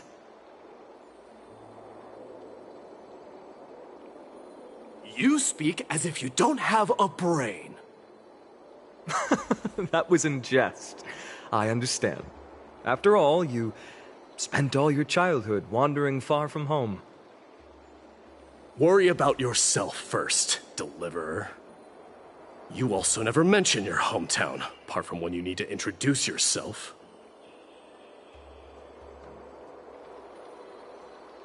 Well, it's because there isn't much to say. Aedes Elysiae is simply a tiny village that disappeared many years ago in the flames of war. The only times I get to see it are in my dreams, and in the trial from the Lance of Fury. I knew it. Yes, I saw it all. Aedes Elysiae ablaze with everyone. My family, friends, and my kin, lying in a sea of flames. A blood-red half-sun hung in the sky, just like on that day. And before my eyes, that murderer killed Cyrene. But I saw its form this time. A black cloak, an eerie mask, and a broken giant sword that carried an ominous aura.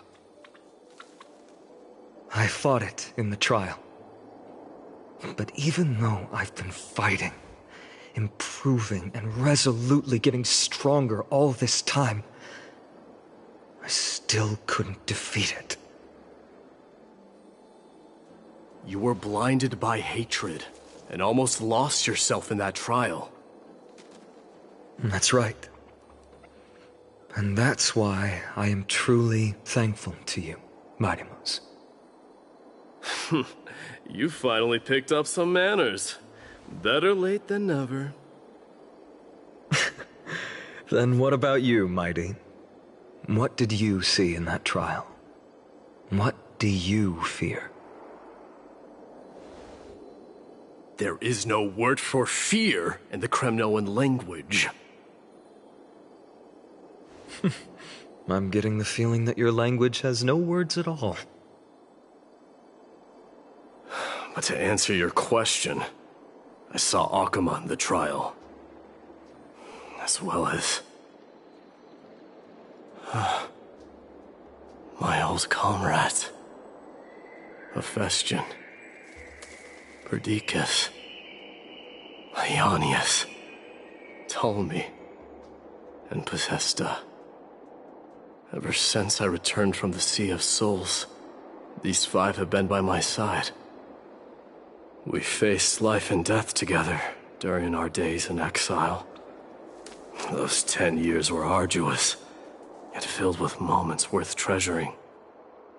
Each night, we would gather by the campfire, savoring honey brews and singing our hearts out. The wind in the wilds of Amphorius smelled like rust. Hephaestion would always tease me about adding goat milk to the honey brew, claiming I ruined the blood-red color of the drink. He had a scrawny figure, but was a relentless force on the battlefield, dispatching foes without so much as a blink.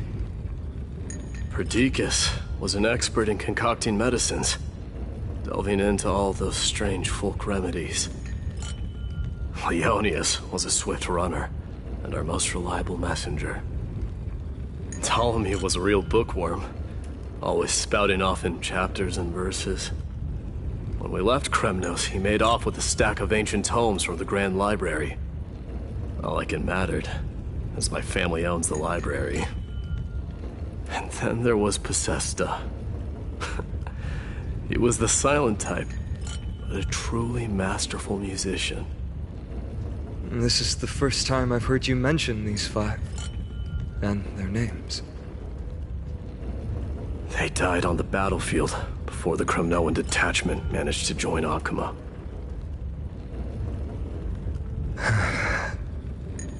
Perdiccas was the first to go. He was shot in the stomach by a poisonous arrow from the people of Ladon in the 2nd month of cultivation. In the end, his remedies mended all but himself. Midamos, do not mourn. I have achieved honor by bestowing a noble death upon the enemy. Leonius died in the 5th winter. Idonia's snowstorm lasted 3 full months. On the night of the fiercest storm, our foes launched their assault. Idonia. Is that the city Castorus used to live in? Yes. Those zealots were as fearless as Kremnoans in the face of death, but they lacked respect for honor. They cornered us in a bottomless swamp. Leonius covered for our retreat, and they cut his legs off. He vanished into the mire of a foreign land, his body never to be recovered. This is perfect. Mighty Most, I can finally deliver the news of you ascending the throne to the Netherrealm. 20 dusks later, we finally breached the walls of Idonia and entertained the usurper's plea for peace. However, the rebels refused to surrender and set up an ambush within the city. Ptolemy and his cavalry met their end before they could even relish our triumph. Those obelisks that collapsed after being set on fire became their final resting place. Midamos, please tell my family. It was not cunning schemes that vanquished Ptolemy, but the immense weight of Amphorius' entire history. Then, it was Pacesta. He lured the enemies into the city of Aeneonis with his melodies, buying us invaluable time. Our enemies, consumed by indignation when they discovered the trick, set the entire city and my soldiers on fire. His final words were recorded on a small clay tablet, fractured by the flames.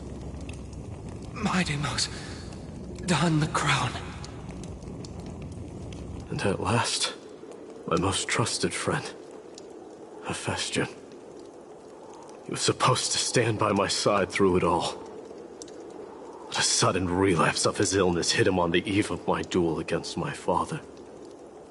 He hid his condition from me. By the time I returned victorious, he had but a breath left in him. A Kremnoan, dying on a sick bed.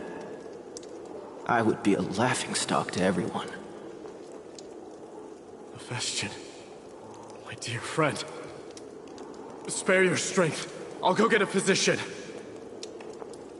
No need. Even if Perdiccas were here, he couldn't stop destiny from taking me away. No! None can take you away.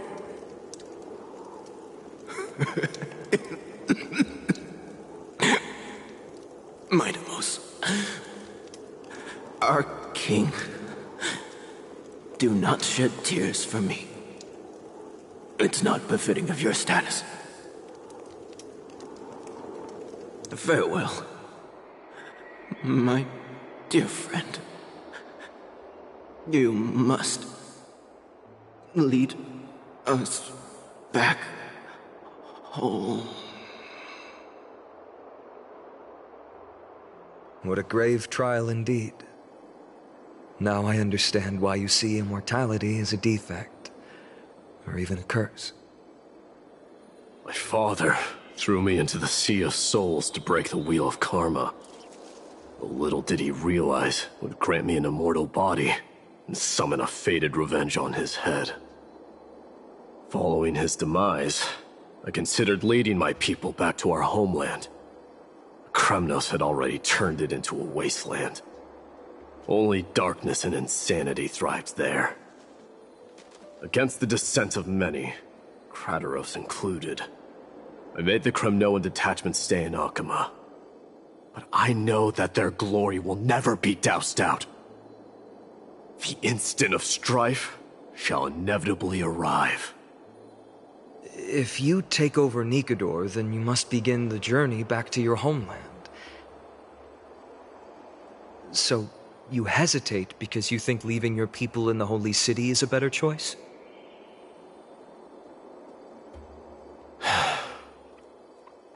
I don't know. But I have never been crowned. And those 5 were never endowed with any titles. None is aware of their glory. Your predicament is truly complicated. I don't know how I can give you any useful advice. Maybe you could seek counsel from more people, such as the Grand Craftsman. Cartonis' people seem to have been through comparable dilemmas. And that teacher of yours, Krateros?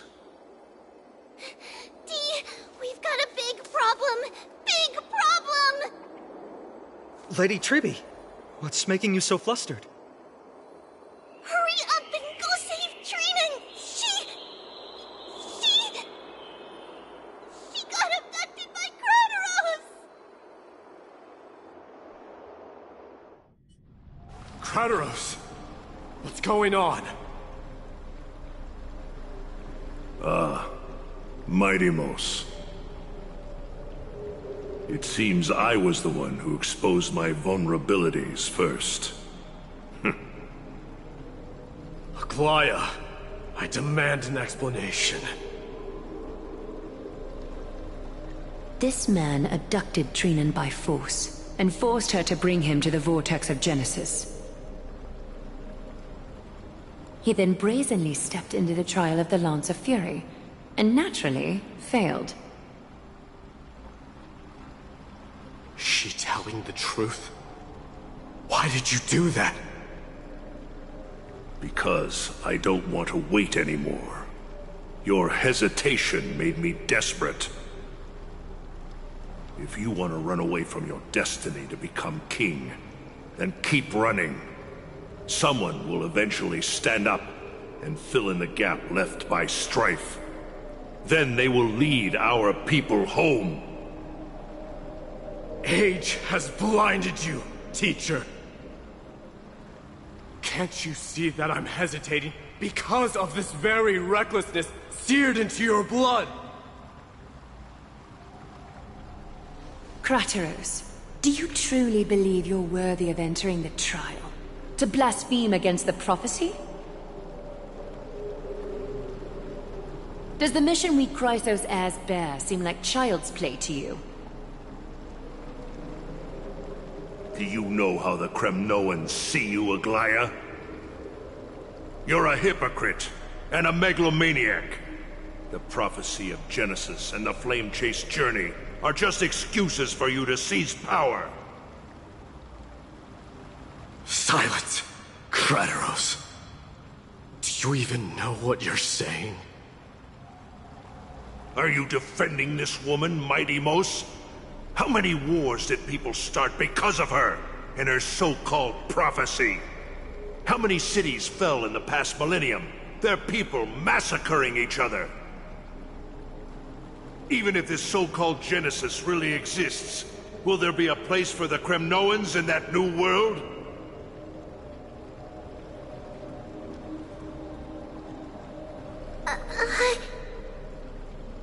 Are you done talking? By agreement between the Chrysos heirs and the Council of Elders, those who trespass upon the vortex of Genesis need not be tried by the Council. I am allowed to pass judgment alone. Crateros, your actions are unforgivable. I hereby sentence you. Aggie, wait! We have a proposal! Someone has to resolve this conflict between the cities. Lord Crateros did not use violence to harm us. We can sense that his anxiety stems from his concern for his people's future. Please, Aglaya, hear us out first. I'm listening. I'm sorry, Lord Crateros. We were so preoccupied with deciphering the fragments of prophecy that we neglected those of you not favored by its message. Your accusations were harsh, but justified. We wish to earn your trust, and those of the Kremnoans. I think the best way to do that is to take you to witness the source of the prophecy for yourself. How are you going to show me something that has no form? You've heard about that Outlander, right?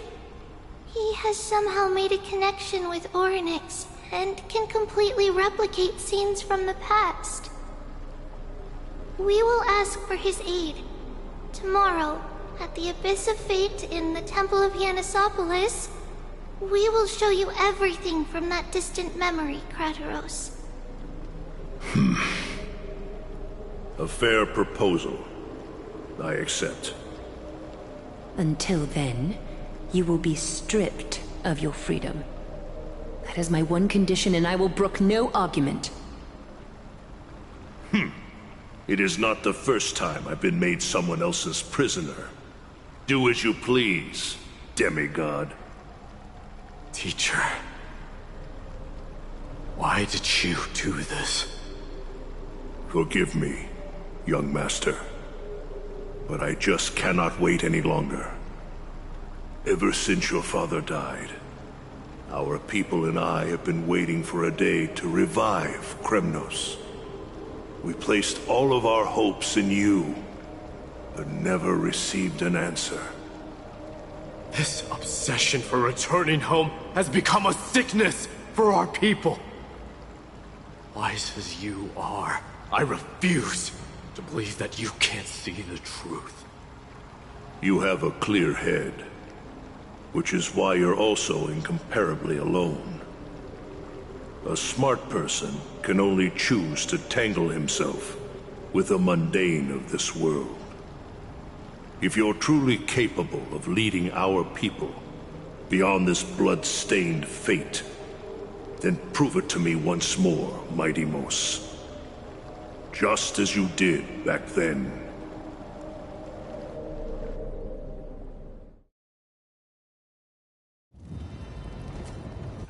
A fierce fighter. I did not expect such heroism from a feeble Acheman. Fulfill your duty as the victor, warrior, and tell me your name. I seek an honorable death from you. As if you have any honor! Listen closely. I am the leader of the Kremnoan detachment, Mighty Mos. I'm here to finish you, Father.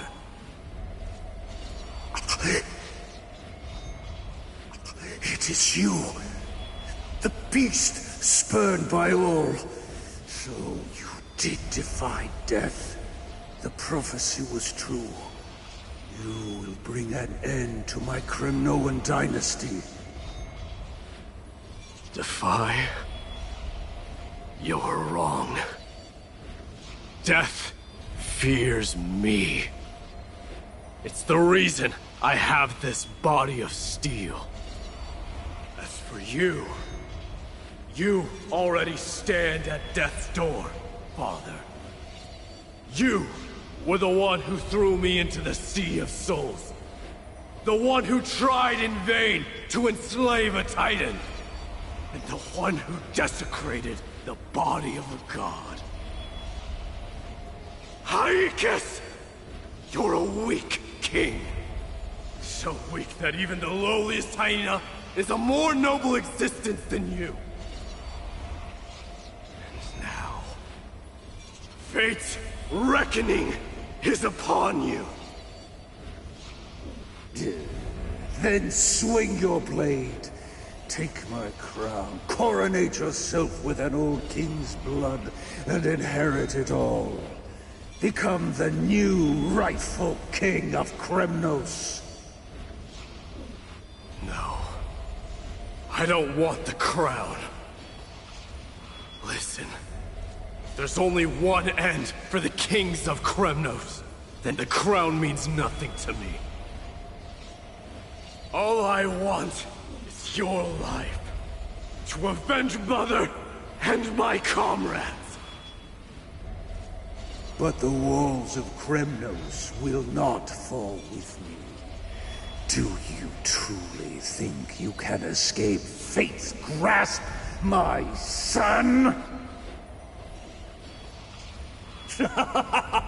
You and I, we're both the same. We feast on strife and fear. Now, kill me! The son of Gorgo is destined to be crowned in blood!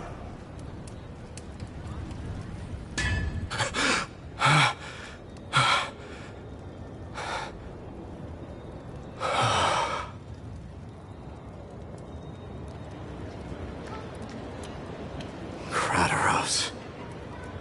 He said the Grand Craftsman Cartonus might have some suggestions. Might as well go see him. Grand Craftsman, how have you been? King of Kremnos it is. That you would come, I knew. You knew I was coming? Your matters, I've heard. The path forward you seek. Many questions you have. But before that, take this. What's this? A signet ring. For the King of Kremnos. Belonged to your mother. Recast and restore it. I did. What? Mother threw it into the Sea of Souls. A long time to fish out it took. Very fortunate we were. I can hardly imagine how much patience and courage it must have taken to find such a small signet ring in the Sea of Souls. I owe you one. Gratitude there is no need for. Repayment for saving me, this is. Questions you bring with you? Ask, now. Fate I've always denied has finally caught up to me. By all rights, I should accept Strife's authority. It would make everyone happy. The Chrysos heirs, the Council of Elders, the Kremnoans. Even the bards who will write it all into song. Yet hesitate still you do. Hesitate, why do you, young king? Because of my people. Be they men, women, the elderly or children. The hearts of all Kremnoans yearn for home. They've all been waiting for this day. For the day their king returns. Children of Strife would then be able to go home and embrace the old traditions. Never mind that most of them have only ever been heard in these so-called traditions in song. They would then gather around their king and throw themselves into battle. This is not a good thing, you believe. The Kremnoans have been trapped in a cycle of bloodshed for the past 1,000 years. They seek vengeance, start wars, become prosperous, and decline.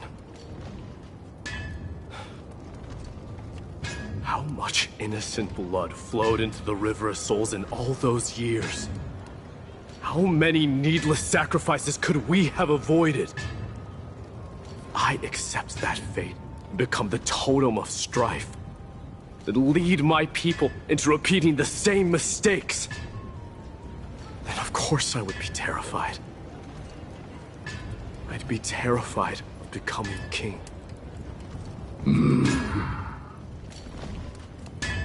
A different kind of Kremnoan you truly are.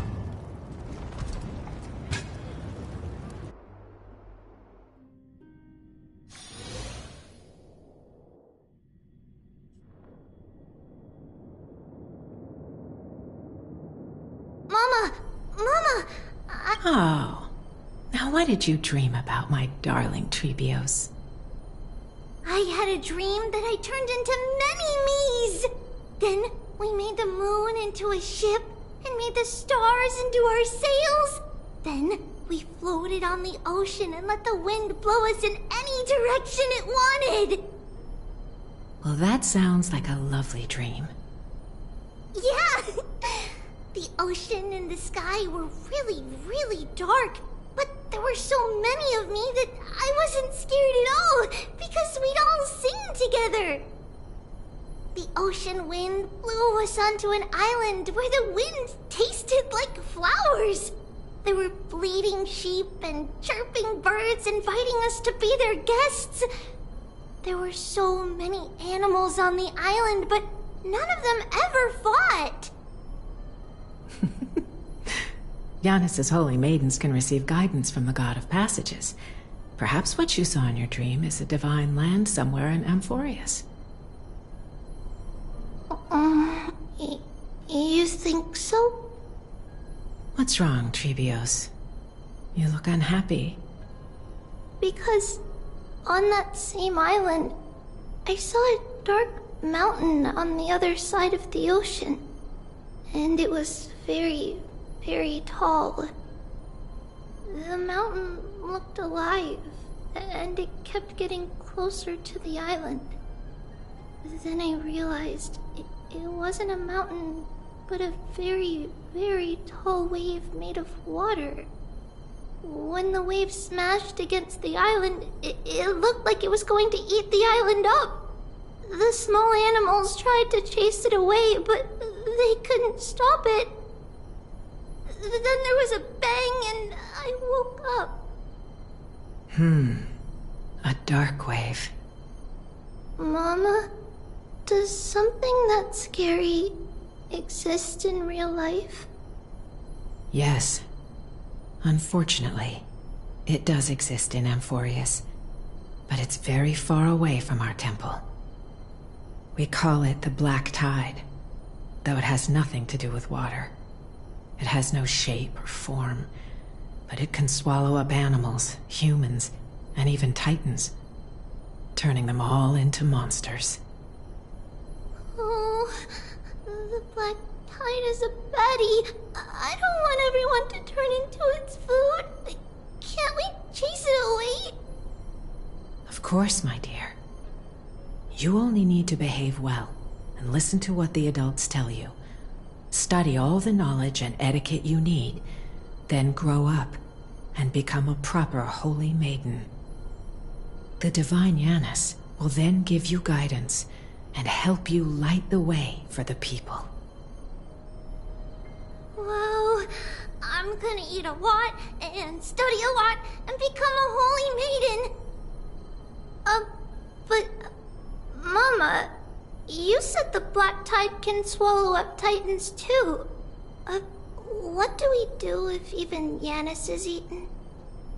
If that happens, then the Holy Maiden will have to be the one to guide people on the right path. After all, we are the human avatars of the God of Passages, yeah? Yeah! But one person alone is not enough. Once you're older, you'll make a lot of friends. You must do your best to unite them, because that's also our duty as priests. Friends? Are they also like me and Mama with pretty red hair? They might not, but they'll certainly be just as smart and kind as you. Mama? Am I dreaming? Don't be silly, dear. Of course you're not dreaming. I've always been by your side. What? Now be a good girl and call your friends over too. Let's play hide and seek, just like we used to, okay? My Trebios is the smartest girl. I'm sure you remember where everyone is hiding. The voice sounds so far away. I don't remember. Who am I looking for? Your friends, who will chase the Black Tide away alongside you, of course. Is this from my childhood? I don't remember. It's packed full. Mama must have left all of these for me. All the words are blurred out. Could it be that my memory is fading? Bad chest! You can't lock me away! Huh? Why is this doll inside a chest? It's holding a sword. Why? Many years later, many brave warriors will board this ship. They're skilled combatants who fear no danger. Ooh, I can learn how to fight too and protect everybody! Silly girl. You're Yanisopolis' holy maiden. It's not your duty to fight. There will be many others to protect you. All right. Then where will they come from? I believe one warrior hails from a lovely village where bulrushes flourish, while another comes from a magnificent royal city. Though each has their own troubles, both are ready to lend their strength for the ship's long voyage. In that case, let Trian fight by their side. This way, they'll always stay on course. How could I have known the name Trian back then? Was it just a coincidence? Or...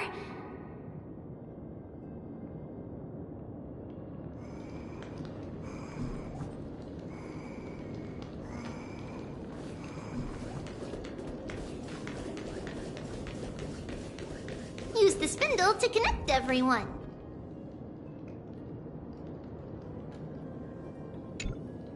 There will be an amazing captain on that big ship. She's cheerful, optimistic, bold, and cautious. She'll be able to get everyone together. Wow, that's amazing! Can I be the captain? Of course you can. But you'll find someone else who's better for the job, my dear. I think that person lives in a beautiful temple that sits atop a hillside, covered in golden fig trees. There's a noble girl there who's very smart, but also very delicate. Just like Mama? Perhaps. But before we find the captain, the ship also needs someone who can navigate it. Who could that be? Let me think. I know! She's... Treevee! I named this doll... after myself? I don't remember it all. Is this a dream? Or something that happened in the past?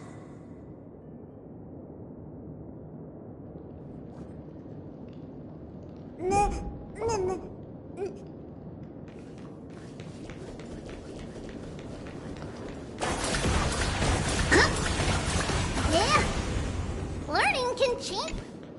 When navigating at sea, you need to know both astronomy and geography. Isn't Yanis's knowledge enough? Oh, sweetie. The ocean isn't like the land. It's easy to get lost. That's why it's important to learn to recognize the miracle of Aquila. Alright! Even though my brain is already super duper smart, I'll still try my very best! Circe also favors children who try their best. They will send a wise scholar as everyone's teacher to help you reach your dreams. I want to be a teacher too! Oh, wait. I'm super duper smart. So I want to be the teacher's teacher! Why not? But if you're going to be a teacher, you might need to tone down that hyper energy of yours. Then... Trinan can do it! She's well-behaved and would make a great teacher. Mama and the others always said that I had a great memory. But now, I can't even tell if this is a memory or a dream. Come, let's line them up.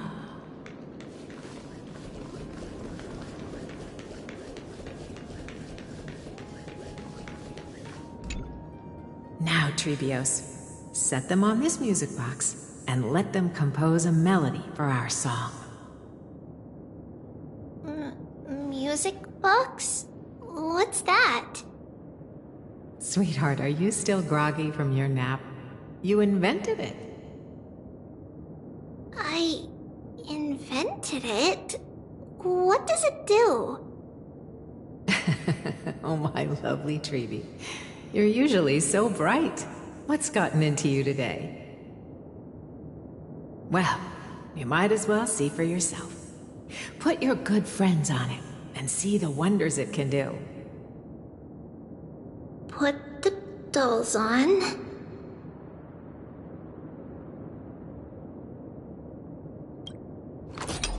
It's rotating. And I can hear something. That's right. It's a music box. If you place the dolls in the right spots, it will start rotating and play beautiful music. Out of all your inventions, this one is my favorite.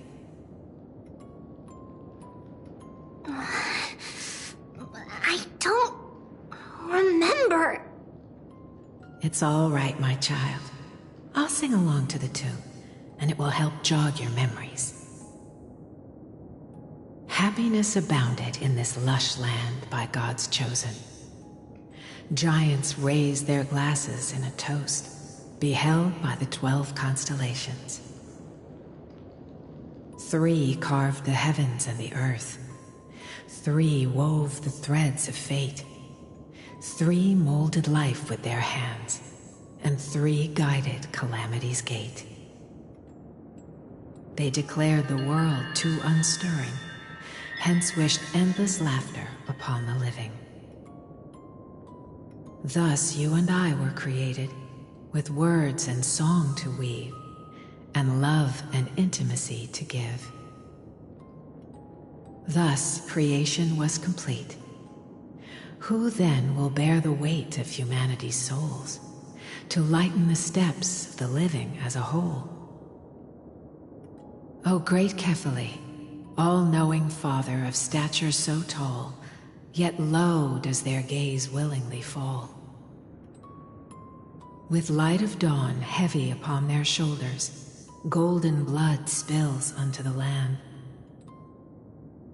converging into a boiling river that flows to the heroic heirs of this world.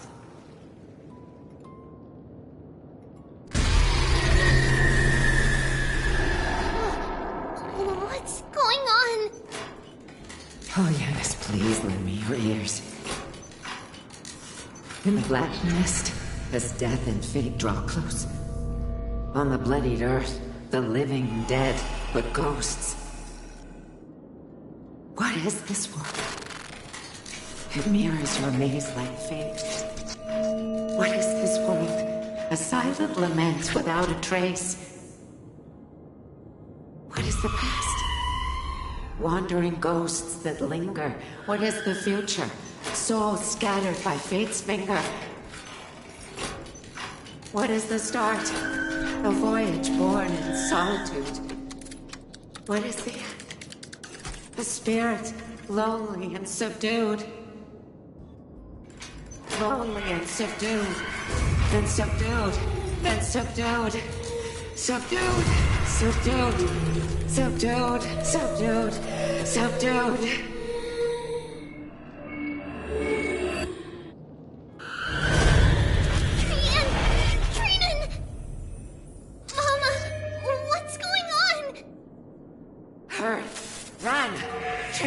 Run!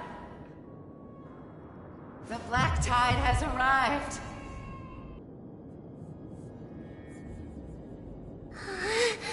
Where can I go?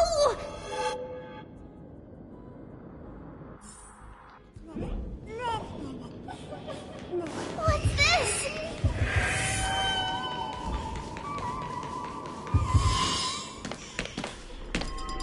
Why? This is the sacrifice of a holy maiden.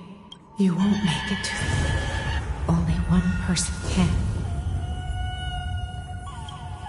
I know. It's fine if we can't reach the end. Our minds are made up. Go. Bid your farewells, Trippins. Time is running out. Mama, are you going to leave me? My sweet girl. Will never leave you. But remember this, Trevios.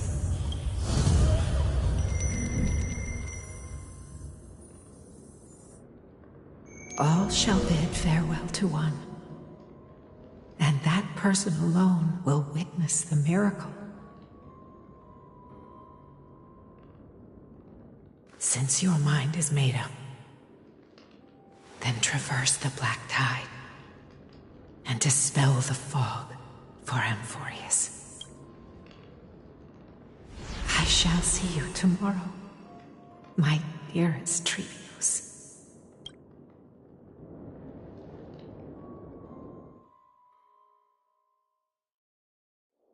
Mama! Are we still in a dream? Did you have a nightmare? Maybe. But it's been a long time since we had any dreams. It's not yet the entry hour. You still have plenty of time to rest. No. Our heart is still racing. It must be that reckless Kremnoan soldier who startled Trinan. And you as well. Aggie! I'm just kidding.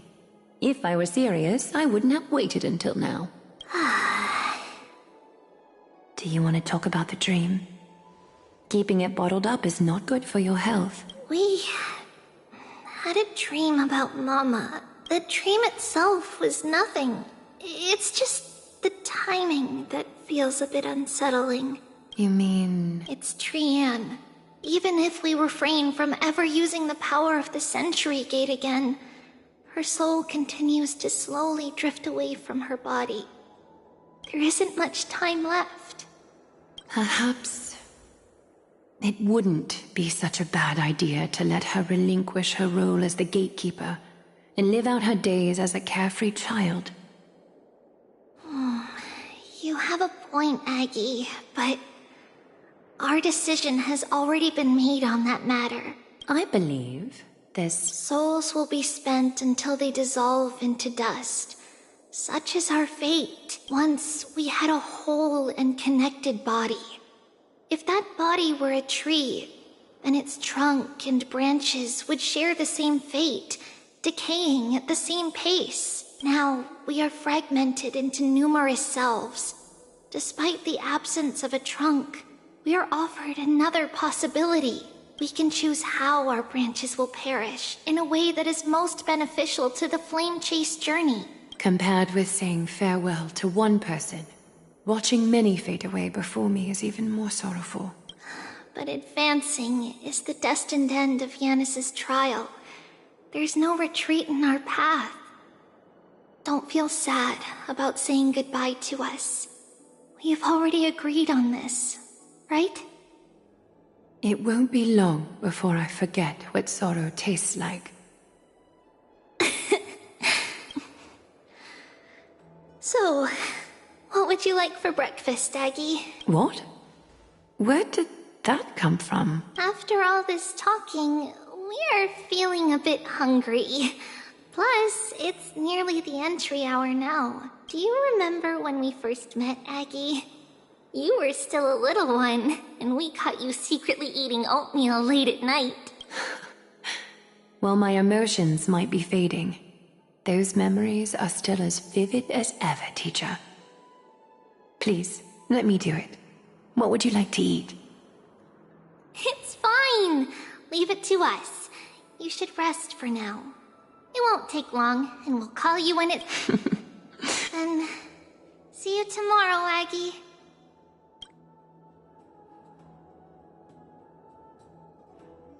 Nevertheless, that nightmare is ominous. Memories just as expected. Another trip must be made into the abyss of fate. Hopefully you're in it.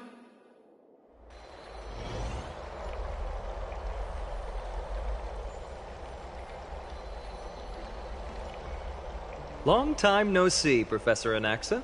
Who are you? It's been a while. I'm the one who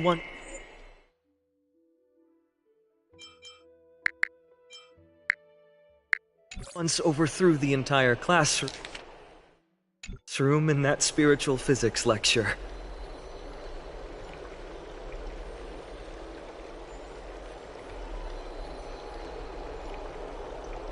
Oh, it's you.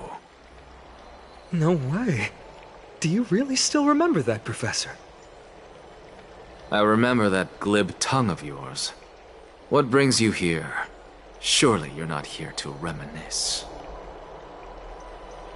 You could tell. Of course. You only beat around the bush when you have a hidden agenda. That's not true. I'm here to seek enlightenment, as always. Could you please teach me everything you know about the black-robed swordmaster? Rumors sure travel fast. Unfortunately, I too know nothing about it. I can only tell you that it is clad in a black robe and wields a greatsword. At least, it looks like a greatsword. It's shaped like a twisted half-sun, and a peculiar dagger resembling a crescent moon. By the way, take this with you. I got it from the sneak attack. It's yours now. Oh. I was right. It is this thing. The one who torched Aedes Elysiae to the ground. And killed everyone. Don't try to be a hero. No one in Akama stands a chance against that thing right now. Is that what the Titan said as well? Not at first. But the god relented after having had a taste of its power. Even with the god possessing me, I couldn't fight against that blade. That incredible power doesn't seem to be granted by any Titan. Are you suggesting that it originates from beyond Amphorius? It's possible. Much like the Black Tide, no? Nonetheless, it's an enemy we must overcome. We? Drop the pipe dream, Phainon. No one wants to see you fall by their blade. His mere presence will endanger the Holy City and the Flame Chase. You know that I don't believe. You don't believe in the so-called prophecy, I know. However, I'm here to seek your assistance, not at the request of Aglaya or Tribi. I just want to eliminate a threat to the city I pledged to protect. That's all. The tragedy at the Grove must never happen again. Take a seat. Since you are sincerely seeking enlightenment, I suppose I can tell you one more thing.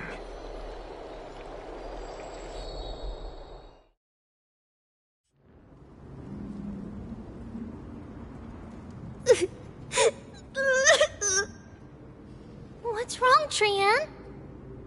Nothing. Just remembering what happened at the Grove. Monster in the black cloak. So scary. Everyone in danger. Nightmare. I can't forget. Don't be scared. There are no bad guys here. Didn't you save everyone with the Century Gate, Trian? Trian threw it away. Far, far away. It's never coming back. We got back safe from the Grove because of you, Trian. You're the reason the Flame Chase journey can continue. Sorry. Trian feels a bit dizzy. Why are we here again? For the same thing, of course. Remember? Tomorrow we will reveal the prophecies past to everyone. But first, we need to restore the memories that have been blurred by the fragmentation. We hope to present the full truth to everyone, without hiding anything. Since Yanis caused the fragmentation, we can only turn to another Titan or Onyx for help. Also, remember to get breakfast ready for Aggie before the lucid hour tomorrow. Oh, yes! Trian remembers now. Oh, on that note, we had better prepare some saffron before we meet with the Titan. Saffron? Huh, it's an essential offering for rituals in the Temple of the Three Fates. You think we shouldn't go to Orynyx empty-handed? Yes, it's also a symbol of Yanisopolis. If we are to replicate memories, We need to use something that is experienced those days. And when we first met Aggie, we added that to the porridge we made for her, and she really loved it. I see! It's like killing 3 birds with 1 stone! But it all depends on whether Orynyx is willing to help us. This could be a problem. After all, it was us who took the core flame from Yanis, from Orynyx's kin. We will have to give it a try. If there's truly no other way... In our current state, we probably can't do anything to them. We'll cross that bridge when we get there. Leave it to Trian. Trian knows how to play cute. In any case, let's look for Saffron first. I hope there's still some left in the temple, untouched by Nikador's soldiers. I remember that aged saffron is preserved in sealed jars. Let's be on the lookout as we go.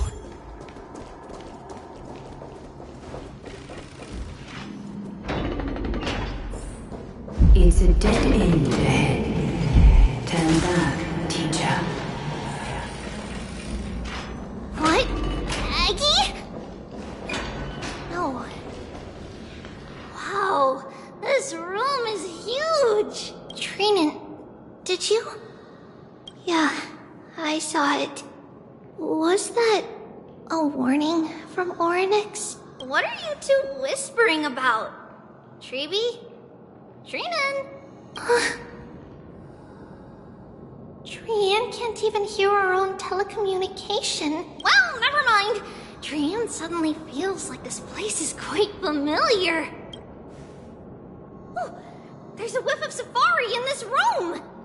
It's right over there. Over here! Follow Trian! Trian, slow down!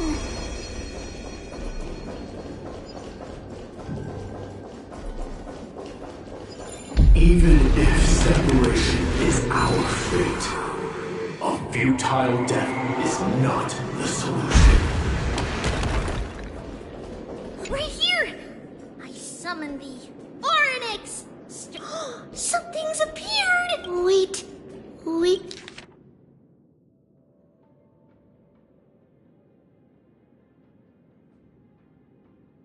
Wait, this is a letter? Isn't that... Never mind that for now. Why is this letter here? And how did Trian sense it? Could it be... our lost memories? Is it possible? But why haven't they said a word? Orynyx has the whims of a child. Perhaps... Come on, this isn't the right time to be playing games.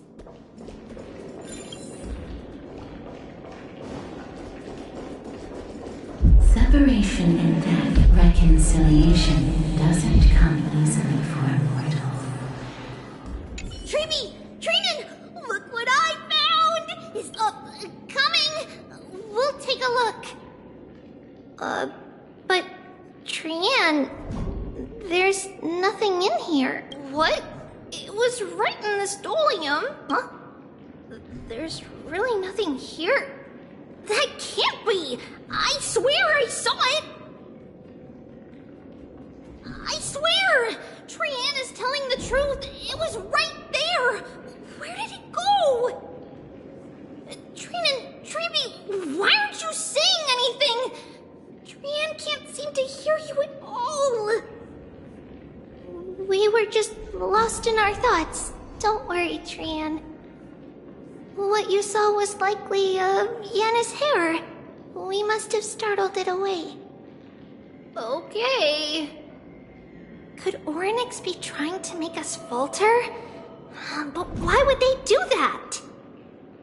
Something feels off. Treeby, don't you think this temple is a little too quiet? What do you mean? It might just be an illusion, but Trinan wonders, is Orynyx really putting us through a trial?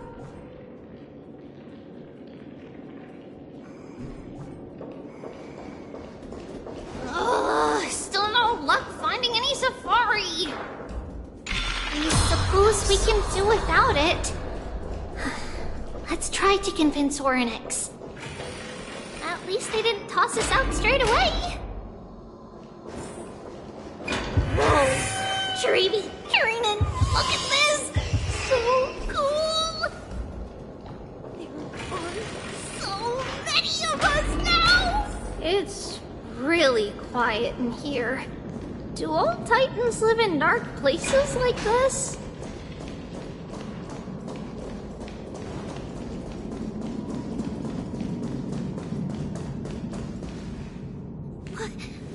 What's going on? Orynyx disappeared?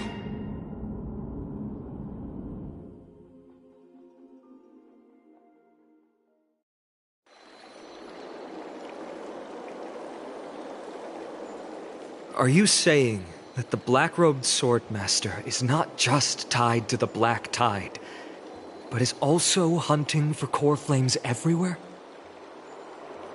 This is the most plausible possibility. First, it has a vessel that can hold core flames. Second, I'm one of its targets. Let's start with the first premise. Its peculiar ceremonial blade can interact with a core flame, as evidenced by the pull I felt when it stabbed into my chest. I hypothesized that the blade can sense, absorb, or even retain core flames. The second premise is even more explicit. When it was engaged in fierce battle with many of us and was heavily distracted, it remained consistently focused on me. Or rather, on the Titan Cersei's inside me. So it's plundering the flames. But if your argument holds up, wouldn't he be headed to Akama soon? The vortex of Genesis is full of the Titan's core flames. Not necessarily. Let's call that person the Flame Reaver for now. If my presumption holds, that person has 3 targets. The first target is me. The second target is Orynyx, who hasn't yet fallen. And the third is Akama and the Vortex of Genesis, where the core flames are housed. But I suspect Akama won't be their first target. Kefali's core flame is guarded by the Council of Elders' arcane power. And Fagusa's water curtain should be able to block out any external perceptions. What about Thanatos and Aquila? Their core flames are yet to be restored? The whereabouts of Thanatos remain a mystery to all. As for Aquila, can you fly? No, I can't. Why are you asking that? Can that Swordmaster fly? Good point. But what if he does grow wings? If they had wings, I wouldn't have made it out of the grove alive. That's a relief. Anyway, since the Flame Reaver has 2 targets, we need to move fast. With the distances between Akama, the grove, and these potential targets, I believe we should bolster our defenses and...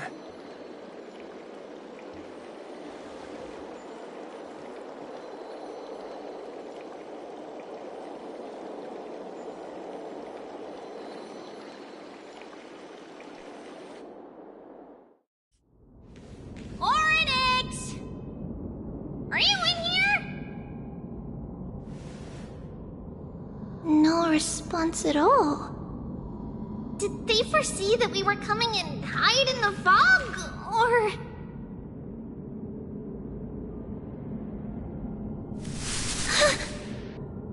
Treeby, we should leave. This temple has other people in it. What? Oh. Listen, footsteps. Fast ones. 3 or 4 people coming this way. Come on, we need to hide. Whoever they are, we can't let them see us! Treeby, Trainin, come check this out! What's this? Trian feels like... it's so familiar.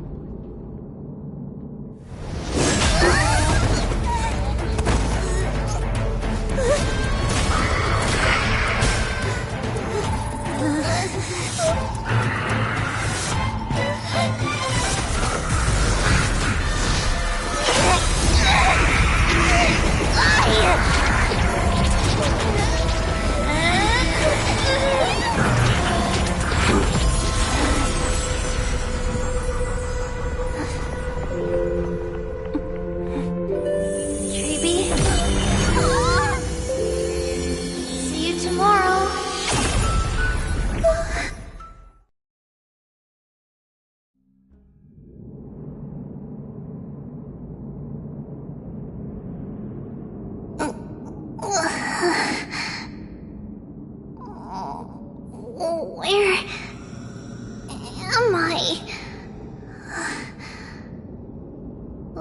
Little Gray? Snowy? And... wait... where's Trian? Is she back?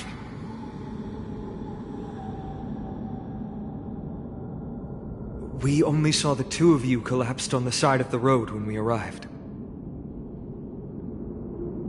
Danny and I looked around, but we couldn't find any traces of Lady Trian. What about the black-robed swordmaster? Blast it! Of course it's him. We were still too late. I fear something bad has happened to Orynyx's core flame. Then Lady Trian... she doesn't have much divine power left. We can barely sense anything. That you're both safe is already a blessing. Everyone, we must take action now. We should split into two groups. One group will stay in the Abyss and meet up with Aglaya's reinforcements, then search for Trian's whereabouts. The other group will come with me to pursue the black-robed swordmaster and recover the core flame.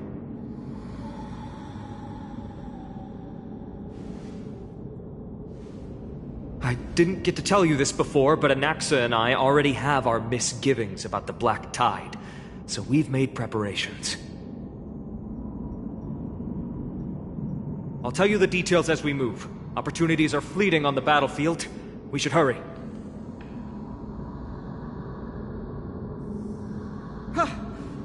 Lord Finan! Lady Treeby and Lady Trinan. I'm glad you're all right. Did Aglaya's people get here? Yes. Lady Aglaya already knows about the situation and sent along a message. Fine. I understand that Swordmaster is of great importance to you. But if you charge in without a plan, I fear that you won't be the only one who dies in vain. I understand. Hatred is a hero's deadliest poison. I have no intention of fighting alone. If that Swordmaster really is related to the Black Tide, the Chrysos heirs must not take them lightly. I have indeed planned to return to the Holy City and discuss the strategy with Aglaya. We'll need all the help we can get for this encirclement.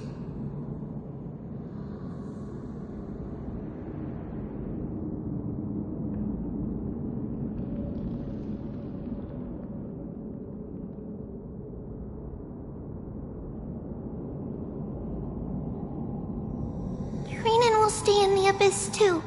That way, both sides can communicate with each other if anything happens. Thank you, everyone. Partner, Treeby, let's go.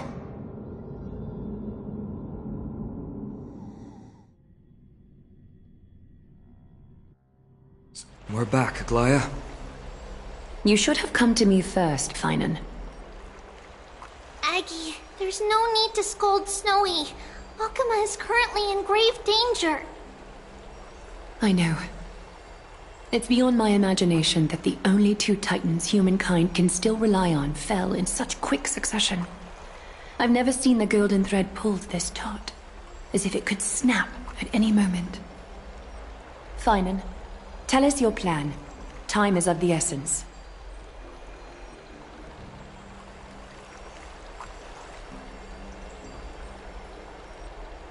This being is not just hunting titans, but taking the core flames too? Yes, just like the Flame Chase journey is doing.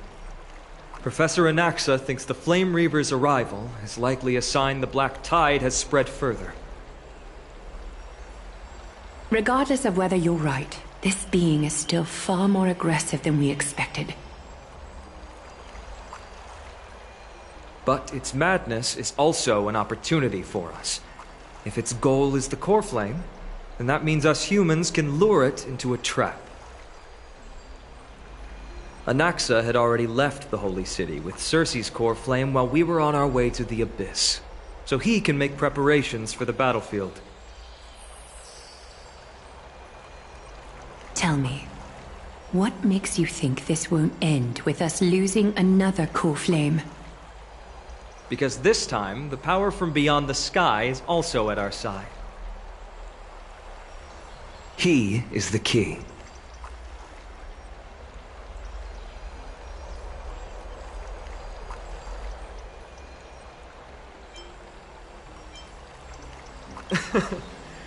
We need your other companion, too. Ma'am, do you mean me? I see. Finan, that battlefield you mentioned, is it Castrum Kremnos? Yes, I'm sure everyone remembers the astonishing miracle our partner here performed with his companion during the battle with Nikador, and how they awakened Castrum Kremnos' past. That will be the key to our victory. We will use Orynyx's power to once again open a passage to the past and lure our enemy inside. Then, we'll seal the Flame Reaver in the maze of time. Impressive. Orynyx has fallen, and Yanis's divine power already belongs to Akuma. Once we take back the core flame, the Swordmaster will have no means of escape. It's very clever, using the element of surprise instead of brute strength. Can you do it, little one?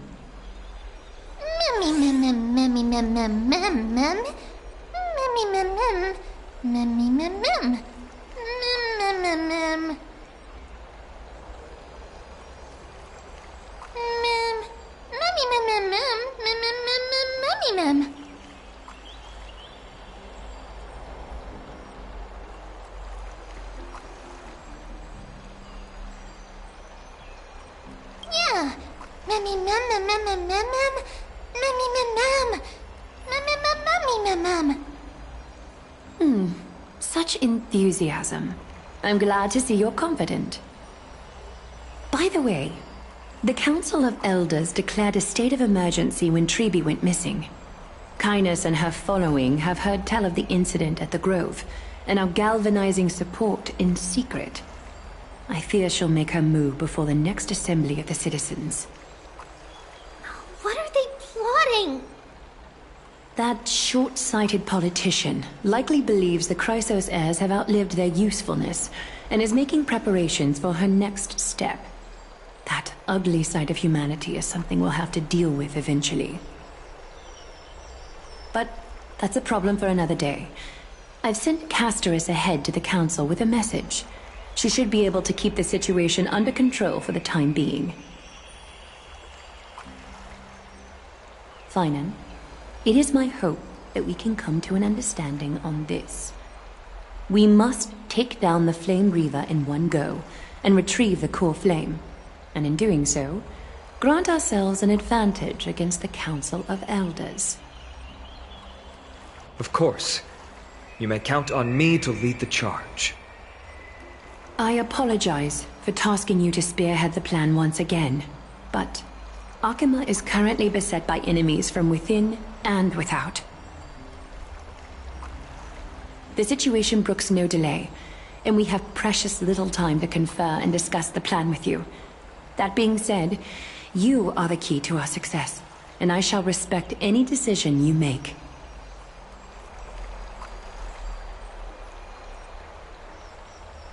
I may not be as masterful as Trian when it comes to the Century Gate, but even I can open a nice big gate if I have enough time. As for whether we can take back the core flame, that will be up to Anaxa's capabilities. Based on what I know of him, he can do it.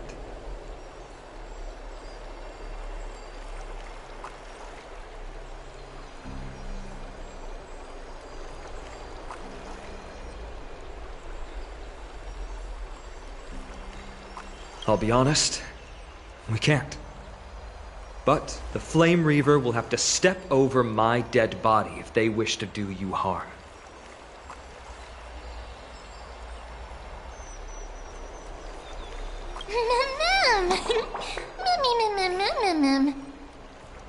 We are grateful to you for your aid, and to the rest of you as well. Now, let us be off to begin the hunt. May Kethely sharpen our gaze and grant us victory over the enemy.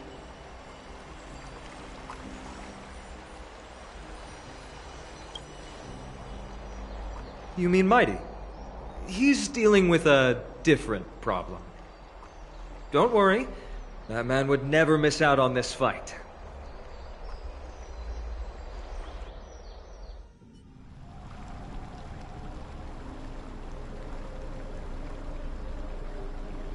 Farewell, my dear friend.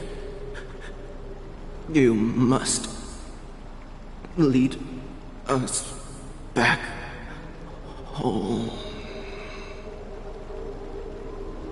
You and I, we're both the same. We feast on strife and fear. If you're truly capable of leading our people beyond this blood-stained fate, then prove it to me once more, Mighty Mos.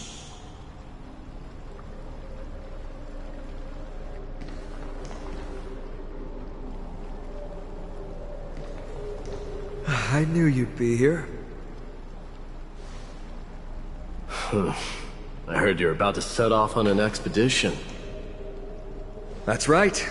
It's going to be a tough battle, and our destination turns out to be Castrum Kremnos. Is that why you're here?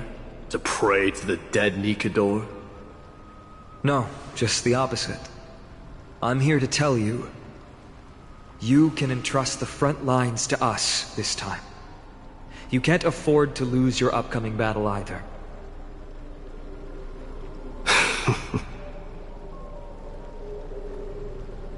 Have you heard the story of Geocles the Mountain Breaker? Sounds like you've spoken with Cartonas. That's the name of the legendary mountain dweller, right?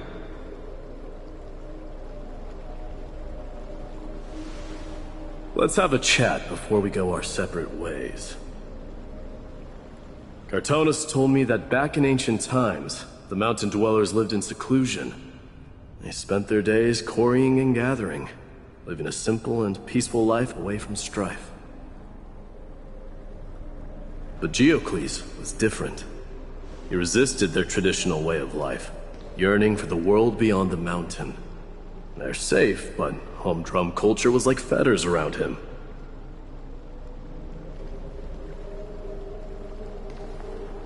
He sounds a lot like you. Yes. That is why he, too, faced the same dilemma as I do.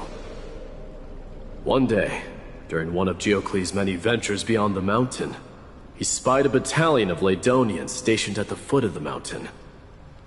The Laedonians were at war with their archenemies, the Companions, and they used the mountain as a base to carry out guerrilla warfare operations.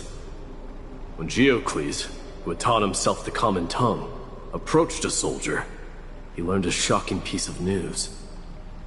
Ladonians were planning to plant mines and explosives all over the mountain, and then lure their enemies within.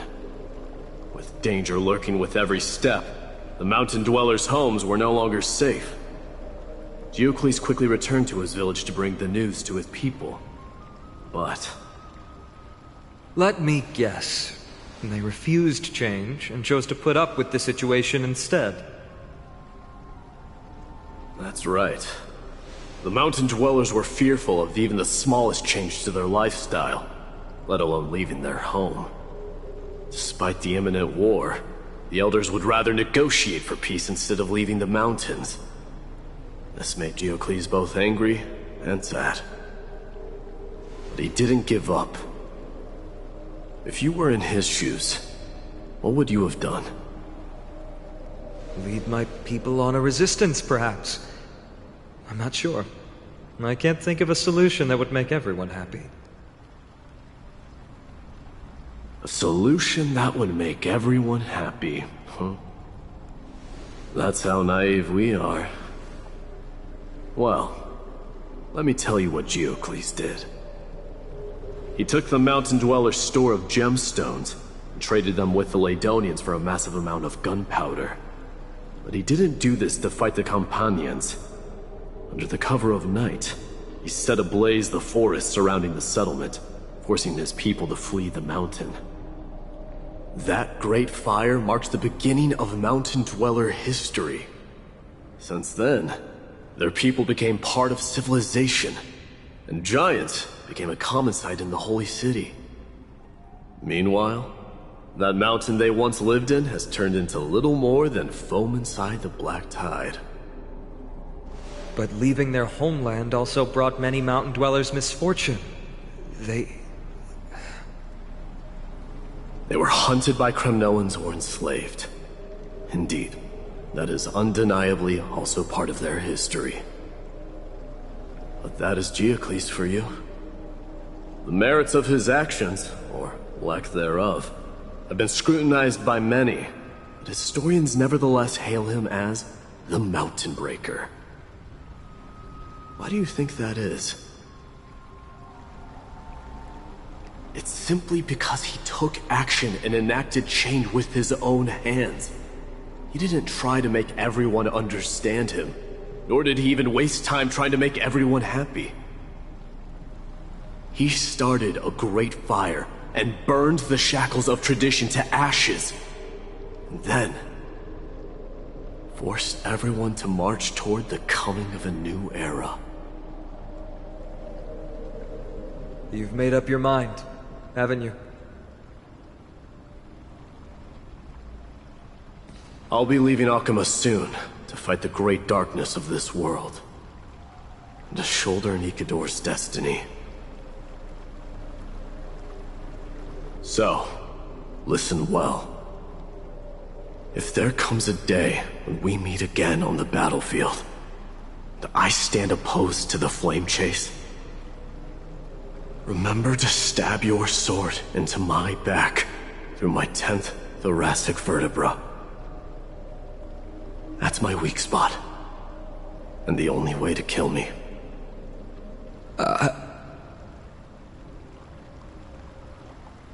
You have my word.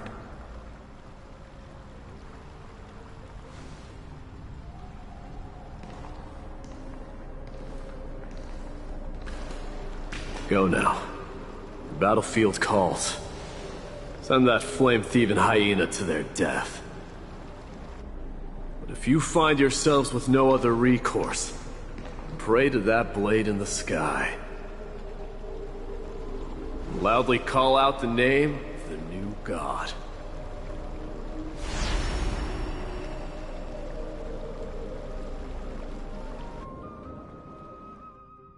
That's the sound of an all-out war.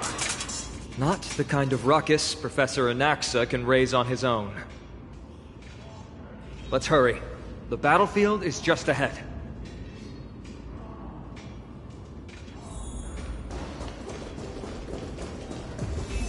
No way. A Kremnoan?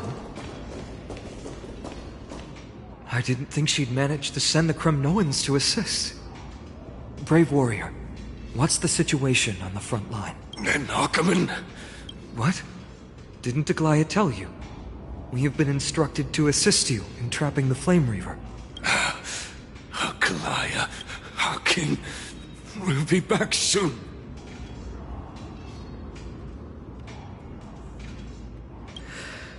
The Kremnoans rest in peace. May your glory last forever. Did they come to fight on their own accord? Or... I can still. You must become king. Nikador is with us! Cut away the heart of strife.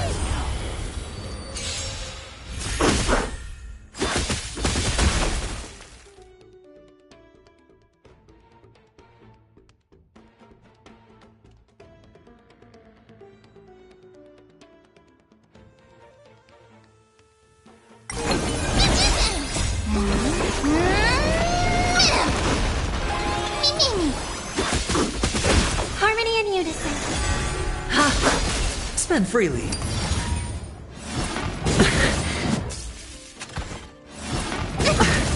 Watch your head. It's okay. It's okay.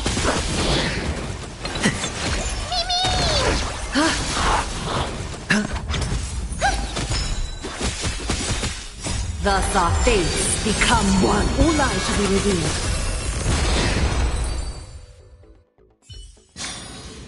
The foretold triumph draws nearer.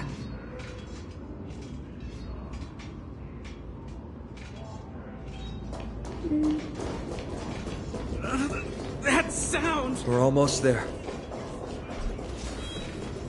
I can't see.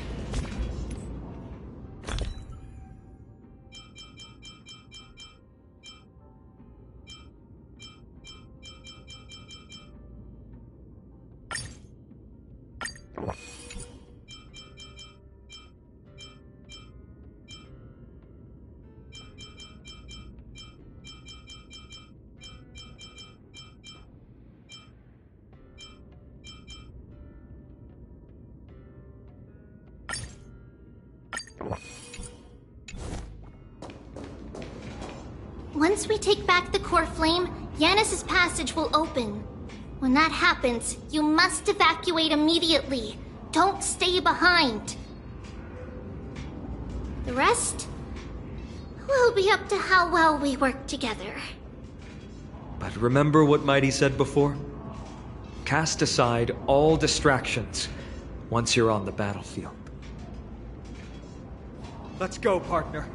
Today, destiny shall stand with us!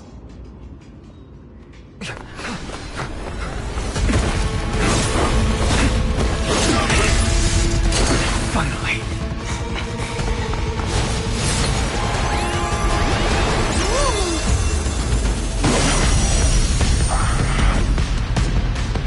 Pent in the memories of the dead! Executioner! You sure know how to keep a man waiting. Any later, and I fear the Titan would have sacrificed me. Frail child of humanity, 'tis more effort keeping you hale and whole against that blade than it is in seeking the truth of the world. Stars echo. No more touch. Mimi. Time for resolution. Torment. It's on me.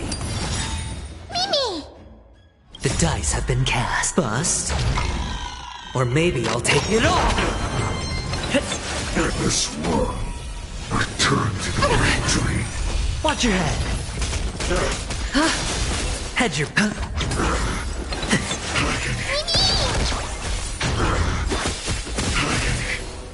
May song bring us victory. Resonate all together. Return to the victory. All in.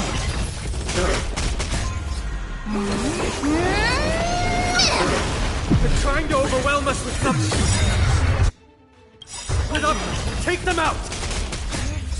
Oh, what a spirited display, deliverer.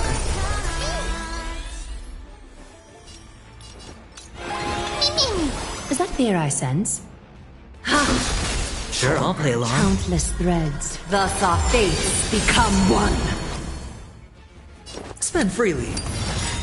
A little so fragile, like a wisp of silk. The dice have bust. Or maybe I'll take it all!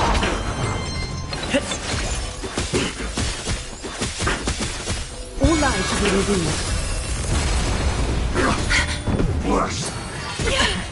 All in. It's on me.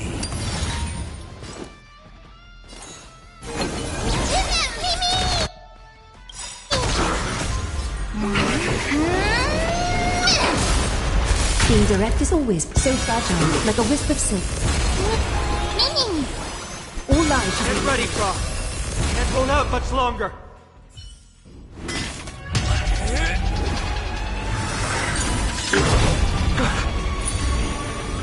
At long last.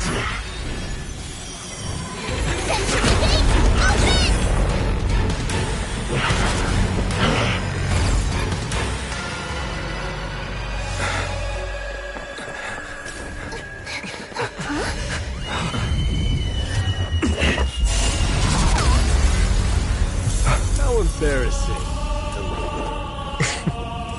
You didn't come down from the sky? This city is mine anyway. So why shouldn't I go through the front door?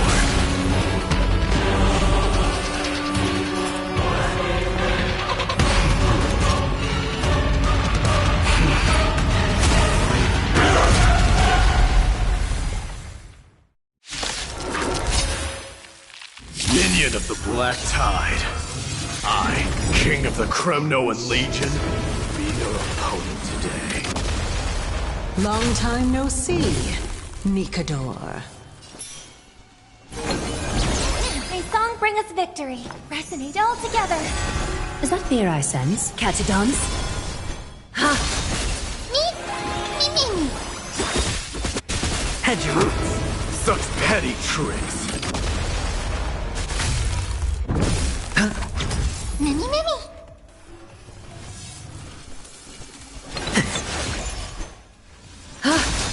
Sure, I'll play along. Spend freely.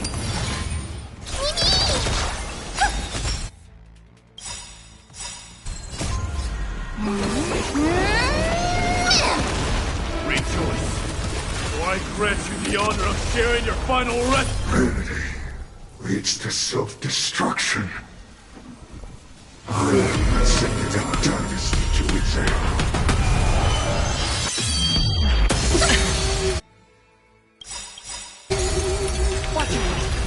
Well fought. That was a good opener to the ceremony. Or maybe I'll take it all. We honor the fallen gods with this fight to the death.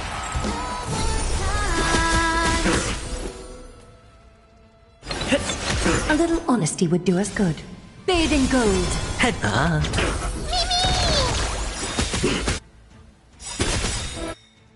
I'll accept your punishment. Countless threads. Thus our fates become one. All lies shall be revealed. all in. All will one day die. Mimi. A little honesty would so fragile, like a wisp of silk. It's time to end this.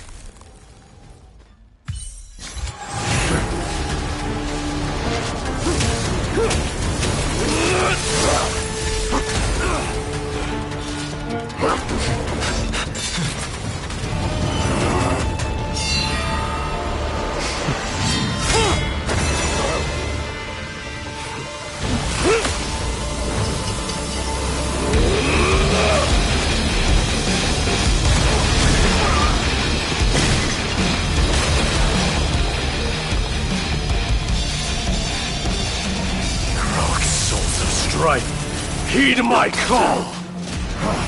I am the Lance of Fury. The agony this world needs!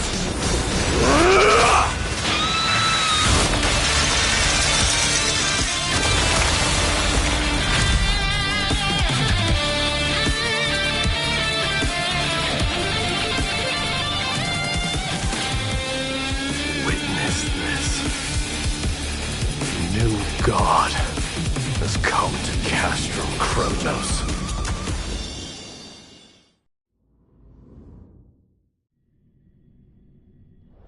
Look! The warriors have returned! But are the rumors true? Has Ornyx fallen? It's as the Council of Elders said. We face a dangerous threat. Yet the Chrysos heirs are only inciting more chaos. They don't care about the people's safety. They really gave the core flame of strife to a Kremnoan at the end. What a noisy crowd. This, doesn't feel right. It's probably because Ornyx is gone. Ornyx was a generous titan in the eyes of the people. They graced us with miracles, allowing humanity to reap many a convenience from the past.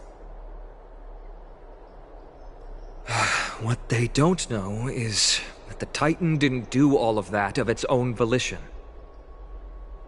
Regardless, the Titan has fallen, and we must surrender Ornyx's core flame. A meeting with that woman again so soon? I just can't catch a break. Professor Anaxa, why don't you find someplace to rest first? Matters that require Aglaya's attention are piling up. You two meeting again will, forgive my honesty, only distract her. Just try to stay on your best behavior, if you know what I mean. That's not up to me, I'm afraid. I've been trapped in her prison the moment I set foot in this holy city. The price of having a Titan living in my head, I suppose.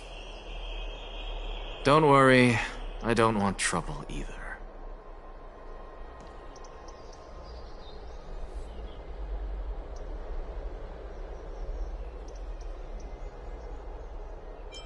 Professor Anaxa can be a bit unrestrained.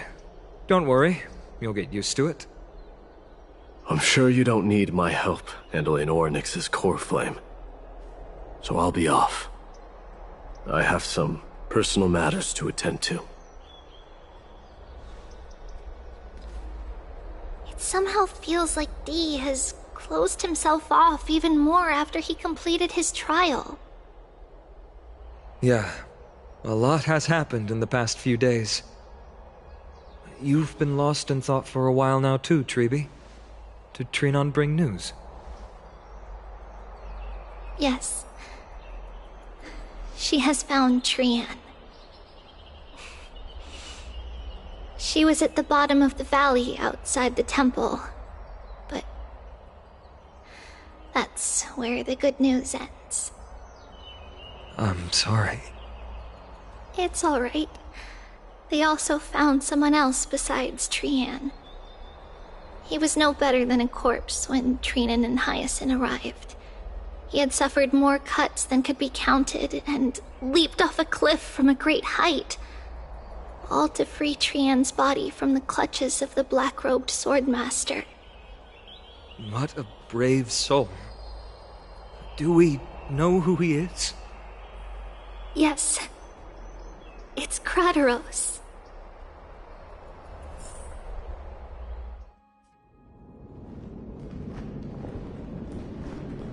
Stop!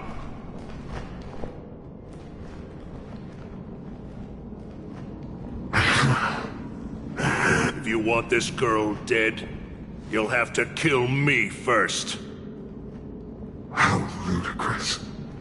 Your body made of flesh and blood as it is will not survive more than a single strike from me.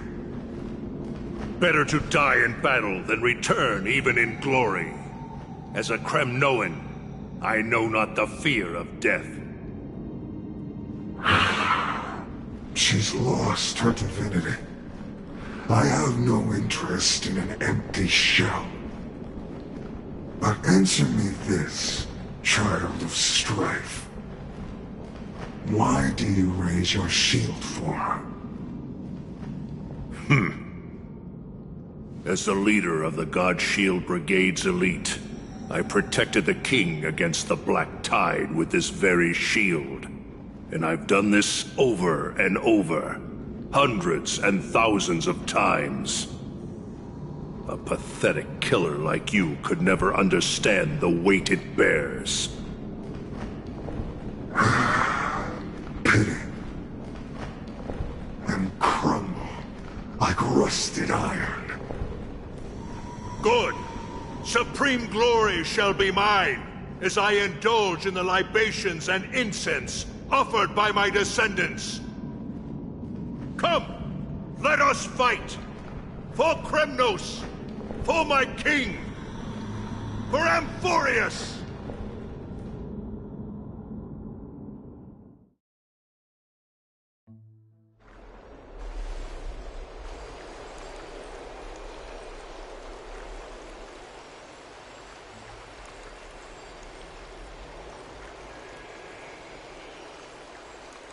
We foresaw this cruel parting 1,000 years ago. Today is but a reminder of that bitter taste. But Lady Aglaya, I don't understand. It wasn't life itself that Lady Trian lost. Why does she look like she really turned into a doll? I don't understand. Don't be sad, Hyacinth. Trian has used up her borrowed time from Yanis, that's all. Her spirit is now riding the west wind, flying ahead to a world free of sorrow. If a world like that truly exists, does that mean everyone from the Grove is there too? It exists, Hyacinth. Do you not remember? The prophecy that guides the Chrysos heirs is the voice of Kefili before it fell silent. It loves all of its creations dearly, and would never bear to lead us astray with lies.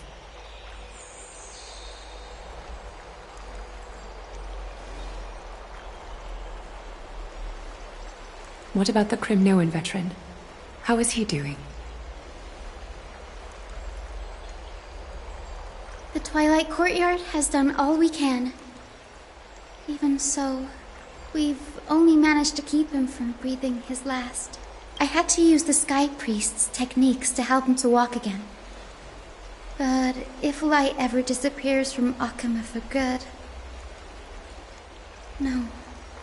Let's hope that never happens.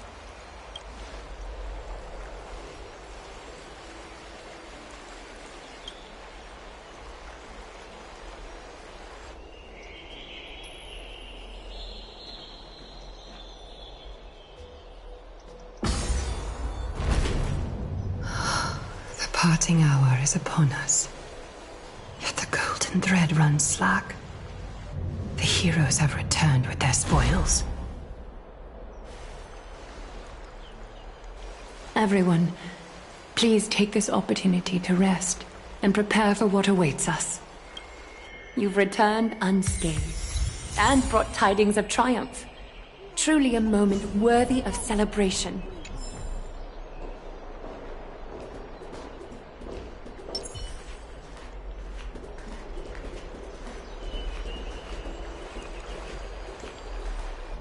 It's incredible to think that we returned Nikador's core flame not so long ago.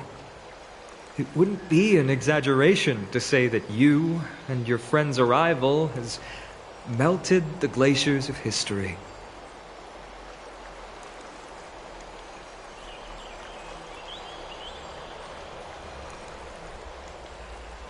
You could say this is the true face of history. It slumbered for 1,000 years, only to awaken for this one moment. Alas, now is not the time for a study of history.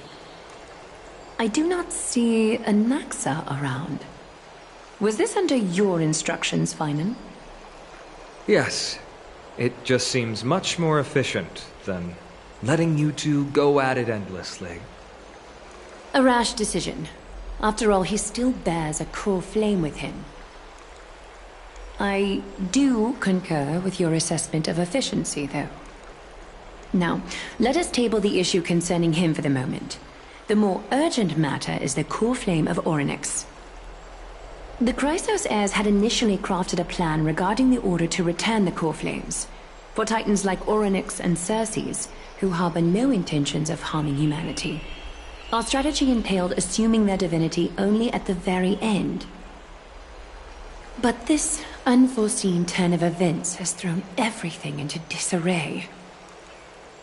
If we don't return the core flames to the vortex of Genesis, and we leave the Titan's divine positions vacant, we can't even begin to imagine the disaster that would follow. But the most pressing issue at hand is that we haven't found the Chrysos heir capable of bearing Orynyx's divinity. Finan, Castras, Mighty, and Hyacinth. Trepi and I devoted a millennium scouring the world, only to find these few people. Only a chosen few possess the capacity to assume divinity, the elite among the Chrysos heirs. We would never hastily extend our invitation without first verifying their potential to bear such power. Yet we cannot compel anyone into divinity, as it would be no different from sentencing them to the gallows. Truly a dilemma. Yeah. How about letting him give it a try?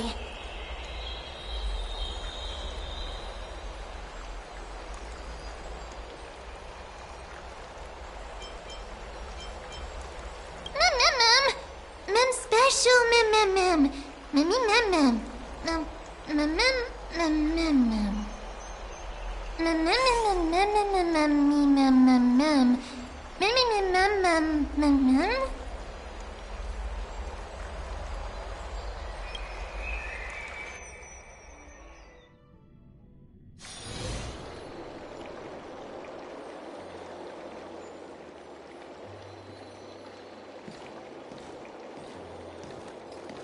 I see the Reaper has forsaken you too, teacher. It simply put my life in the hands of the Twilight Courtyard. That priest girl's medical talents are truly exceptional. She might be far from the ordinary girl we envisioned, but this isn't about me, Mighty Mos. I saw it. You finally decided to embrace your own fate. Power of strife is stirring a tempest within me as we speak. My bones have turned into steel, and my blood is seething in a blaze. Past rulers of Kremnos could only aspire to this might, yet I have merged with it. I've made history, and henceforth divinity and kingship shall coexist as one. Indeed. You've realized the aspirations of every former king of Kremnos. And now, you can at last bring our people home and reforge the glory of Kremnos. Unfortunately, I harbor no such desire. What? What do you mean by that? Over 2 millennia past, devotees of Nikador's might banded together beneath their feet and erected a city of their own. Ever since then, Kremnoans have served as the blades wielded by the god of war, following the Titan's path in its conquest. Yet, gazing upon our history through the lens of my newfound divinity, I now see it with unprecedented clarity. This history is sheer absurdity and inferiority. People surge onto the battlefield like ants, plundering and slaying for their own greed, only to be trampled upon like ants. The city and the beliefs that Kremnoans hold so dearly, alongside the supposed tradition, mere anthills that could be crushed with a single touch in the eyes of the Titan. You! Are you trying to strip Kremnoans of the pride we've amassed over thousands of years? With mere words? That pride holds little significance, Krateros. Now that I've assumed the divinity of strife, my next step will be to renounce the title of king. No. No! Convey my message to every Kremnoan. Do not do this, Mighty Mos. I beg you. Our history commenced in the year 2506 of the Light Calendar, and concluded in the year 4931. I, Mighty Mos, last king of Castrum Kremnos, son of Gorgo, do hereby proclaim the Kremnoan dynasty comes to an official close today. You have killed us. You have killed us all. No. I am granting you a new beginning. What is this? My mother's signet ring. It served as a symbol of kingship, and I now imbue it with a fresh significance. Take it, and rally those who have lost their identities. Convey the words of Mighty Mos, now ascended to divinity. You no longer need to chase fleeting honors or face death on the battlefield as if it were your sole destination. However, you must adapt to fit into the city you once observed with indifferent eyes. A cruel fate awaits Amphorius. No matter how illustrious a dynasty may seem, it crumbles to rubble and gravel before formidable foes. Yet, you shall tread the only path out, one that leads to a brand new world at its end. Why task me with being your messenger? Why not explain all this to them yourself? Because only humans can guide the path to be trodden by humans. It's not the lot of humans who crave the power of gods and spiral into madness for it. But humans who stand ready to raise their shields high to protect the lives behind them. I failed to save that child. That is irrelevant. As demigods, they have long been prepared for it. What truly matters is that you showed up there and shielded her. The one who persuaded Aglaya to set me free that night. Was that you, Mighty Mos? Yes. She's not one to easily make a concession. What did you offer her?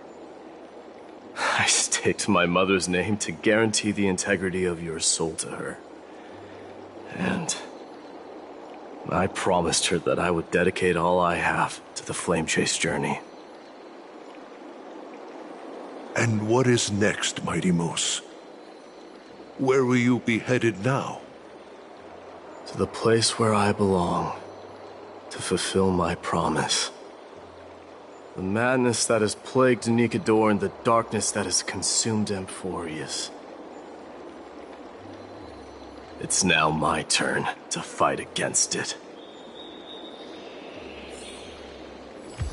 There are some people to meet with before I leave. Let's go.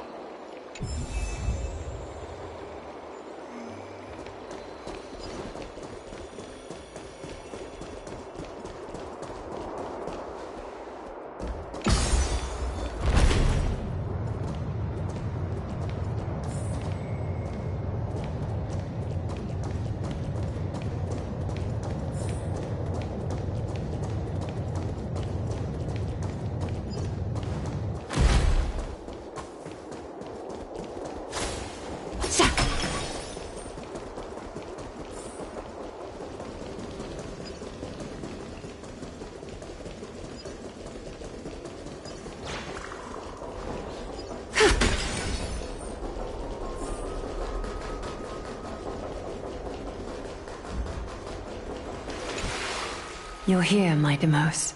It seems that you are prepared. Yes. You aided Akuma through yet another trying ordeal. And my gratitude— Isn't that exactly what you want? Not everything unfolds according to my plan. In the current state of the world, I can only proceed one step at a time. Furthermore, you are ready to dedicate all that you have, regardless of the promise you made to me, aren't you? Throughout my time in the Holy City, I've gleaned valuable lessons from you. Strategy, leadership, and adaptability to change. Yet, it's only recently that I've come to realize the truly remarkable quality you possess. And what is it? It's the magnetic allure in your presence. It draws people to gather around you willingly, to seek your guidance.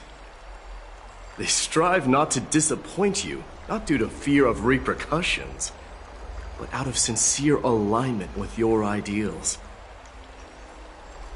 That is precisely what every ruler of Castrum Kremnos has been missing. I am truly honored to hear that. And now, my Deimos, you have risen as the most powerful demigod in the world. How do you intend to wield this newfound power? I shall see Nikador's aborted mission through to completion, and become the strongest bulwark for Amphorius to defend against the Black Tide. I will secure enough time for the Flame Chase journey, until you manage to lead everyone to reach the miracle of Genesis.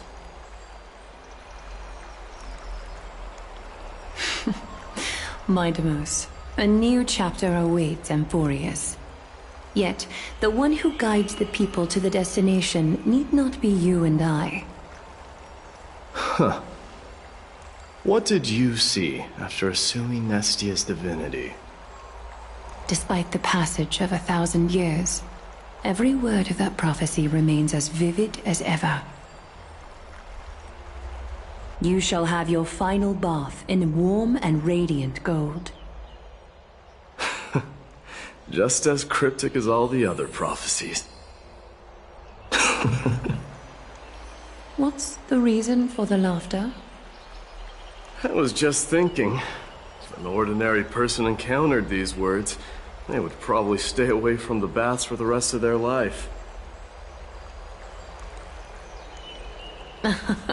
But I cannot forgo the delightful experience a bath offers. So, I assume you also glimpsed yours, my Deimos? One day, you shall die with a wound in your back. Well, that is a rather straightforward scenario. If I were to be terrified by drivel with no basis, I would not have attracted your gaze and joined the Flame Chase journey in the first place. You speak the truth. Farewell, mighty.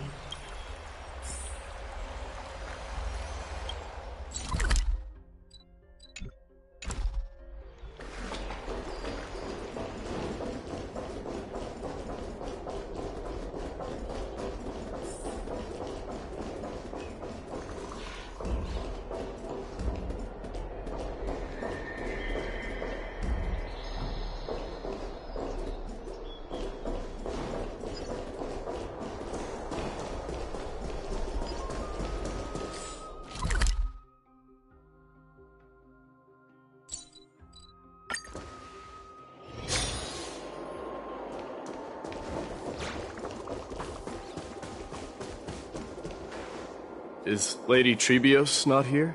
Lord Mighty! Hyacinth.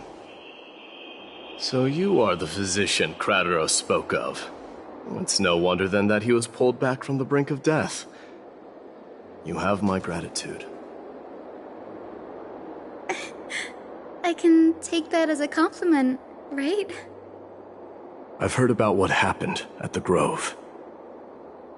I'm deeply sorry for your loss. I've heard far too much about death and grief recently. To quote Lady Treeby, we should all focus on tomorrow, shouldn't we? That's a valid point. You've always been the most optimistic one among us. Well, I must say, it feels quite incredible to see a new demigod standing right before me. You should prepare yourself as well. Humanity has already taken hold of strife, and one day it will also reach the sky. Do you really believe I can do it? Even my ancestor, that hero of legends, couldn't conquer the core flame of Aquila. Given your good rapport with the demigods, you should know that the path to assuming divinity is never limited to swords and spears.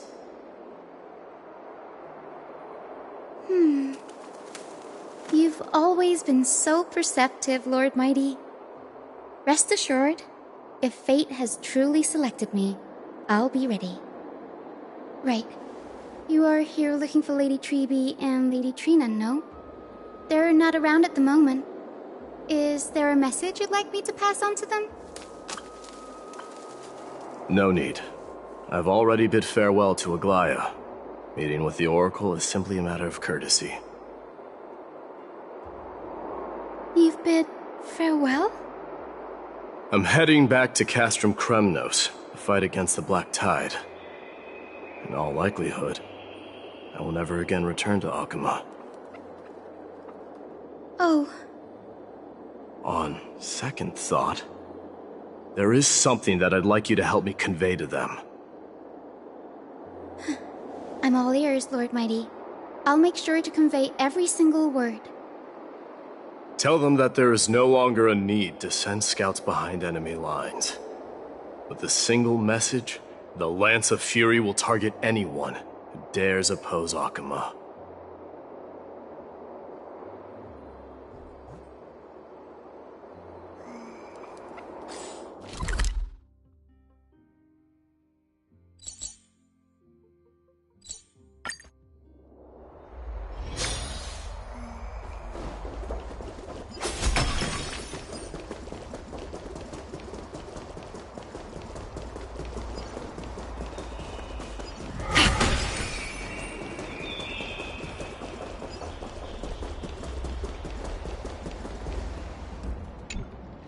Lord Mighty. I'll be embracing my destiny before you do, Castorus. Can you feel Thanatos right now? I don't feel them at all, regrettably. You have been painstakingly seeking that Titan for so long. But have you ever considered reaching out to me for help? You mean... Death refused to ferry me. If you were to send me to the Netherrealm, I may uncover clues along the way back. I would never do that, Lord Mighty. Death is not a game. You're right. That may very well be the reason why my people have struggled for millennia. They underestimated the significance of death. So, are you returning home alone, Lord Mighty? Returning home, you say? Maybe. At this moment, Castrum Kremnos is not just my birthplace, but also my fated destination.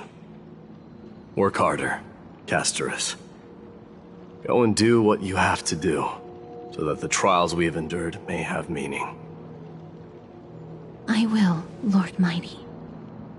May we reunite on the other side, where the warm west wind blows.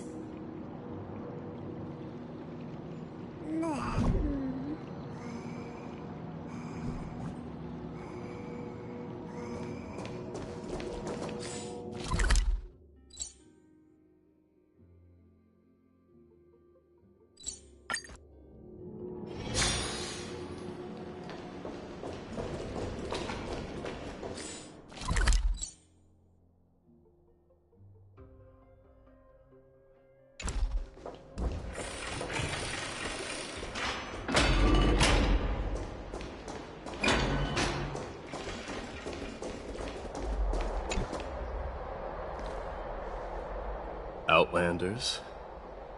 No. Trailblazers. I will soon make my way to Castrum Kremnos. If all goes according to plan, this may be our final meeting. I just want to let you know that I appreciate everything you have done for Amphorius.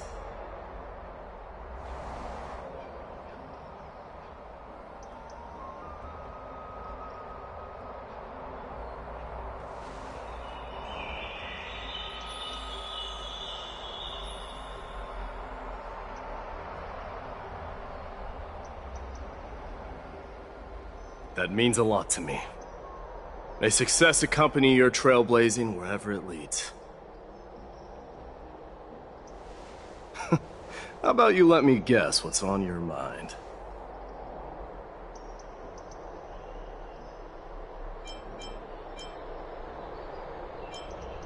Are you gonna say something insane again, Trailblazer?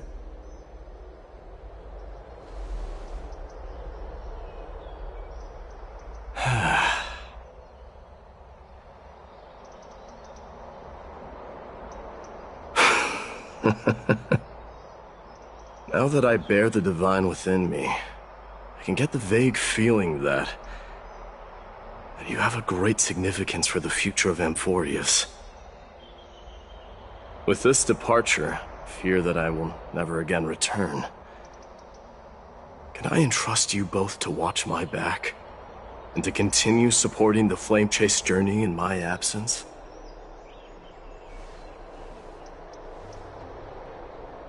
You have my gratitude. Then, farewell. Yes?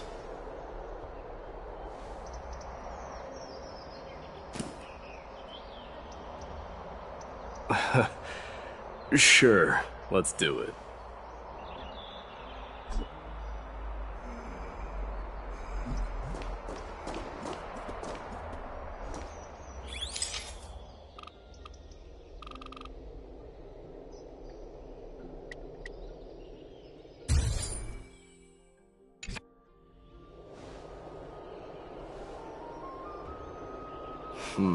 Well, feels peculiar, I suppose. I'm not talking about your photographic skills. It's just that I rarely take photos. But this one, it's pretty good.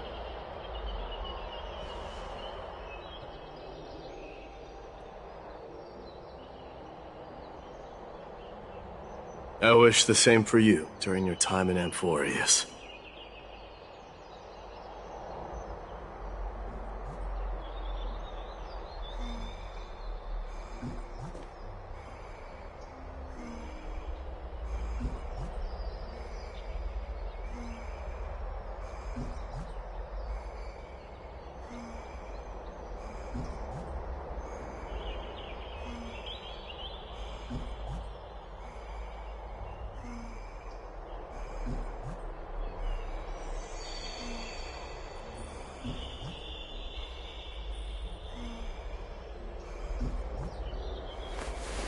Reshape fate and weave a new beginning.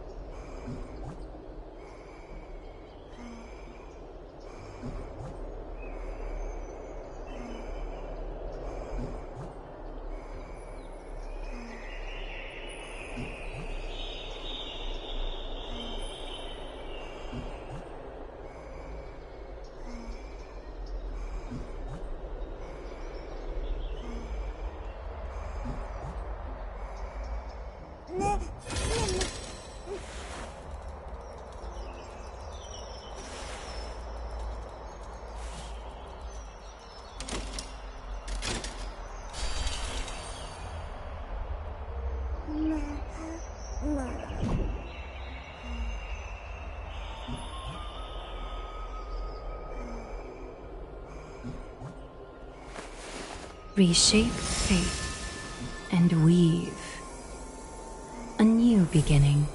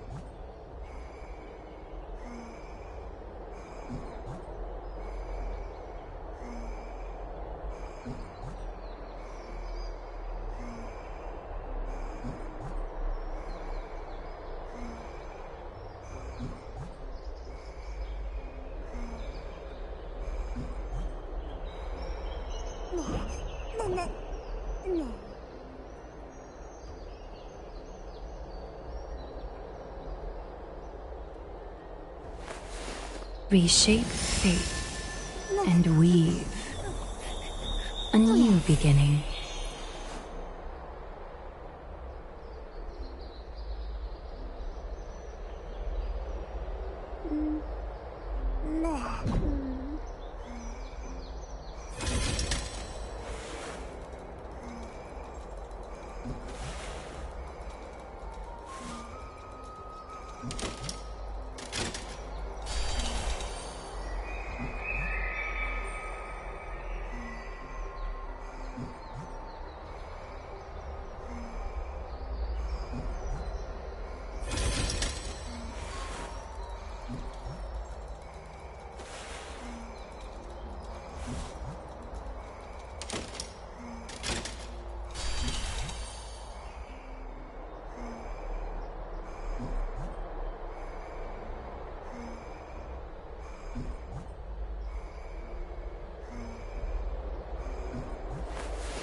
Reshape fate and weave a new beginning.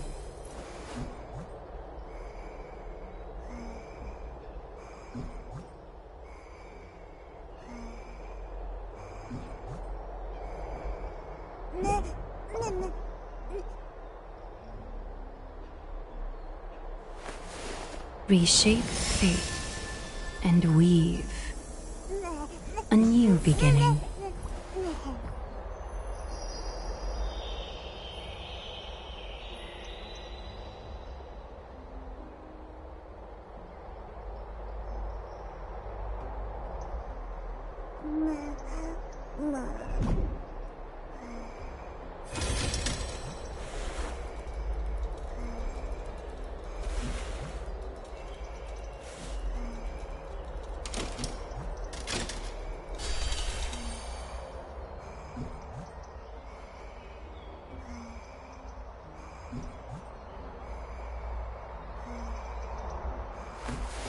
Reshape fate and weave a new beginning.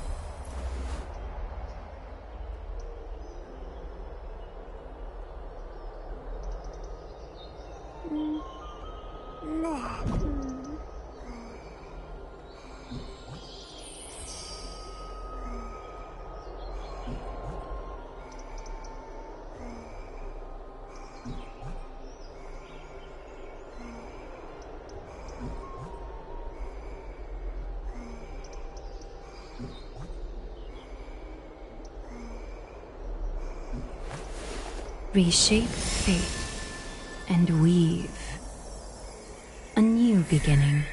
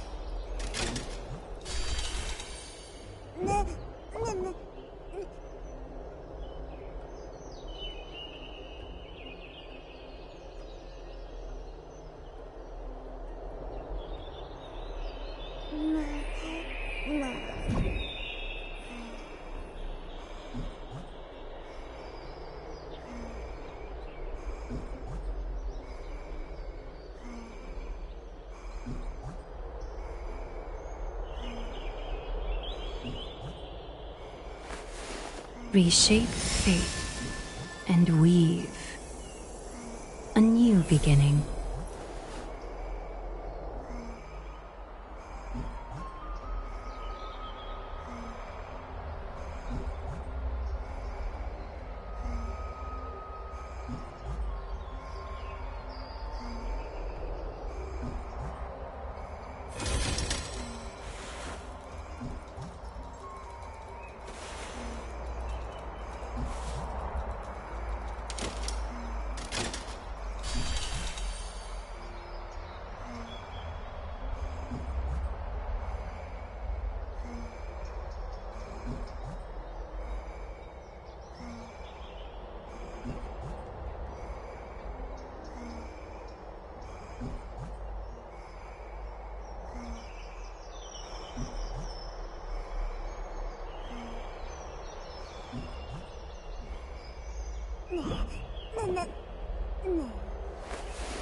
Reshape fate and weave a new beginning.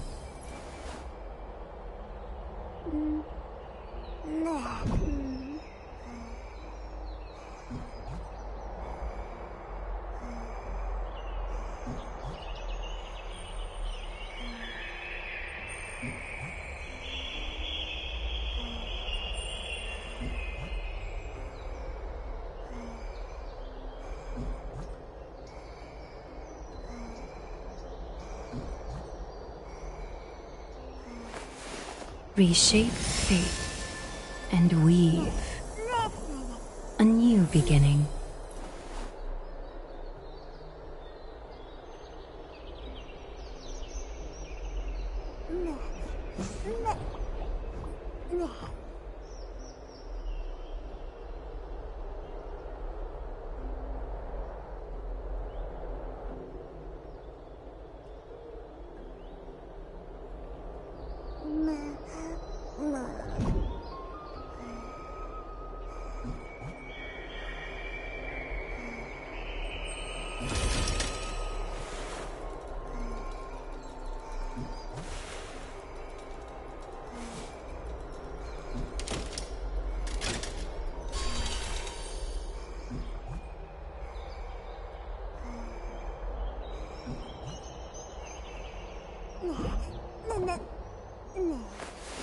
Reshape fate and weave a new beginning.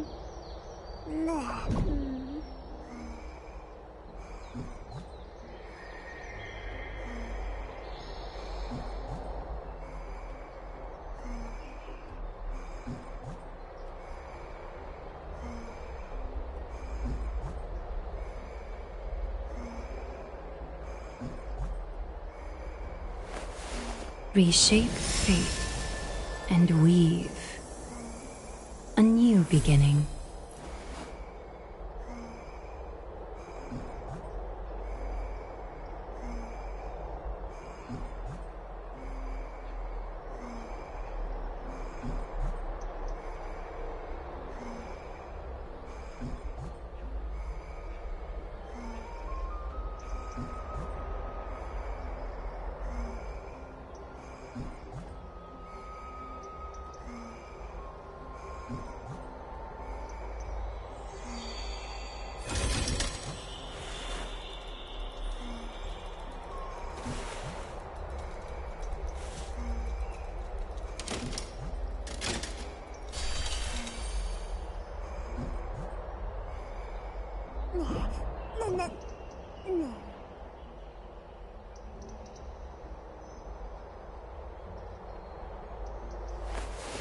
Reshape fate and weave a new beginning.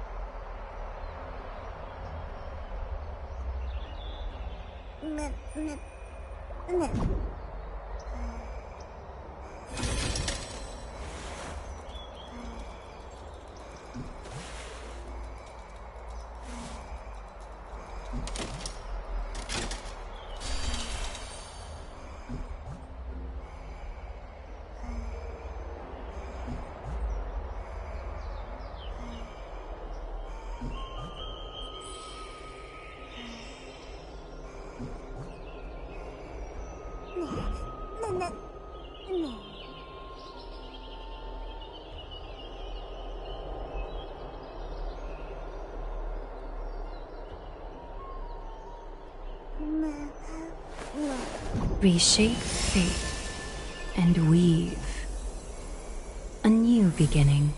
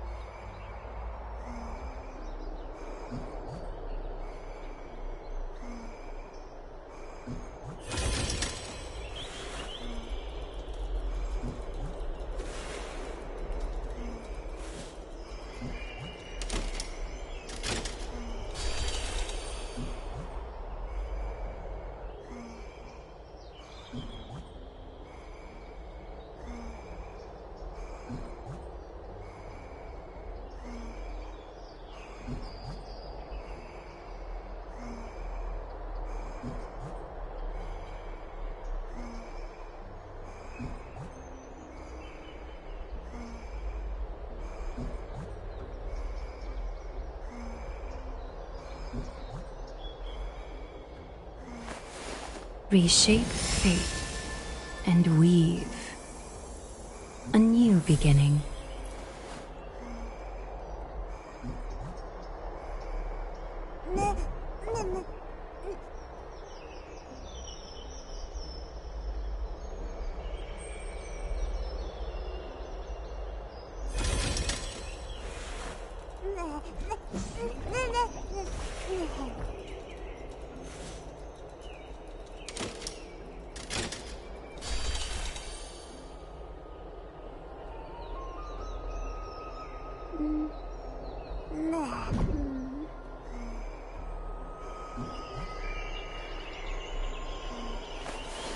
Reshape fate and weave a new beginning.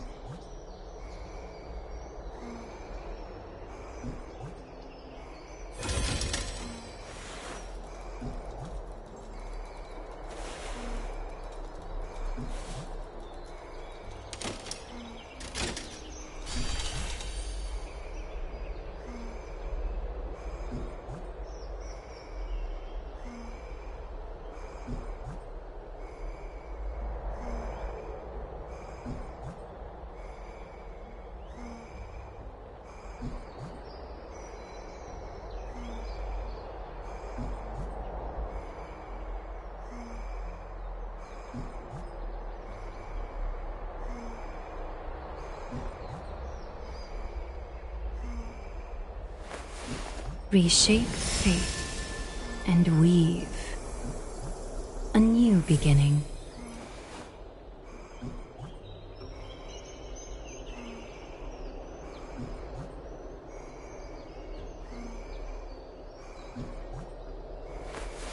Reshape fate and weave a new beginning.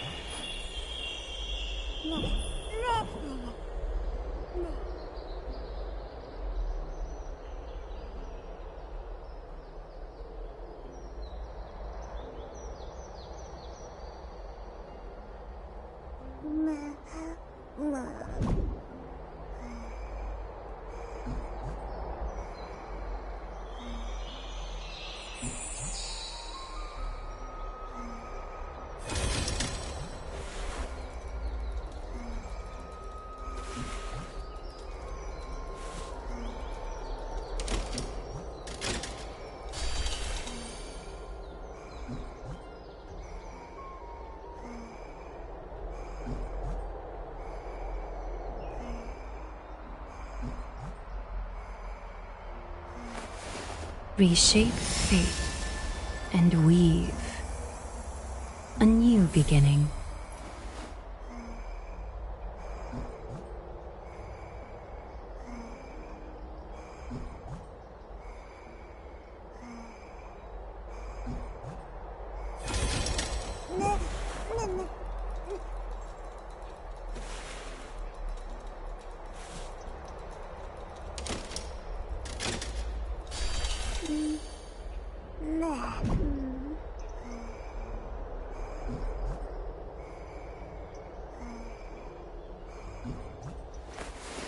Reshape fate and weave. A new beginning.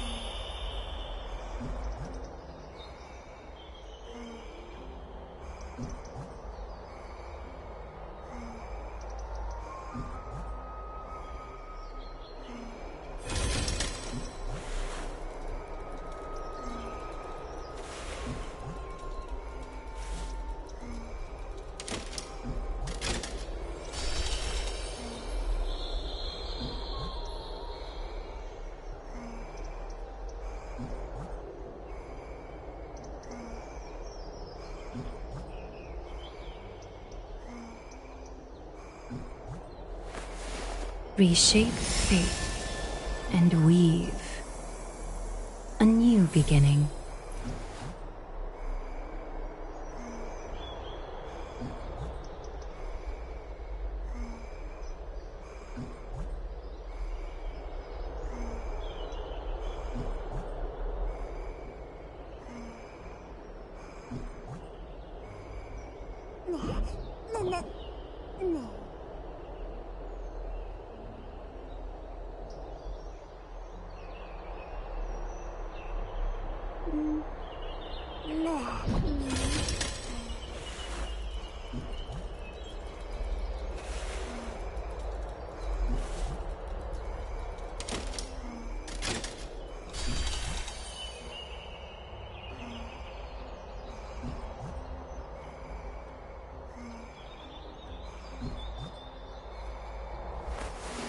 Reshape fate and weave. A new beginning.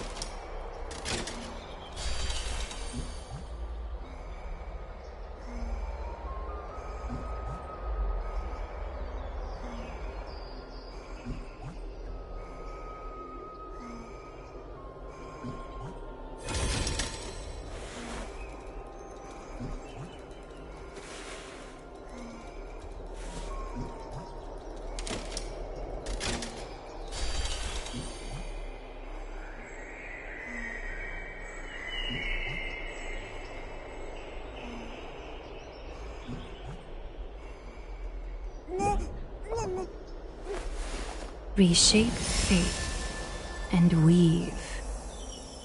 A new beginning.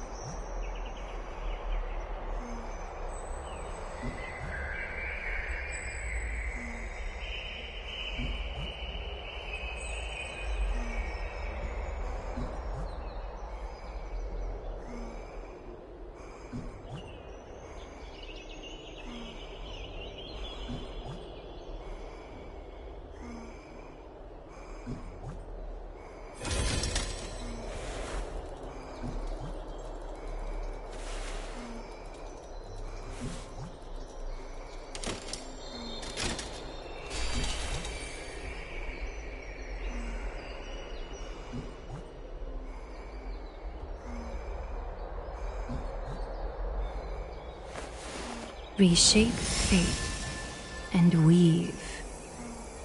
A new beginning.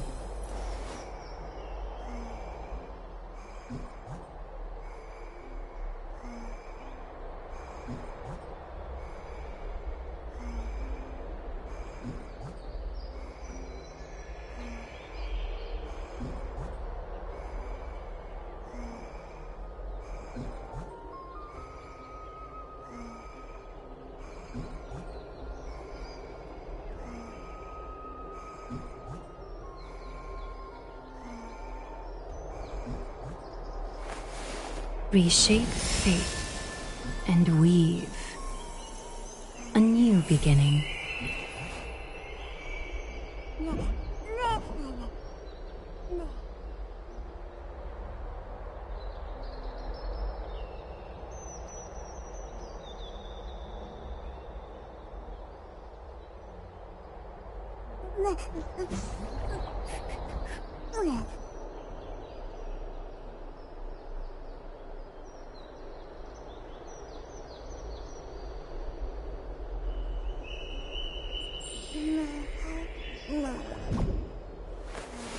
Reshape fate and weave a new beginning.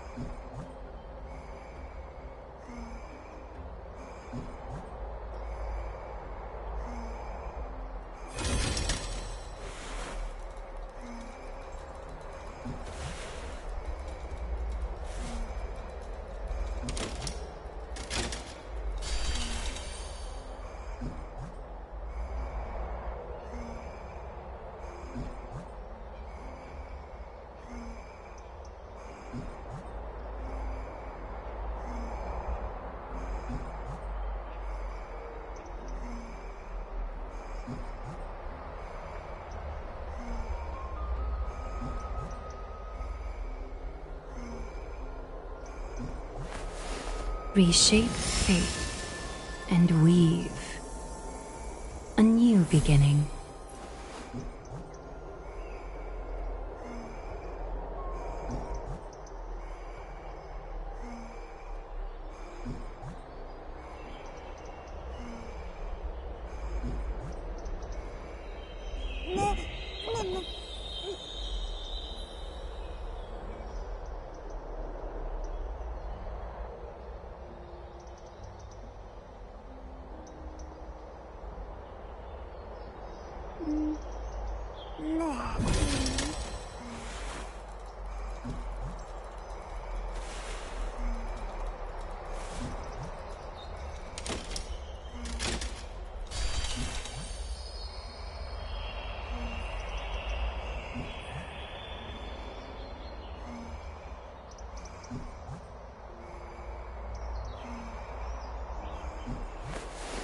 Reshape fate and weave a new beginning.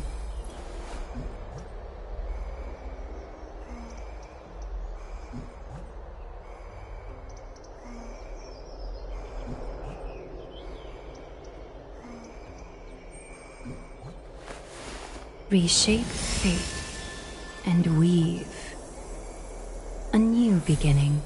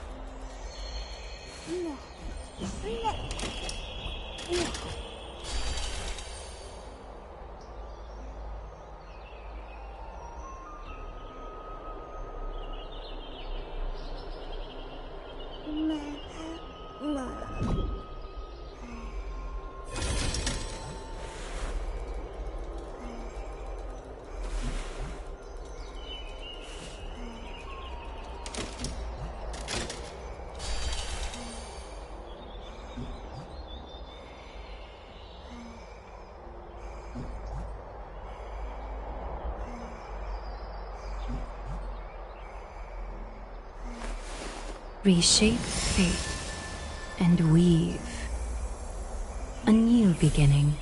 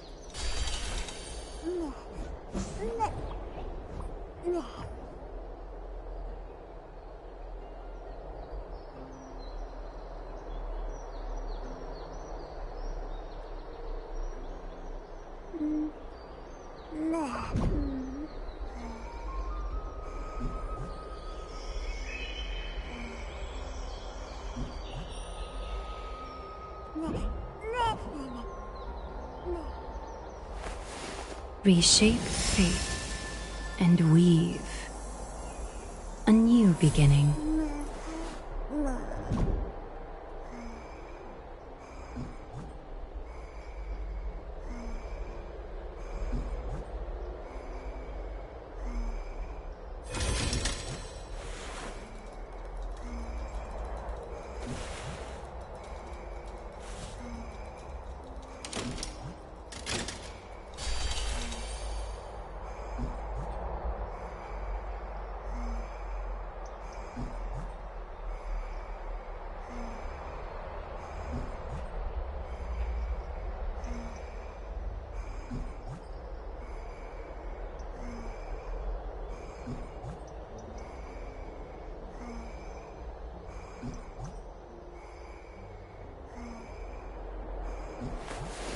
Reshape fate and weave a new beginning.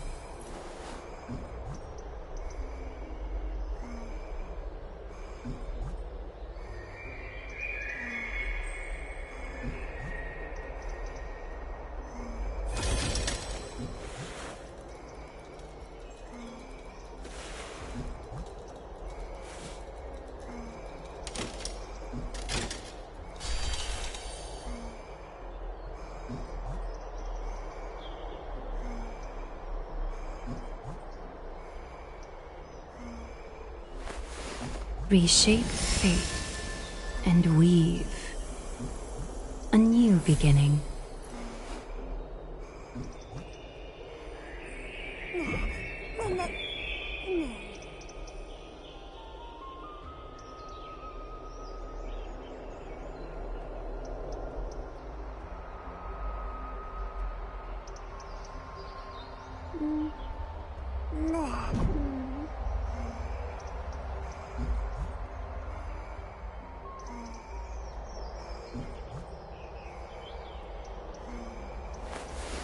Reshape fate and weave a new beginning.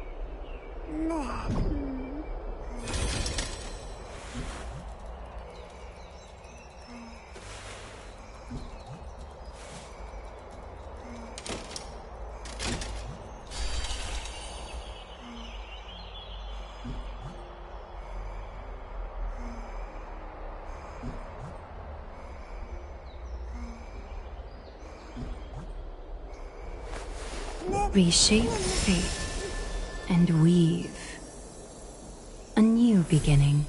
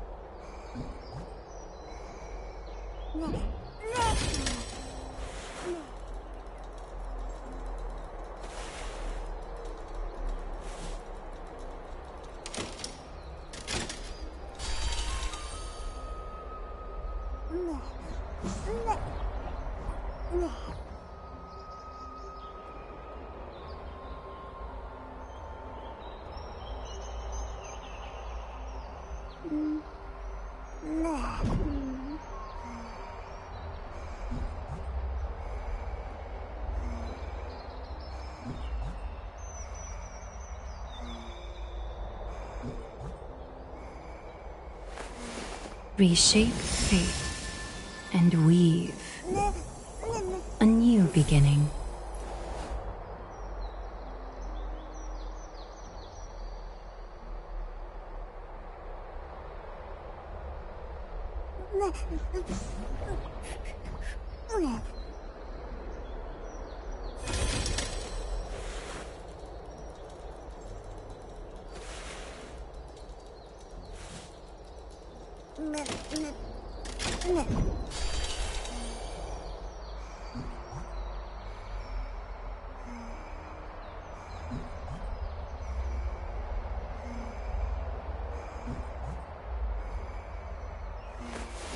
Reshape fate and weave a new beginning.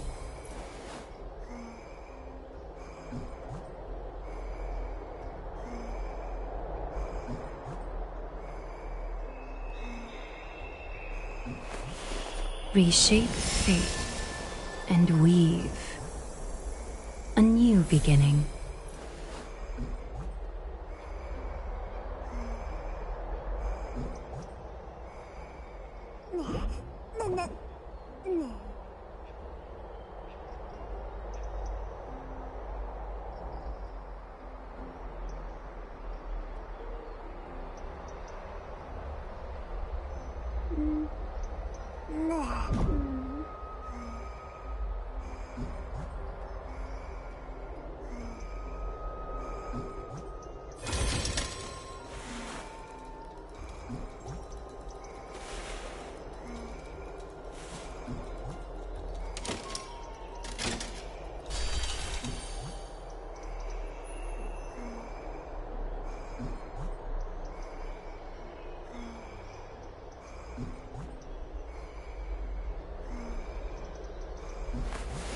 Reshape fate and weave a new beginning.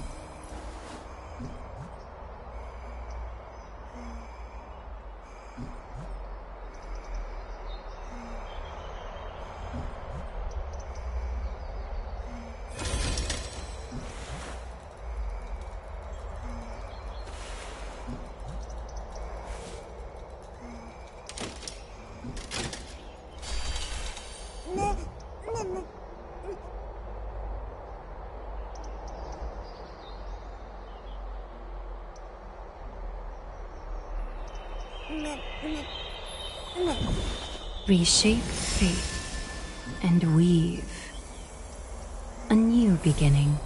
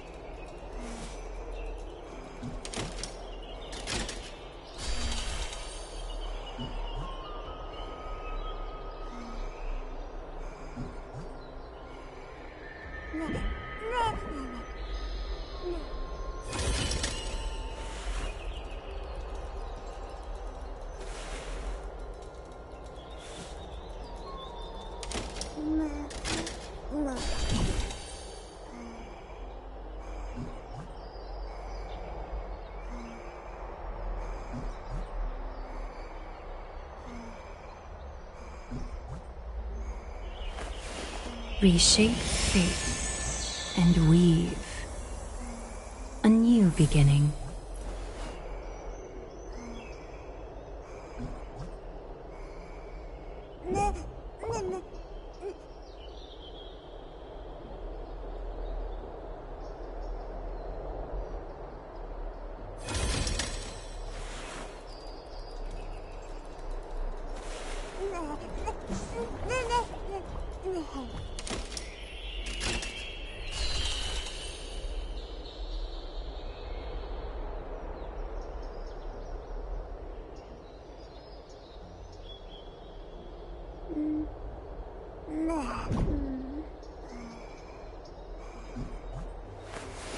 Reshape fate and weave a new beginning.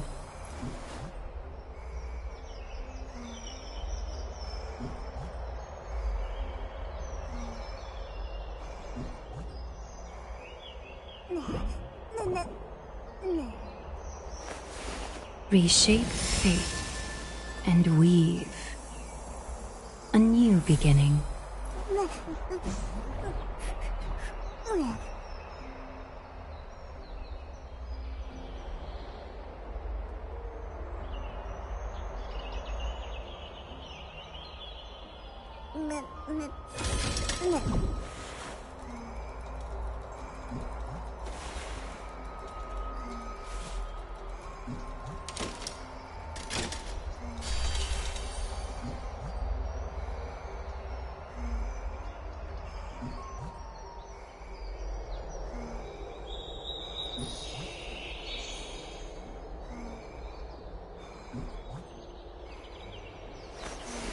Reshape fate and weave a new beginning.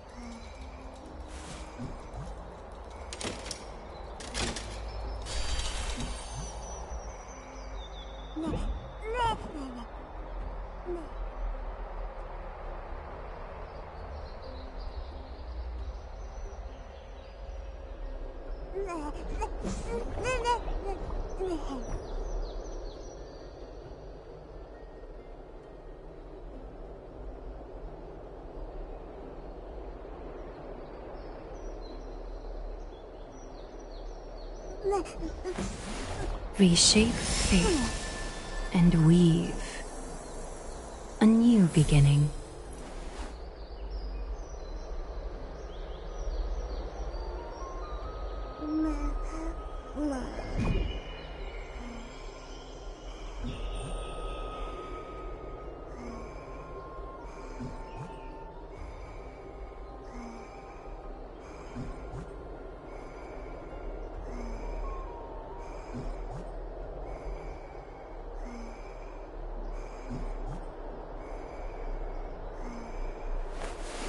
Reshape fate and weave a new beginning.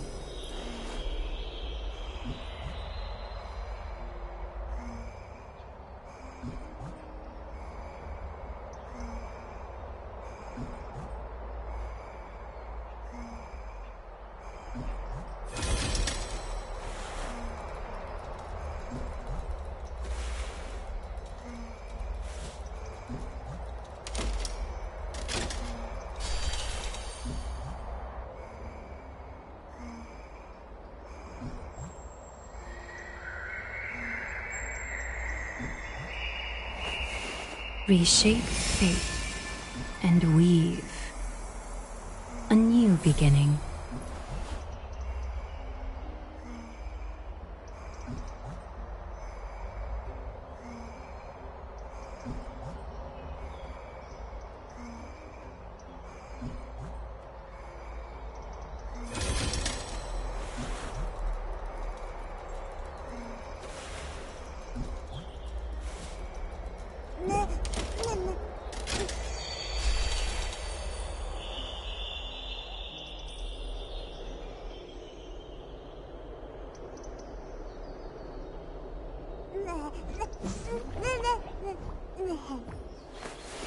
Reshape fate and weave a new beginning.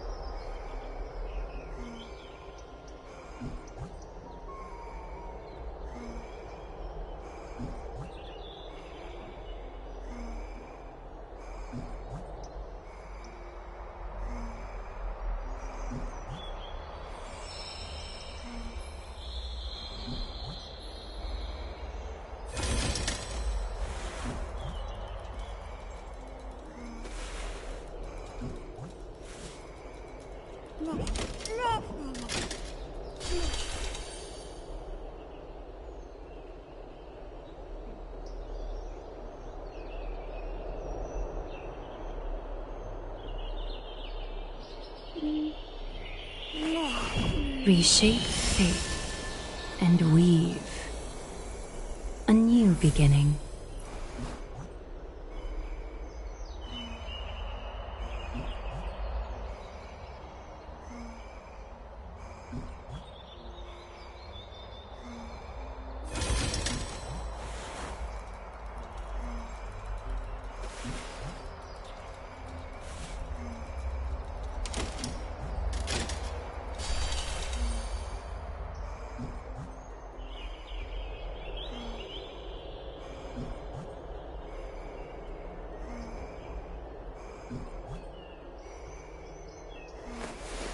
Reshape fate and weave a new beginning.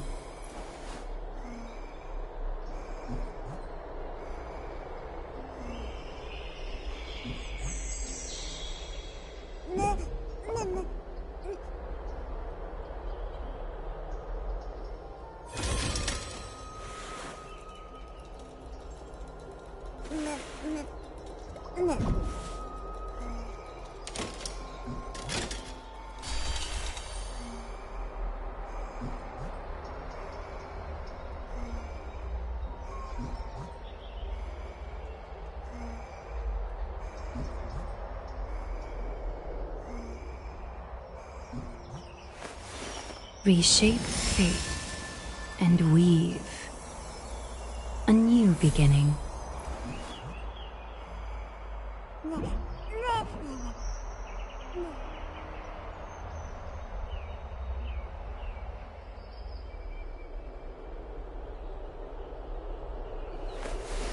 Reshape fate and weave a new beginning.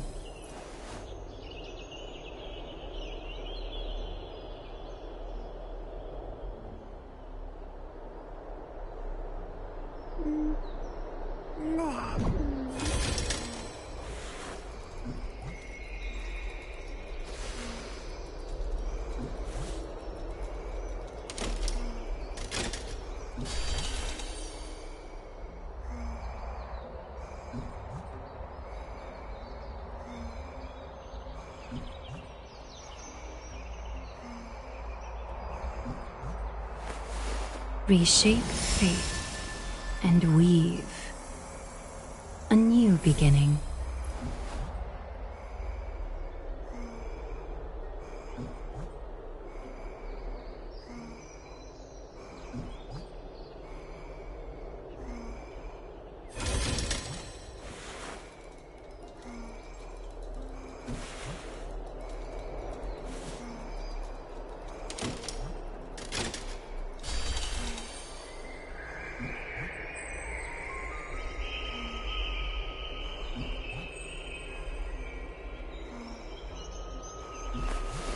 Reshape fate and weave a new beginning.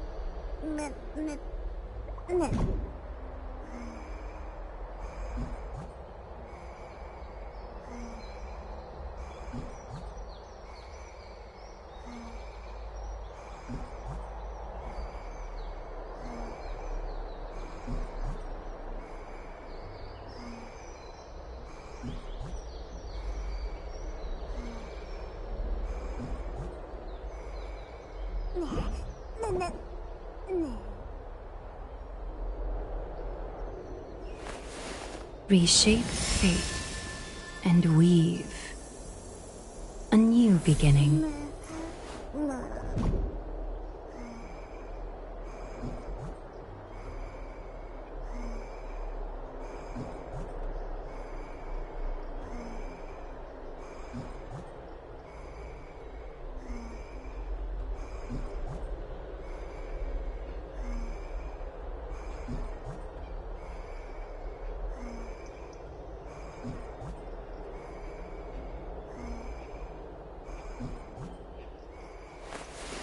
Reshape fate and weave a new beginning.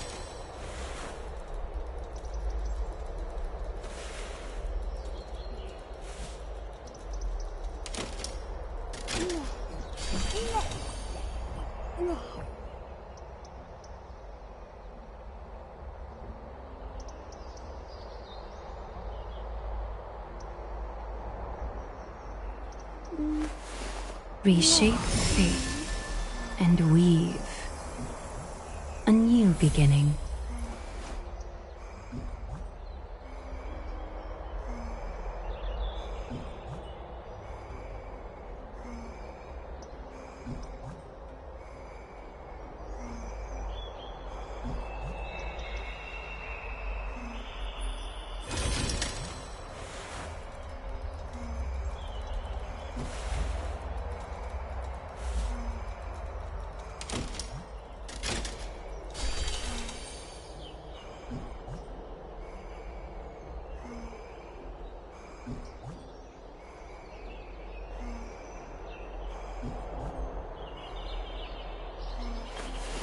Reshape fate and weave a new beginning.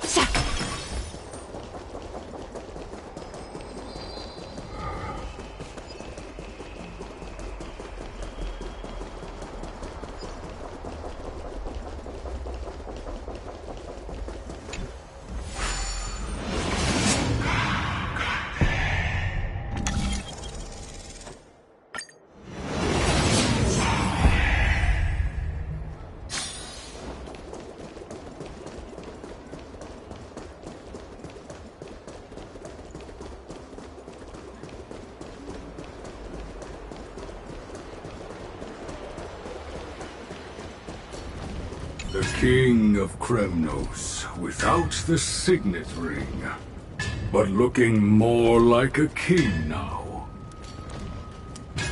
I'm no longer the king, Grand Craftsman. Matters not the title. Surpassed all former kings your achievements have. I will honor your trust and liberate the world from the clutches of fear. Nevertheless, I must request that you continue to watch over Phainon, Cartonis. I have a feeling that his fate will weigh heavier than all of ours combined. Keep Phainon in mind, I will. Return to your home, brave king. Together with everyone, I shall remain here. That thunder from Castrum Kremnos we wait to hear.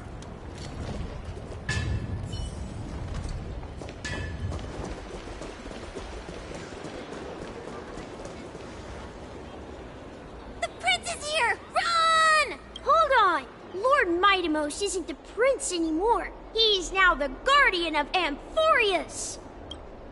What's going on?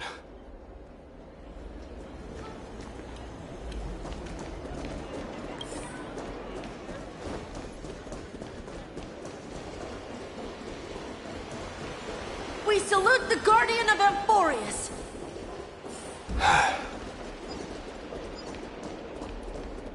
May triumph always be yours. Farewell, savior of Kremnos! It's been a while, Guardian. I should have known you were the mastermind behind this. Hey, don't go pointing fingers without cause. I swear I'm innocent this time. See those kids over there? They're the ones who brought everyone together. I admit, that took me by surprise. Were you seriously just going to sneak off without a word with me? Well, I was actually on my way to bid farewell to you, but ended up running into this. Oh, that's quite an honor, I suppose. We better not leave them waiting too long. don't you think? The road to Castrum Kremnos from here is long. Perhaps it wouldn't be a bad idea to take a moment and etch their faces in my memory one last time.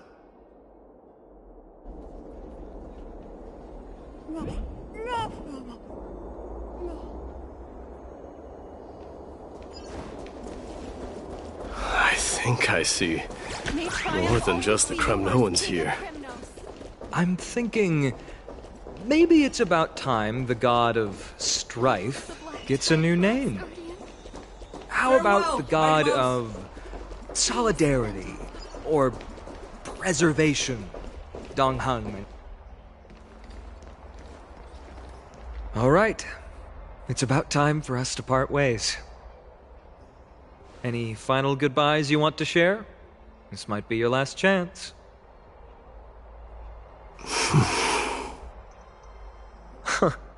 Why so quiet? I thought divinity would wash away some of your sentiments. Do you truly feel as carefree as you seem? Or is this just a facade you wear? You know what? You sound just like a Gly at this moment. But you're not off the mark. I just thought that putting on a nonchalant front for this occasion might help us preserve some dignity. I can see through your deception, even without the power of mind reading. Am I really that terrible at controlling my facial expressions? Well, with that said, thank you for aiding me in defeating my archenemy, Mightimos. No need to thank me. This triumph brings no delight, nor does it signify closure. You understand that more than me. Indeed.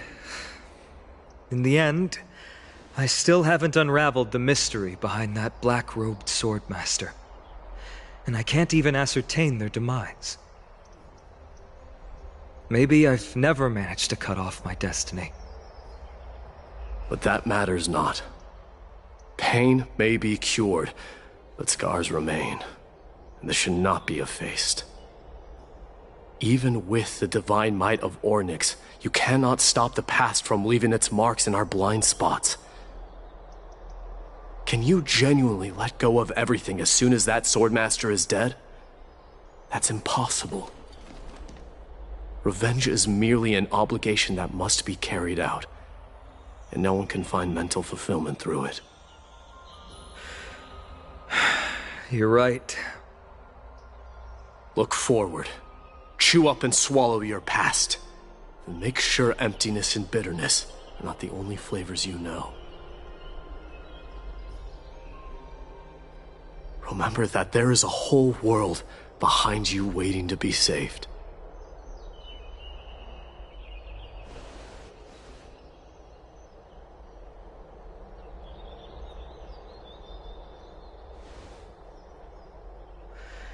I will keep that in mind.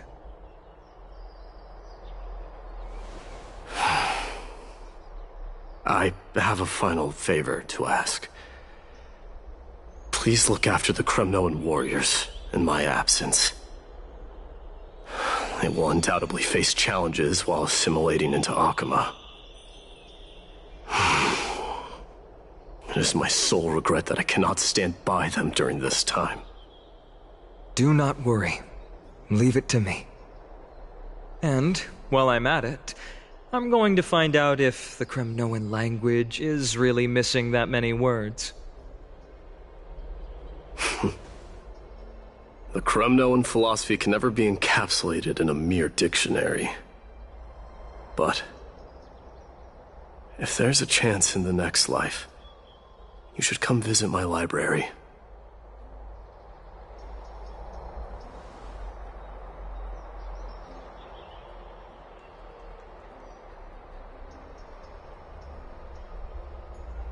I'll be on my way, Deliverer.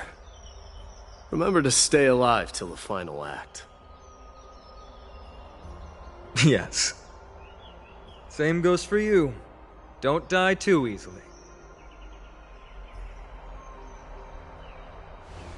May triumph always be yours, Mightimos.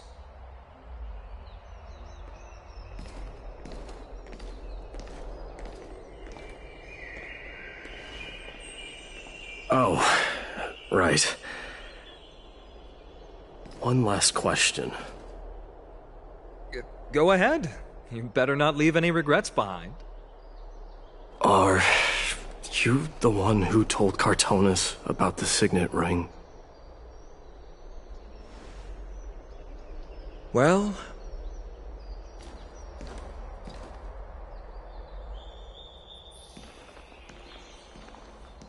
who knows?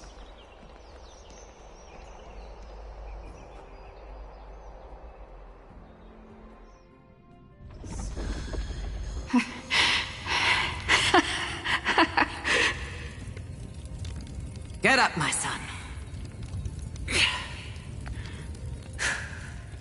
You showed great courage in today's training. Let's wrap it up for now. Yes, Mother. Mother, there's something I want to ask you. What is it, Mightimos? Why must we learn to fight? It is for glory and honor, my son. For Kremnoans, mastery of swords and spears is ingrained from birth. And the battlefield is our destined end. Is that really the way it is, Mother? What makes you say so? Because you don't sound entirely sure. You're right, Mightimos. I once believed those words, without question. Until your father cast you into the Sea of Souls. It was at that moment I realized how everything I believed in was utterly hollow.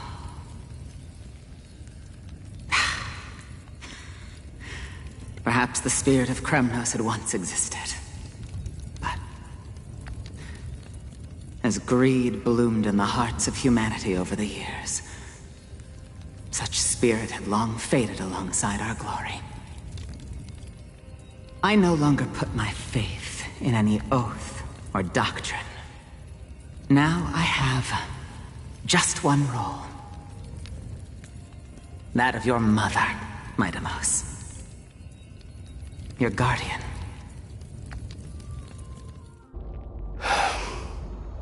That dream always ends there. The journey back to Castrum Kremnos is proving to be longer than expected.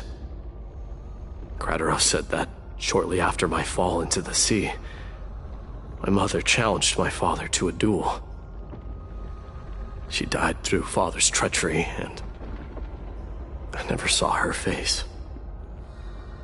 Yet each night she would show up, waiting by the flickering firelight. I always anticipated the sequel to that dream, believing she had more words of wisdom or guidance to offer. But now, I think I finally come to understand. That is all she wished to tell me. And now, I too am left with but one role.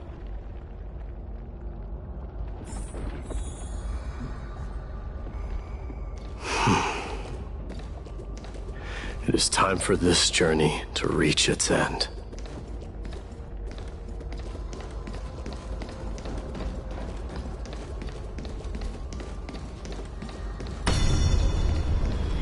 Look! Mightimos is back!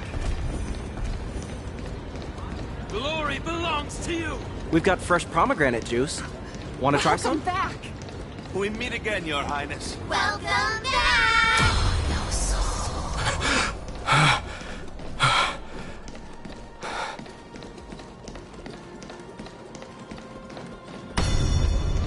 How was your training? Ooh, say, You're come looking and check well. out what I just wrote. Mightimos! May Nikador Did you just come back from training?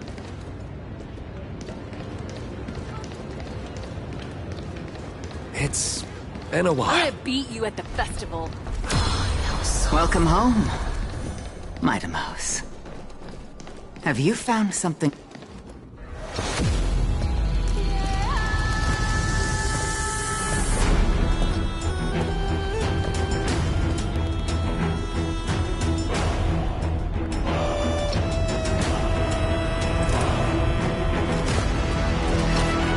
The son of Borgo will be drowned in blood! The son of Borgo will be drowned in blood!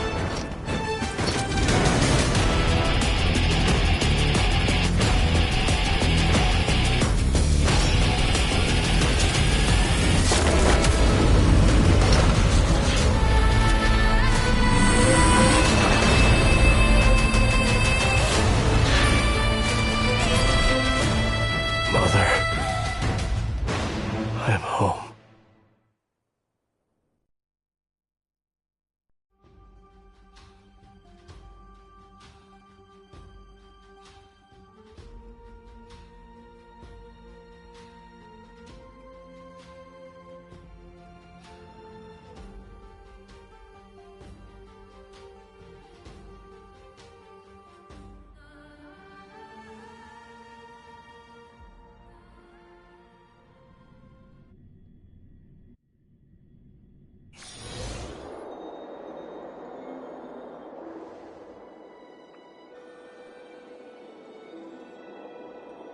We smell sunlight and the wind of Akama. This was your favorite spot, wasn't it, Trianne? Lady Trianne, why did it have to end up like this? Take it easy, Cass. Departure is a part of life.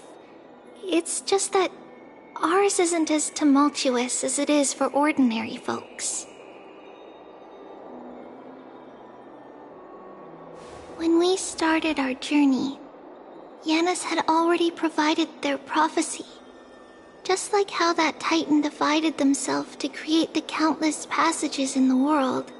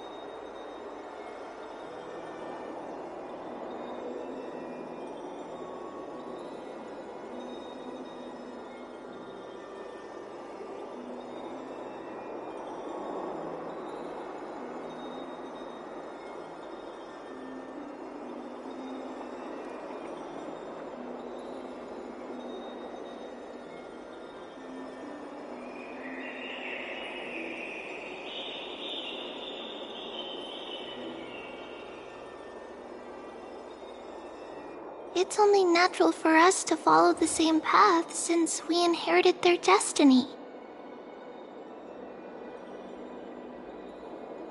If you don't mind, Treeby, are you still willing to unveil that past for us? The past regarding the prophecy?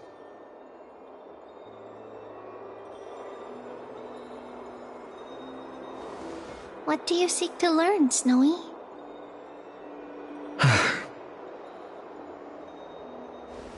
Mightimos has left the city to face his own fate. That is, the fate of every demigod. We will all eventually let go of our past to follow the same path as his. So, what I want to know is, as Amphorius' first demigod, what compelled you to take the first step on this journey? And what has sustained you to make it this far without looking back?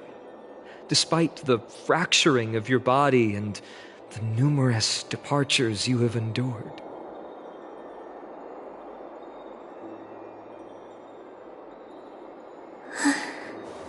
All right. Teacher, are you sure about this? Dee is already doing what he has to do. What reason do we have to keep it from them? Let's go, everyone. Let's go to the Abyss of Fate and see how it used to be.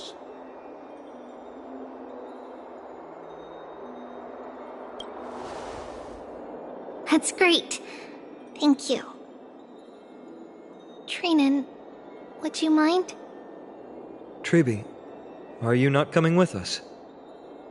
I want to stay here with Trian for a bit longer.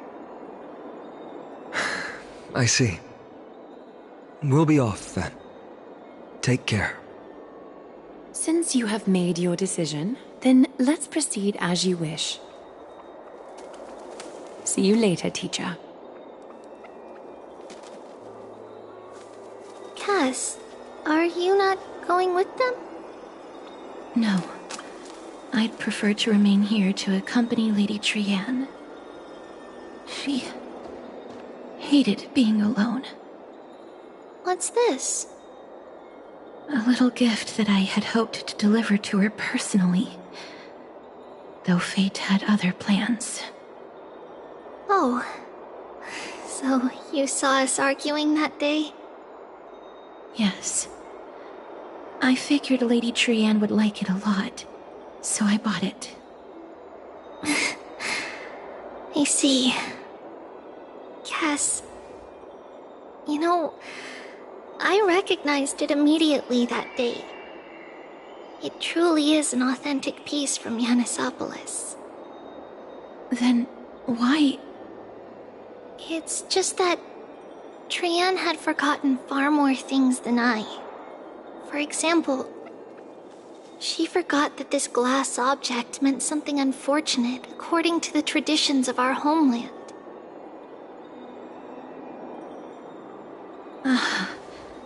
I'm sorry, Lady Treeby. Should I... No need to apologize, Cass.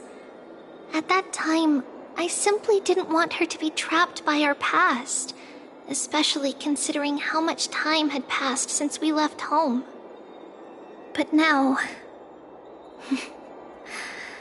it might just be the perfect gift for Trian. All shall bid farewell to one, and that person alone will witness the miracle. While you and I have long accepted this absurd fate, they remain fresh and inexperienced. Teacher, don't let the weight of that cruel prophecy crush their spines. But it would be even more cruel if we allow them to ignorantly fall before the gates of the new world. They will eventually need to know the truth. We just need the right opportunity. This, to me, feels like the right opportunity.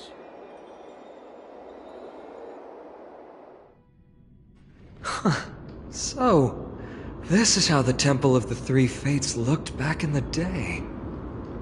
At this point, Yannisopolis still resides under Aquila's protection, yet it is already fated for decline, and only contains a beautiful facade.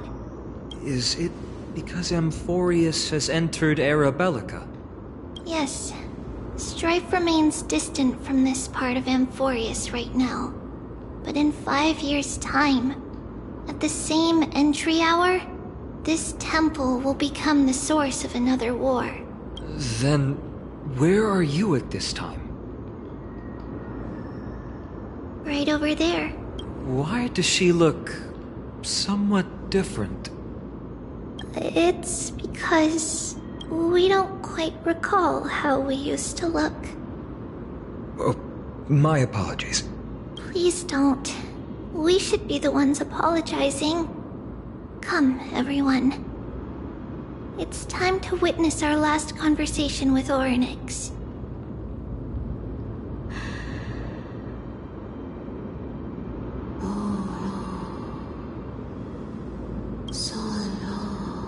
You're here, Orynyx. This is our memory, so your senses are also aligned with the Trebios of that moment.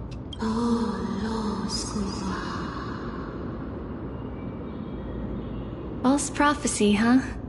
So you still think that way?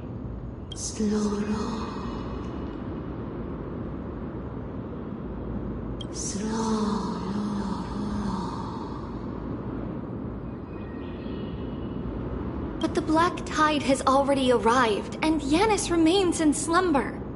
If even the God of Passages, known for guiding mortals, cannot resist this catastrophe, then what can we do against the incoming destruction?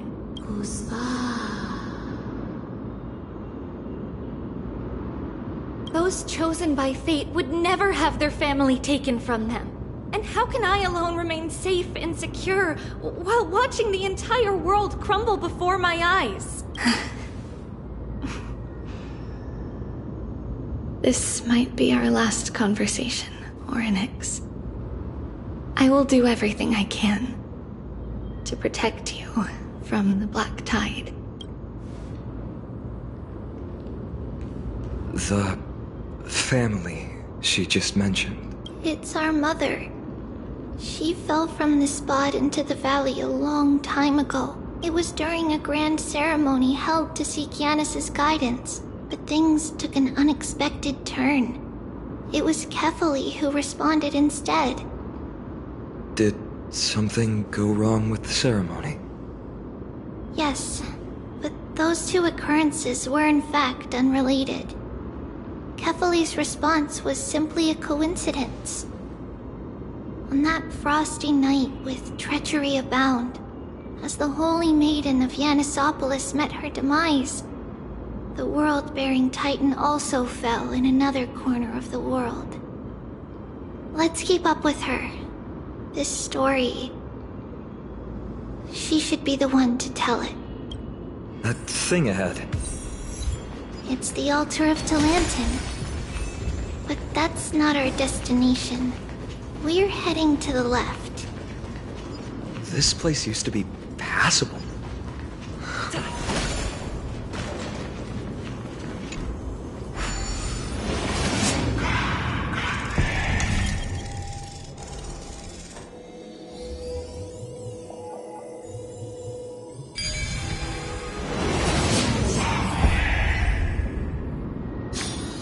So that's how it works.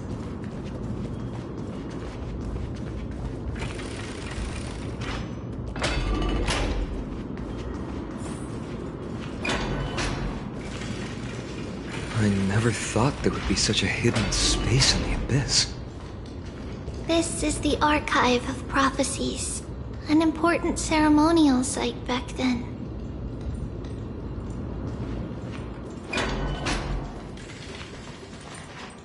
Is this Yanis's maze that Trinon used for divination in the past? Not only that, it also serves as a lock. Our childhood abode lies sealed within. This is the largest puzzle I've ever laid eyes on. And it even acts as a door lock. Should have expected something like this in the homeland of puzzles, I suppose. So, how are we going to solve it? Just follow the designated path and let the stone ball fall into the pool twice. Seems pretty straightforward. Even Mighty might be able to complete it in a single try.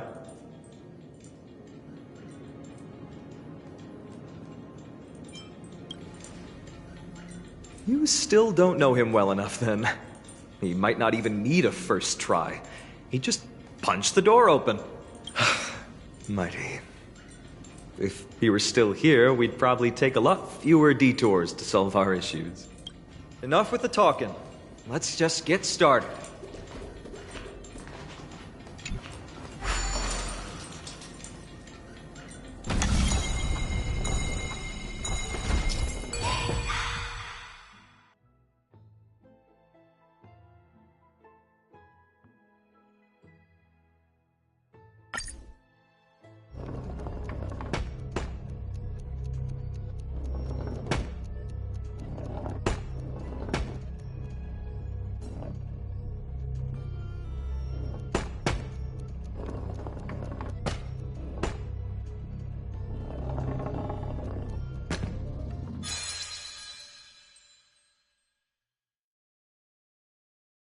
Impressive. You too have the makings of a high priest now.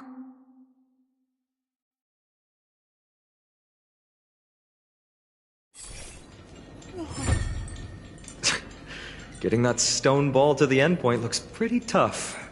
My hands are shaking just from looking at it.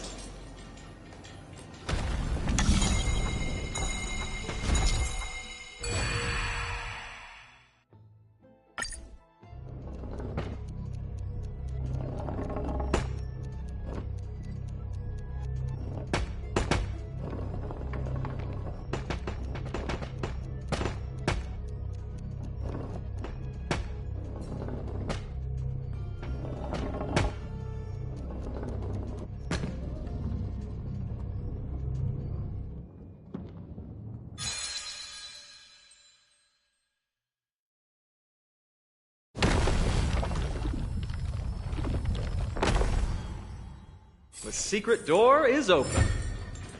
Go inside, and you'll see the place where we grew up.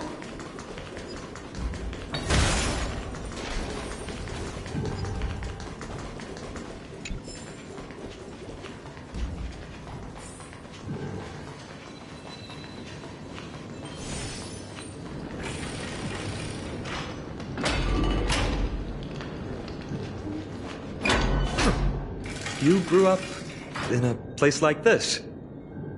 By the time we were born, the role of the Holy Maiden had already diminished to a mere title.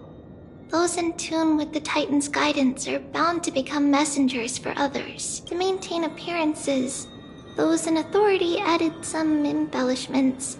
And with Mother around, our childhood wasn't entirely without joy.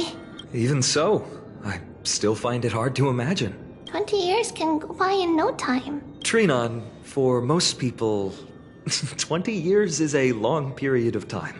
Right. Becoming a demigod sure changes how one lives through time. It's hard to believe it's been so long. Your power is exceptional, Little Gray. This place looks exactly as before. Let's explore the room a bit.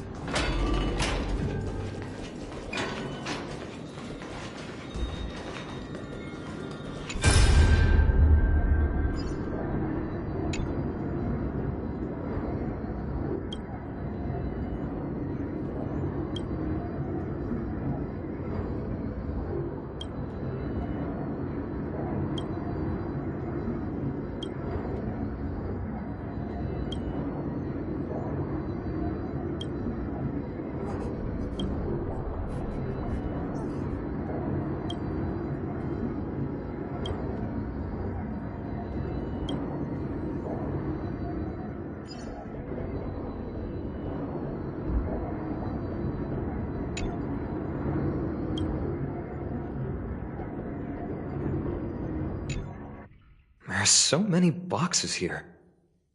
These should be our belongings. What's this? A red glass fragment? We were still very young the first time we saw it. Mother came back with a beautiful glass piece, but her face was streaked with tears. It looked so sparkly that we couldn't resist playing with it, but we ended up breaking it by accident. It wasn't until we were older that we learned in Yanisopolis, if someone gloriously died for destiny, the Holy Maiden must pick a piece of glass from the volcano's quarry and polish it. On the day Mother returned with the glass, her friend lost his life on the battlefield. Since he had later, on the eve of the ritual, Mother also gave us a beautiful piece of glass. Let's move on to the bedroom.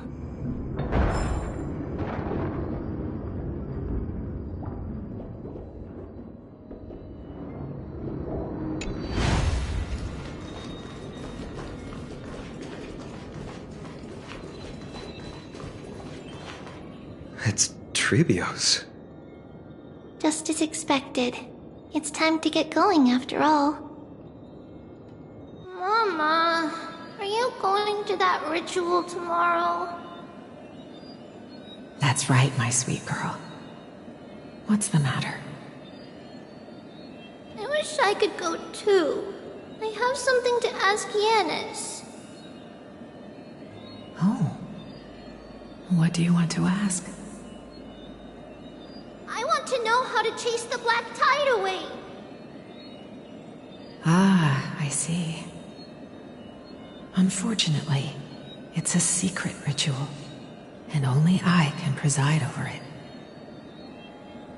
If you want me to consult the Titan on your behalf, you'll have to promise me something. What is it? Be a good girl and go to sleep now. And whatever you dream of, don't be afraid. Just sleep through the night until morning comes. Until the next time Aquila opens their eyes. Can you do that for me, sweetie? That's it? Of course I can! Trebios is the most amazing Holy Maiden of Yanis!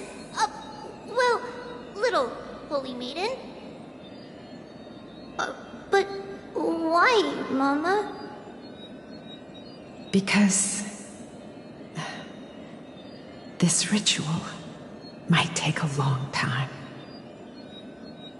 How long? Tomorrow, my sweet child. I'll be back tomorrow. If not tomorrow, then the next tomorrow. If not, the tomorrow after that. But if I still haven't returned for a very long time, that means the ritual has succeeded.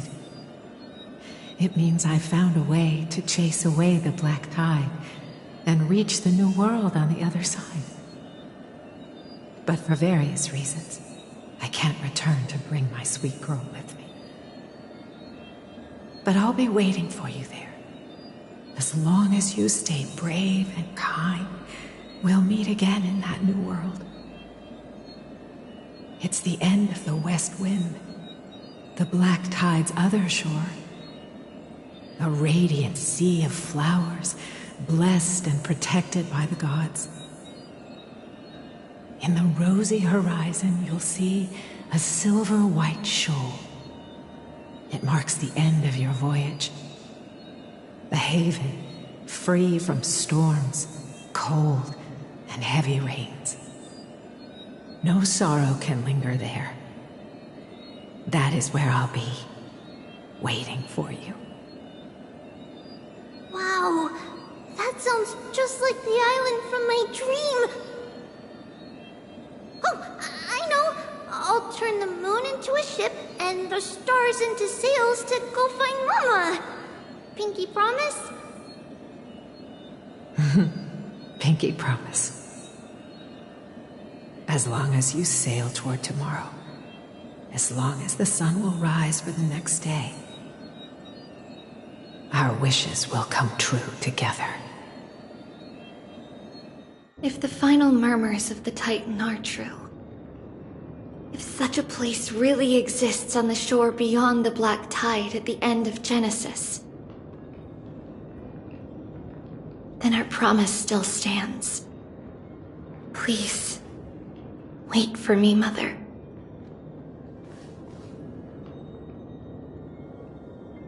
After those 10 years of darkness, when Aquila opened their eyes for the last time, we finally set off. Where did she go?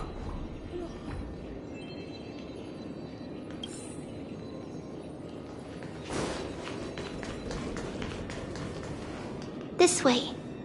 Now, we'll go through this shelf. But how? With Yanis's power?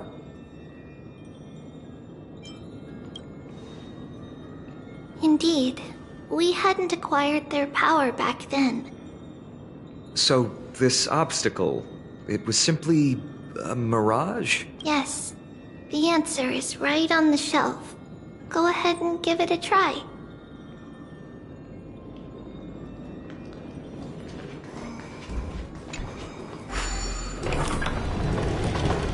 It's a secret passage. It was a secret passage prepared by the Holy Maiden's supporters for Mother and me as a precaution.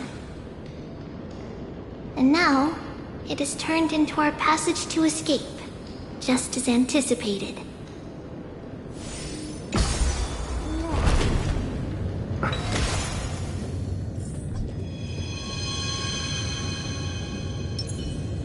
Feeling lucky.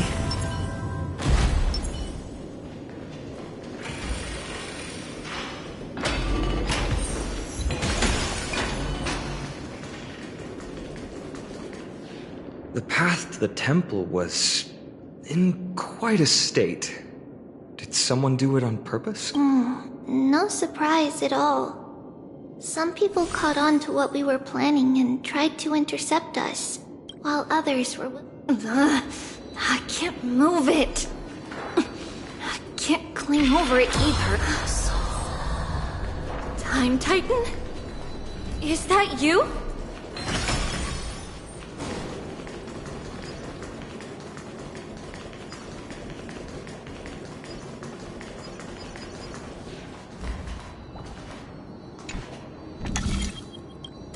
Just like this.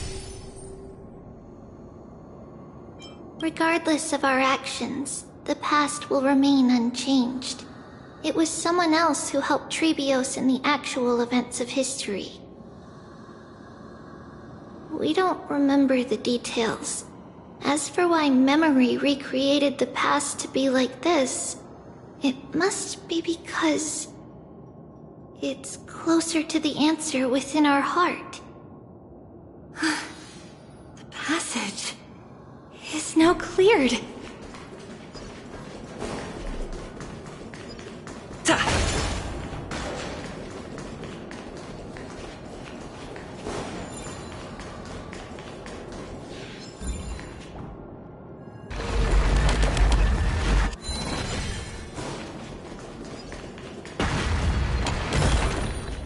Looks good.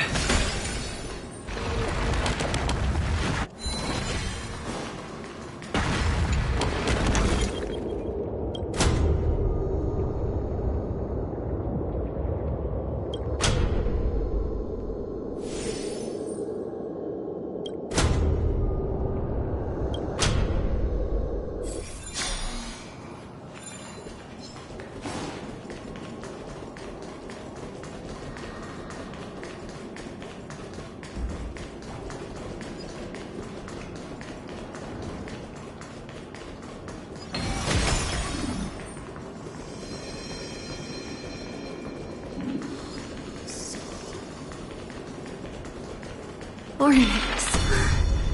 Thank you, nameless god.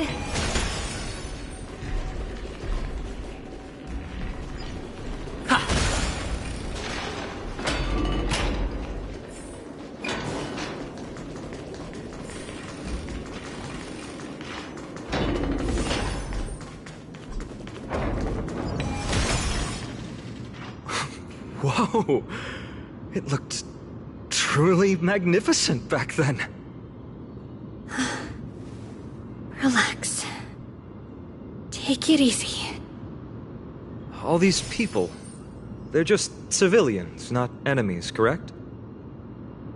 Mostly, but it might not be the case later on.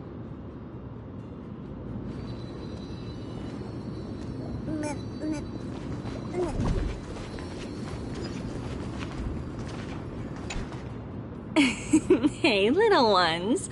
How did you sneak in here? Shh! Please keep it down. We have to be really sneaky to get in here. Okay. But what did you sneak in here for? I heard there's a lovely holy maiden living in the temple, and I want to meet her. I couldn't stop her, so I had to think of a way to sneak her in. Oh, really? I was here to meet the Holy Maiden as well. Huh? What a bummer. It's getting late. We couldn't go home now, okay? Okay then. By the way they are dressed, the siblings look like civilians living outside the temple. Mother mentioned that when she was a holy maiden, she caught a girl sneaking into the temple to steal the tributes. Stealing from the temple was punishable by death. But that poor girl had no family and just wanted. Perhaps these two children are the descendants of that girl from back then.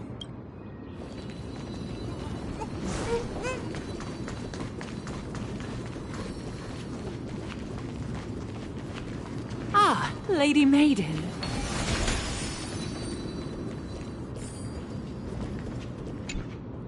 Lady Maiden, you need to dress warmer. It's pretty. No need to trouble yourself. All right, but please take care of yourself.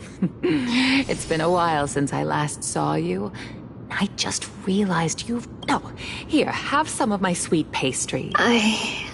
What's wrong, Lady? I'm fine. It tastes really good. This lady is Mother's old friend. When we were little, we've always remembered the familiar taste, and only now do we learn where it came from.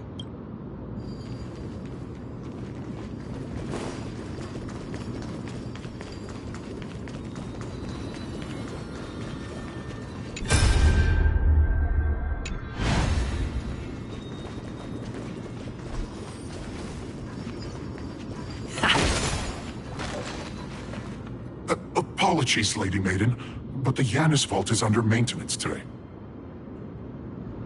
Perfect. That way, no one will disturb me while I'm talking to Mother.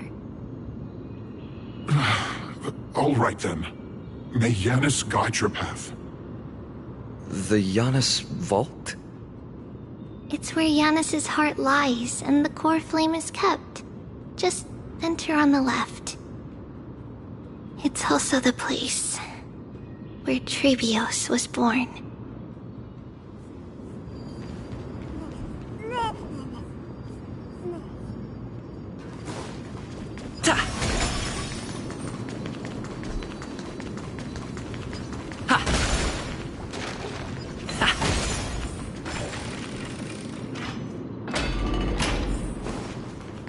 Trebios. What does that name actually mean? The one with 3 lives. Mother believed our birth was blessed by the 3 titans of fate. She named us thus to express her gratitude. Looking at how things have unfolded, fate might have had a role in it.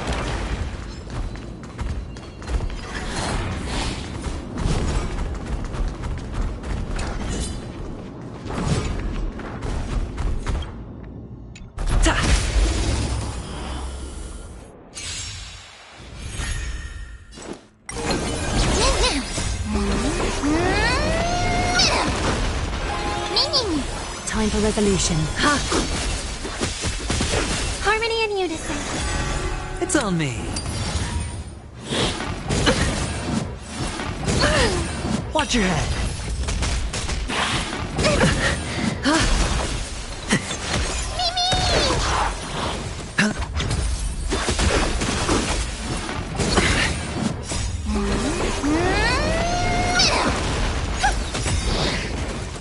Star's Echo!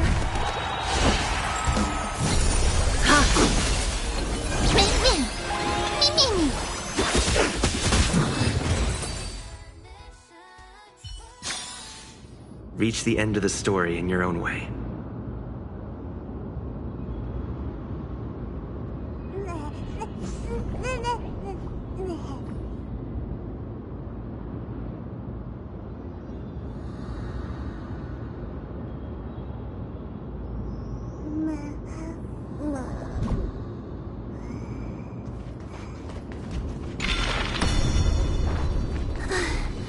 Finally!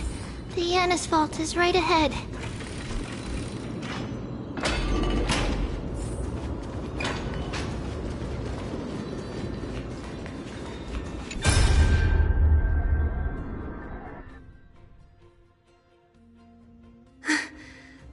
At long last.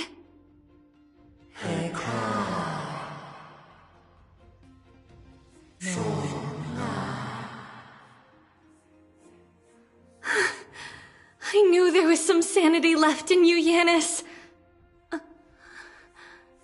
Just as I thought, you too have been confined.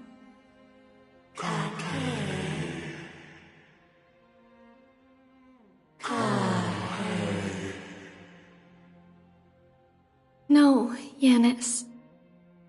I've come here to take on your fate.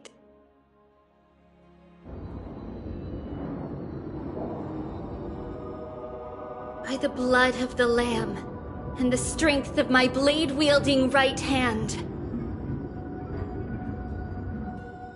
I am Trebios, the listener, the announcer, and the witness of the prophecy.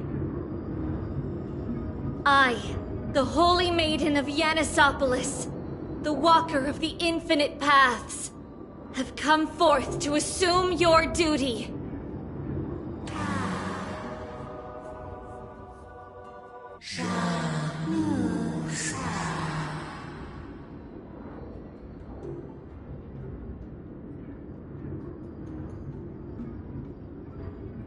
Just as I wished.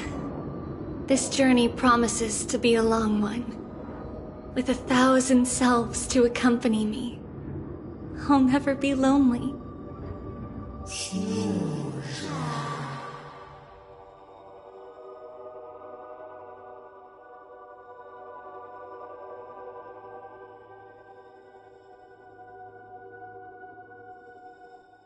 No matter. My hands are not made for bearing arms. But my feet are destined to embark on a journey for the benefit of all.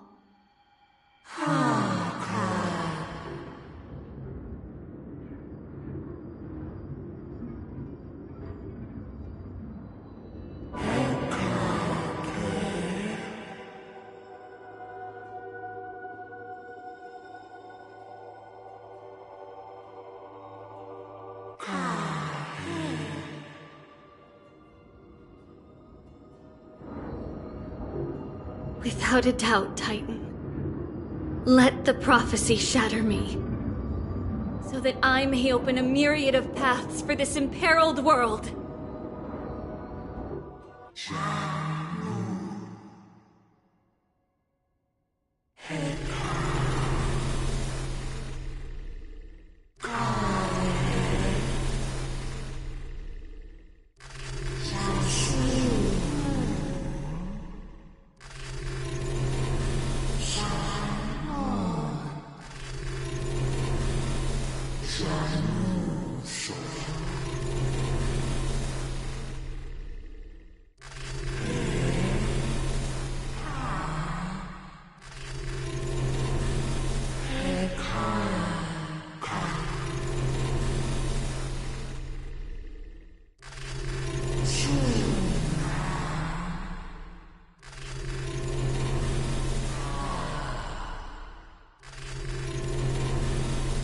understand, Yanis.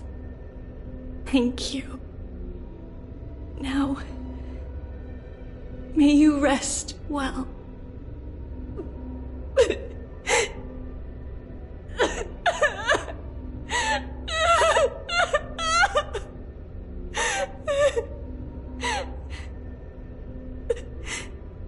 Mother, did you see that? I have assumed my duty and stand ready to set out. We will step over the gods' corpses and wander among humanity, and thus we shall sweep apart Amphorius's pitch-dark fog. May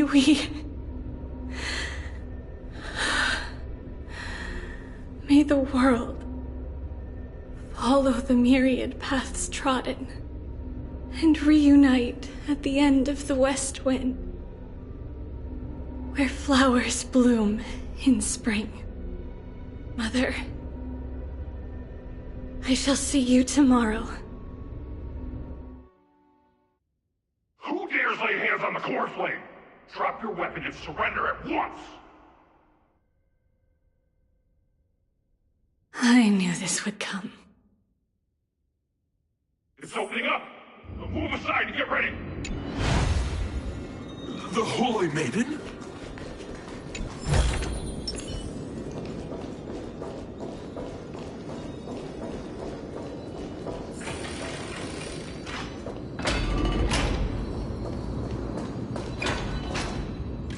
What's happening here? Lady Maiden, where's the thief who stole the core flame? Look at what she's holding, you buffoon! She is the thief! Take your positions in front of your arms! We're taking back the core flame! Bring it on! What? Come forth, loyal guards. At least do it properly. Pierce me in the chest. What are you scheming? This is your last chance. If anyone wants to earn a promotion and rise through the ranks, I'm right here. You all know who I am. Go ahead. However, if there's still any loyalty within you, step aside for the Holy Maiden. Otherwise, by the decree of the Holy City's Codex, anyone who dares to harm the Holy Maiden shall face execution! Captain, what should we do?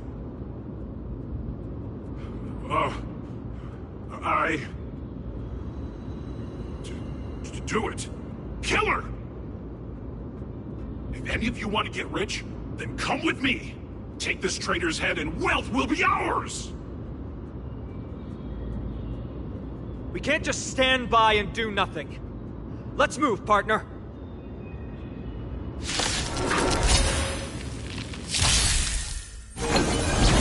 Harmony and unison. Time for resolution. Thus our fates become one. All lives should be revealed. So fragile, like a wisp of silk. Bust. Or maybe I'll take it all! How's that possible? Could the Titan actually be on her side? That woman is the traitor!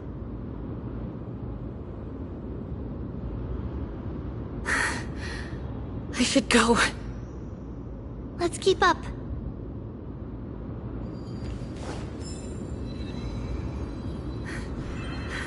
The path is opening up for me. Oh, Yanis, protect me.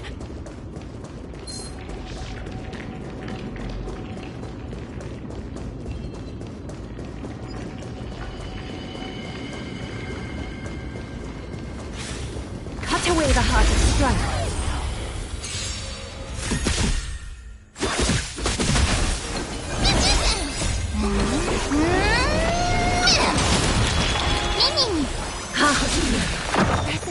together! It's on me.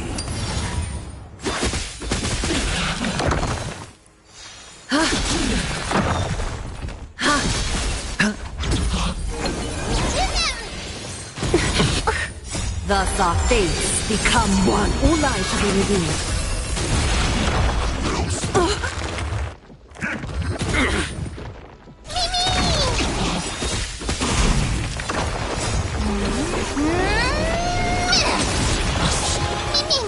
So fragile, like a wisp of silk.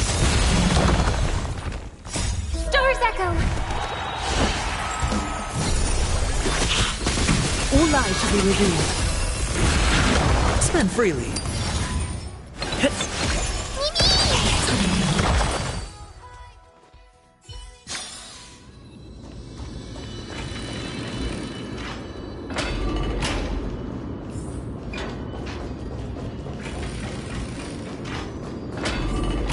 The main path is likely well guarded. What do I...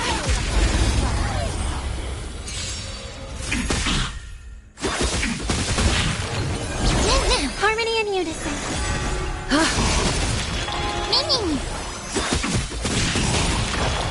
Thus our fates become one.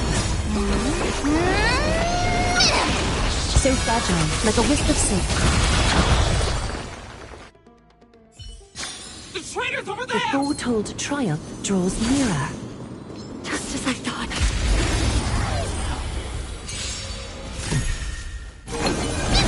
Resonate all together.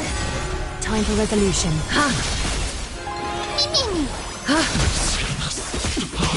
It's on me. Bust.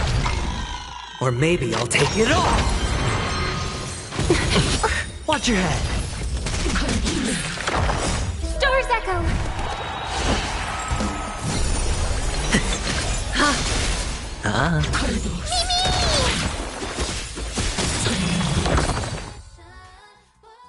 Just as I thought. Inside!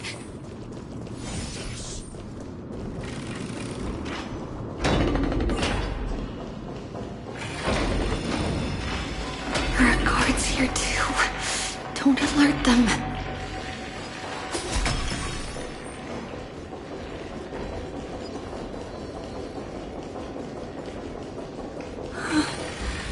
Long last.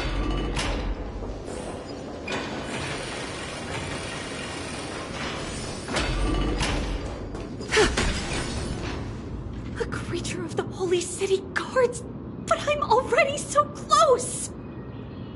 This should be the last fight. We have to help her get through. But I don't get it. This has been puzzling me for a while now. Who has been aiding Trebios in her escape?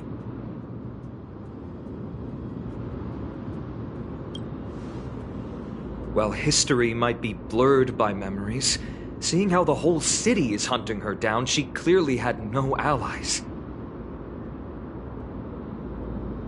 If she pulled it off alone, were we too involved in this process? Trebios had been on her own since she entered the vault. But what did we truly mean to her? You'll find that answer at the end of this memory. In that case, let's focus on the mission at hand now. Let's do this, everyone!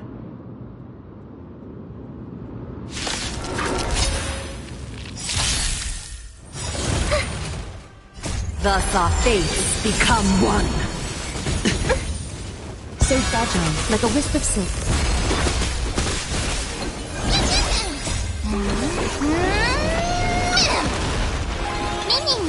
All lies shall be revealed. Harmony and unison. It's on me. Watch your head.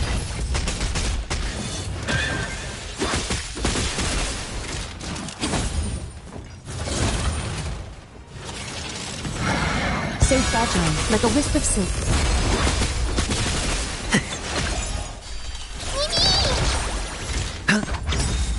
Bust. Or maybe I'll take it all. All in.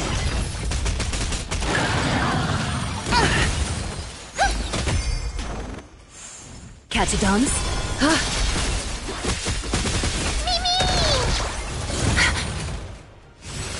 No dirty tricks over. Watch your head.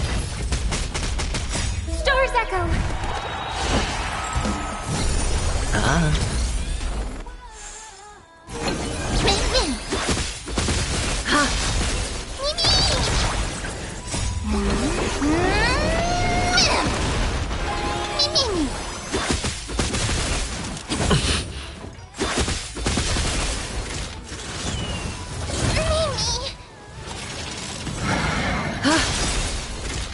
Thus our fates become one. All lies will be revealed.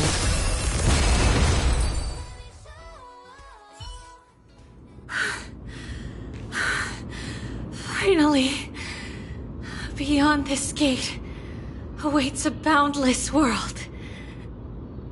This is where my journey begins. God of Passages, can you see me? I will complete the path that you started! No response after all. Yanis, may you have a good dream. I can't stay here much longer. It's time to leave. Well, looks like this is the end of the memory. Not yet. The question that has been puzzling you. She's about to reveal the answer. But nothing happened. What was making her or you hesitate at this moment? If she had known this flame-chased journey would proceed as the Titan foretold, bringing about great suffering and fatalities, including her own, would she still have chosen to walk through the gate and start her journey? I think the answer is already within you. And you've made your own decision. What? You can hear us? Not really. She can neither see nor hear us. Yet she knew that one day someone would return to unveil this dust-covered memory. We can never know for sure who helped us back then. But that kindness was forever engraved in our hearts, motivating us to move forward. Time has modified this memory into a special letter, so that we do not forget our original intent. It's a letter written by Trebios of the past and sent to her future self. In this memory, it is Trebios of the future who overcomes all difficulties for her and sends her on a long journey toward the tomorrow where we are. Yes, you'll remember it all. And then find your way back to the gate where everything began.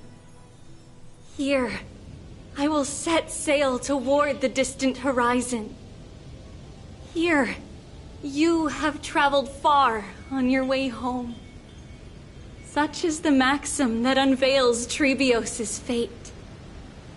You shall shatter into 1,000 fragments and wither on the soil of foreign lands. So, if you ever feel lost, return to this place. I'll keep this memory here for you. Or for me, to embrace it again. Worry not. The loss is something we've grown used to. Our resolve and our pledge are what Trebios will never forget. Each one of us has never failed to remember. Losses are a constant on the flame chase journey, among which even life itself holds little value. The hot blood of the sacrificial lamb will not be spilled in vain, like my mother and I. The libations poured are guaranteed to bear fruit, just as my blade-wielding right hand is not a hollow formality. Surmount the myriad passages of Yanis, and we will once again ride the west wind and let the wings carry us far away. So, this is your answer? That's right. In the name of the three fates, I stand by my answer with no regrets. Now, with or without the gods' blessing, I run towards the world's agony. If I can truly pierce through the utter darkness, we will meet again at the end of the west wind, where flowers bloom in spring.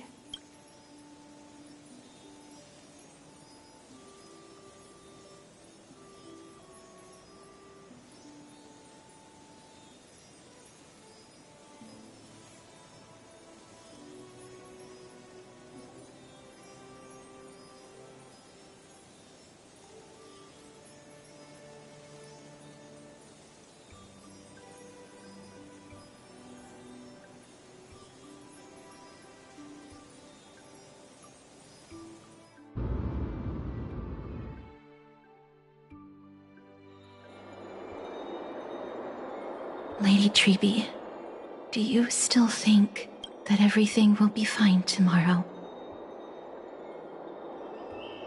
Yeah, that's what Trianne would say as well. With all due respect, Lady Treby, you know perfectly well that see you tomorrow is nothing but a white lie. I hope your toughness is not a mask hiding a lonely heart. Cass, that's not a lie. See you tomorrow is the greatest prophecy in the world. Prophecy? Listen, in every corner of this land, every heartbeat carries a prayer for that prophecy to come true. It may be that only a few heroes will bring tomorrow to the new world, but the prophecy of leading everyone to tomorrow belongs to all in Amphorius. But not everyone has the chance to see tomorrow. How can such words be called a prophecy? Because people believe it will come true, and they are trying hard to hold on to that belief. Even as the world teeters on the brink of collapse, everyone is pressing forward, longing to reach farther and move toward tomorrow. And that is why a holy maiden exists to lead the world toward tomorrow, and why Yanisopolis' prophecy unfolds as passages. Fate is not about the outcome, but the journey. It's not the flowers that bloom at the end of the road, but rather the paths that lead beyond the gate, where people tread toward the sea of flowers.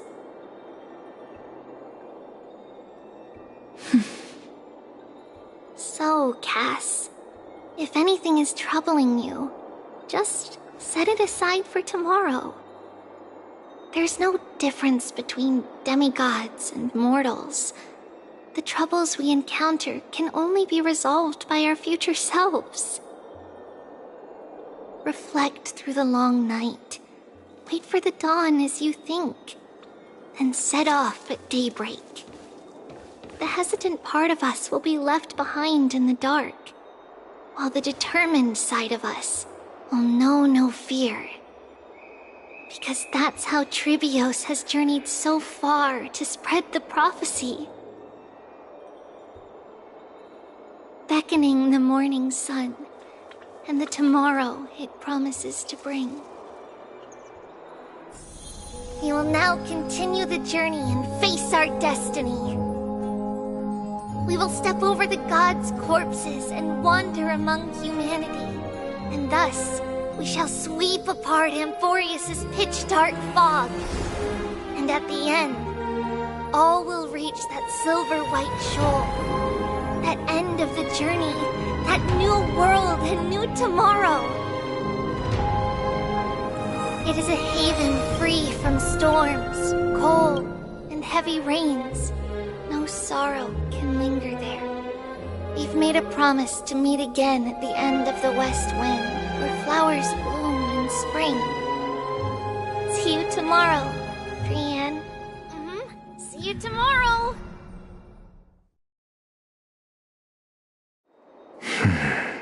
Child of humanity, surely you are not waiting for the arrival of night. Nights do not fall upon Akama. That's why it's futile for you to wait here. Honestly, I didn't expect the renowned Reason Titan to behave like this. And that's all thanks to you. If your soul weren't as prickly as a hedgehog, I wouldn't have to act this way. If you were more accommodating, you wouldn't be opposing me all the time, and I could teach you more freely instead. It was you who insisted on implanting the core flame in me. Forget it. Cut the sarcasm and just say what you need to say. Fine, fine. There's not much left in your soul. If you don't do something soon, I will have to take over this body. If I'm not worried, why should you be? I know what you're planning. You just want my help answering the question, what exactly are we? Correct? It's good that you remember. Thus, equivalent exchange. It's only fair. Then rest easy. The answer will soon be revealed, and you'll have to return my body shortly. Is that true? Certainly. I initially thought this extremely frail state would hinder me from getting my body back. But I didn't expect the answer to be right within it. That saved me a lot of trouble. I don't even need the black-robed swordmaster's ceremonial blade. That's certainly worth celebrating. Regrettably, I can't carry out the upcoming experiment alone. The girl who's walking with death, is she fully prepared? Be patient, Titan. If we're always so guarded, how can death reach us easily? Unfortunately, on behalf of Okima, I must ask you to slow your pace. I forgot about you. My apologies. A child's words are always carefree. I'll just dismiss these words as nonsense from a cheeky child. Come now, conceited performer. It's time to address your relationship with that Titan.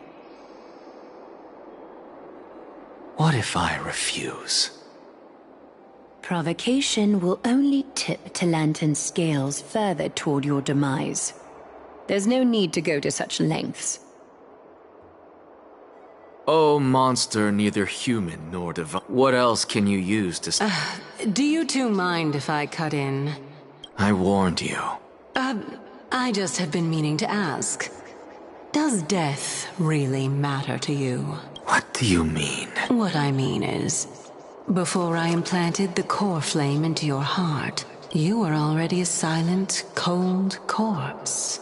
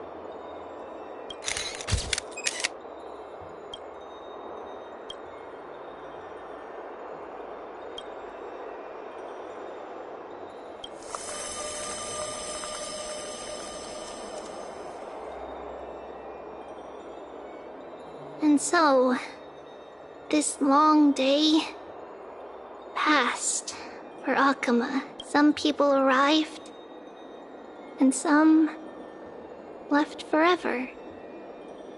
Just like every other day of this journey, where we, stumbling, move forward. We have long been prepared. If we are to chase the flames, then we must grow used to farewells. And yet, no one back then could foresee death. Its arrival would always be so sudden and so momentous. Even little Gray, coming from beyond the sky, could not escape the Reaper's two hands. And what people gained and lost in that trial of death was far heavier than life itself. Just like the destiny that the prophecy revealed for Cass. At the end of the Sea of Flowers, the souls of the living shall warm thy fingertips. And after an embrace, there shall be eternal separation.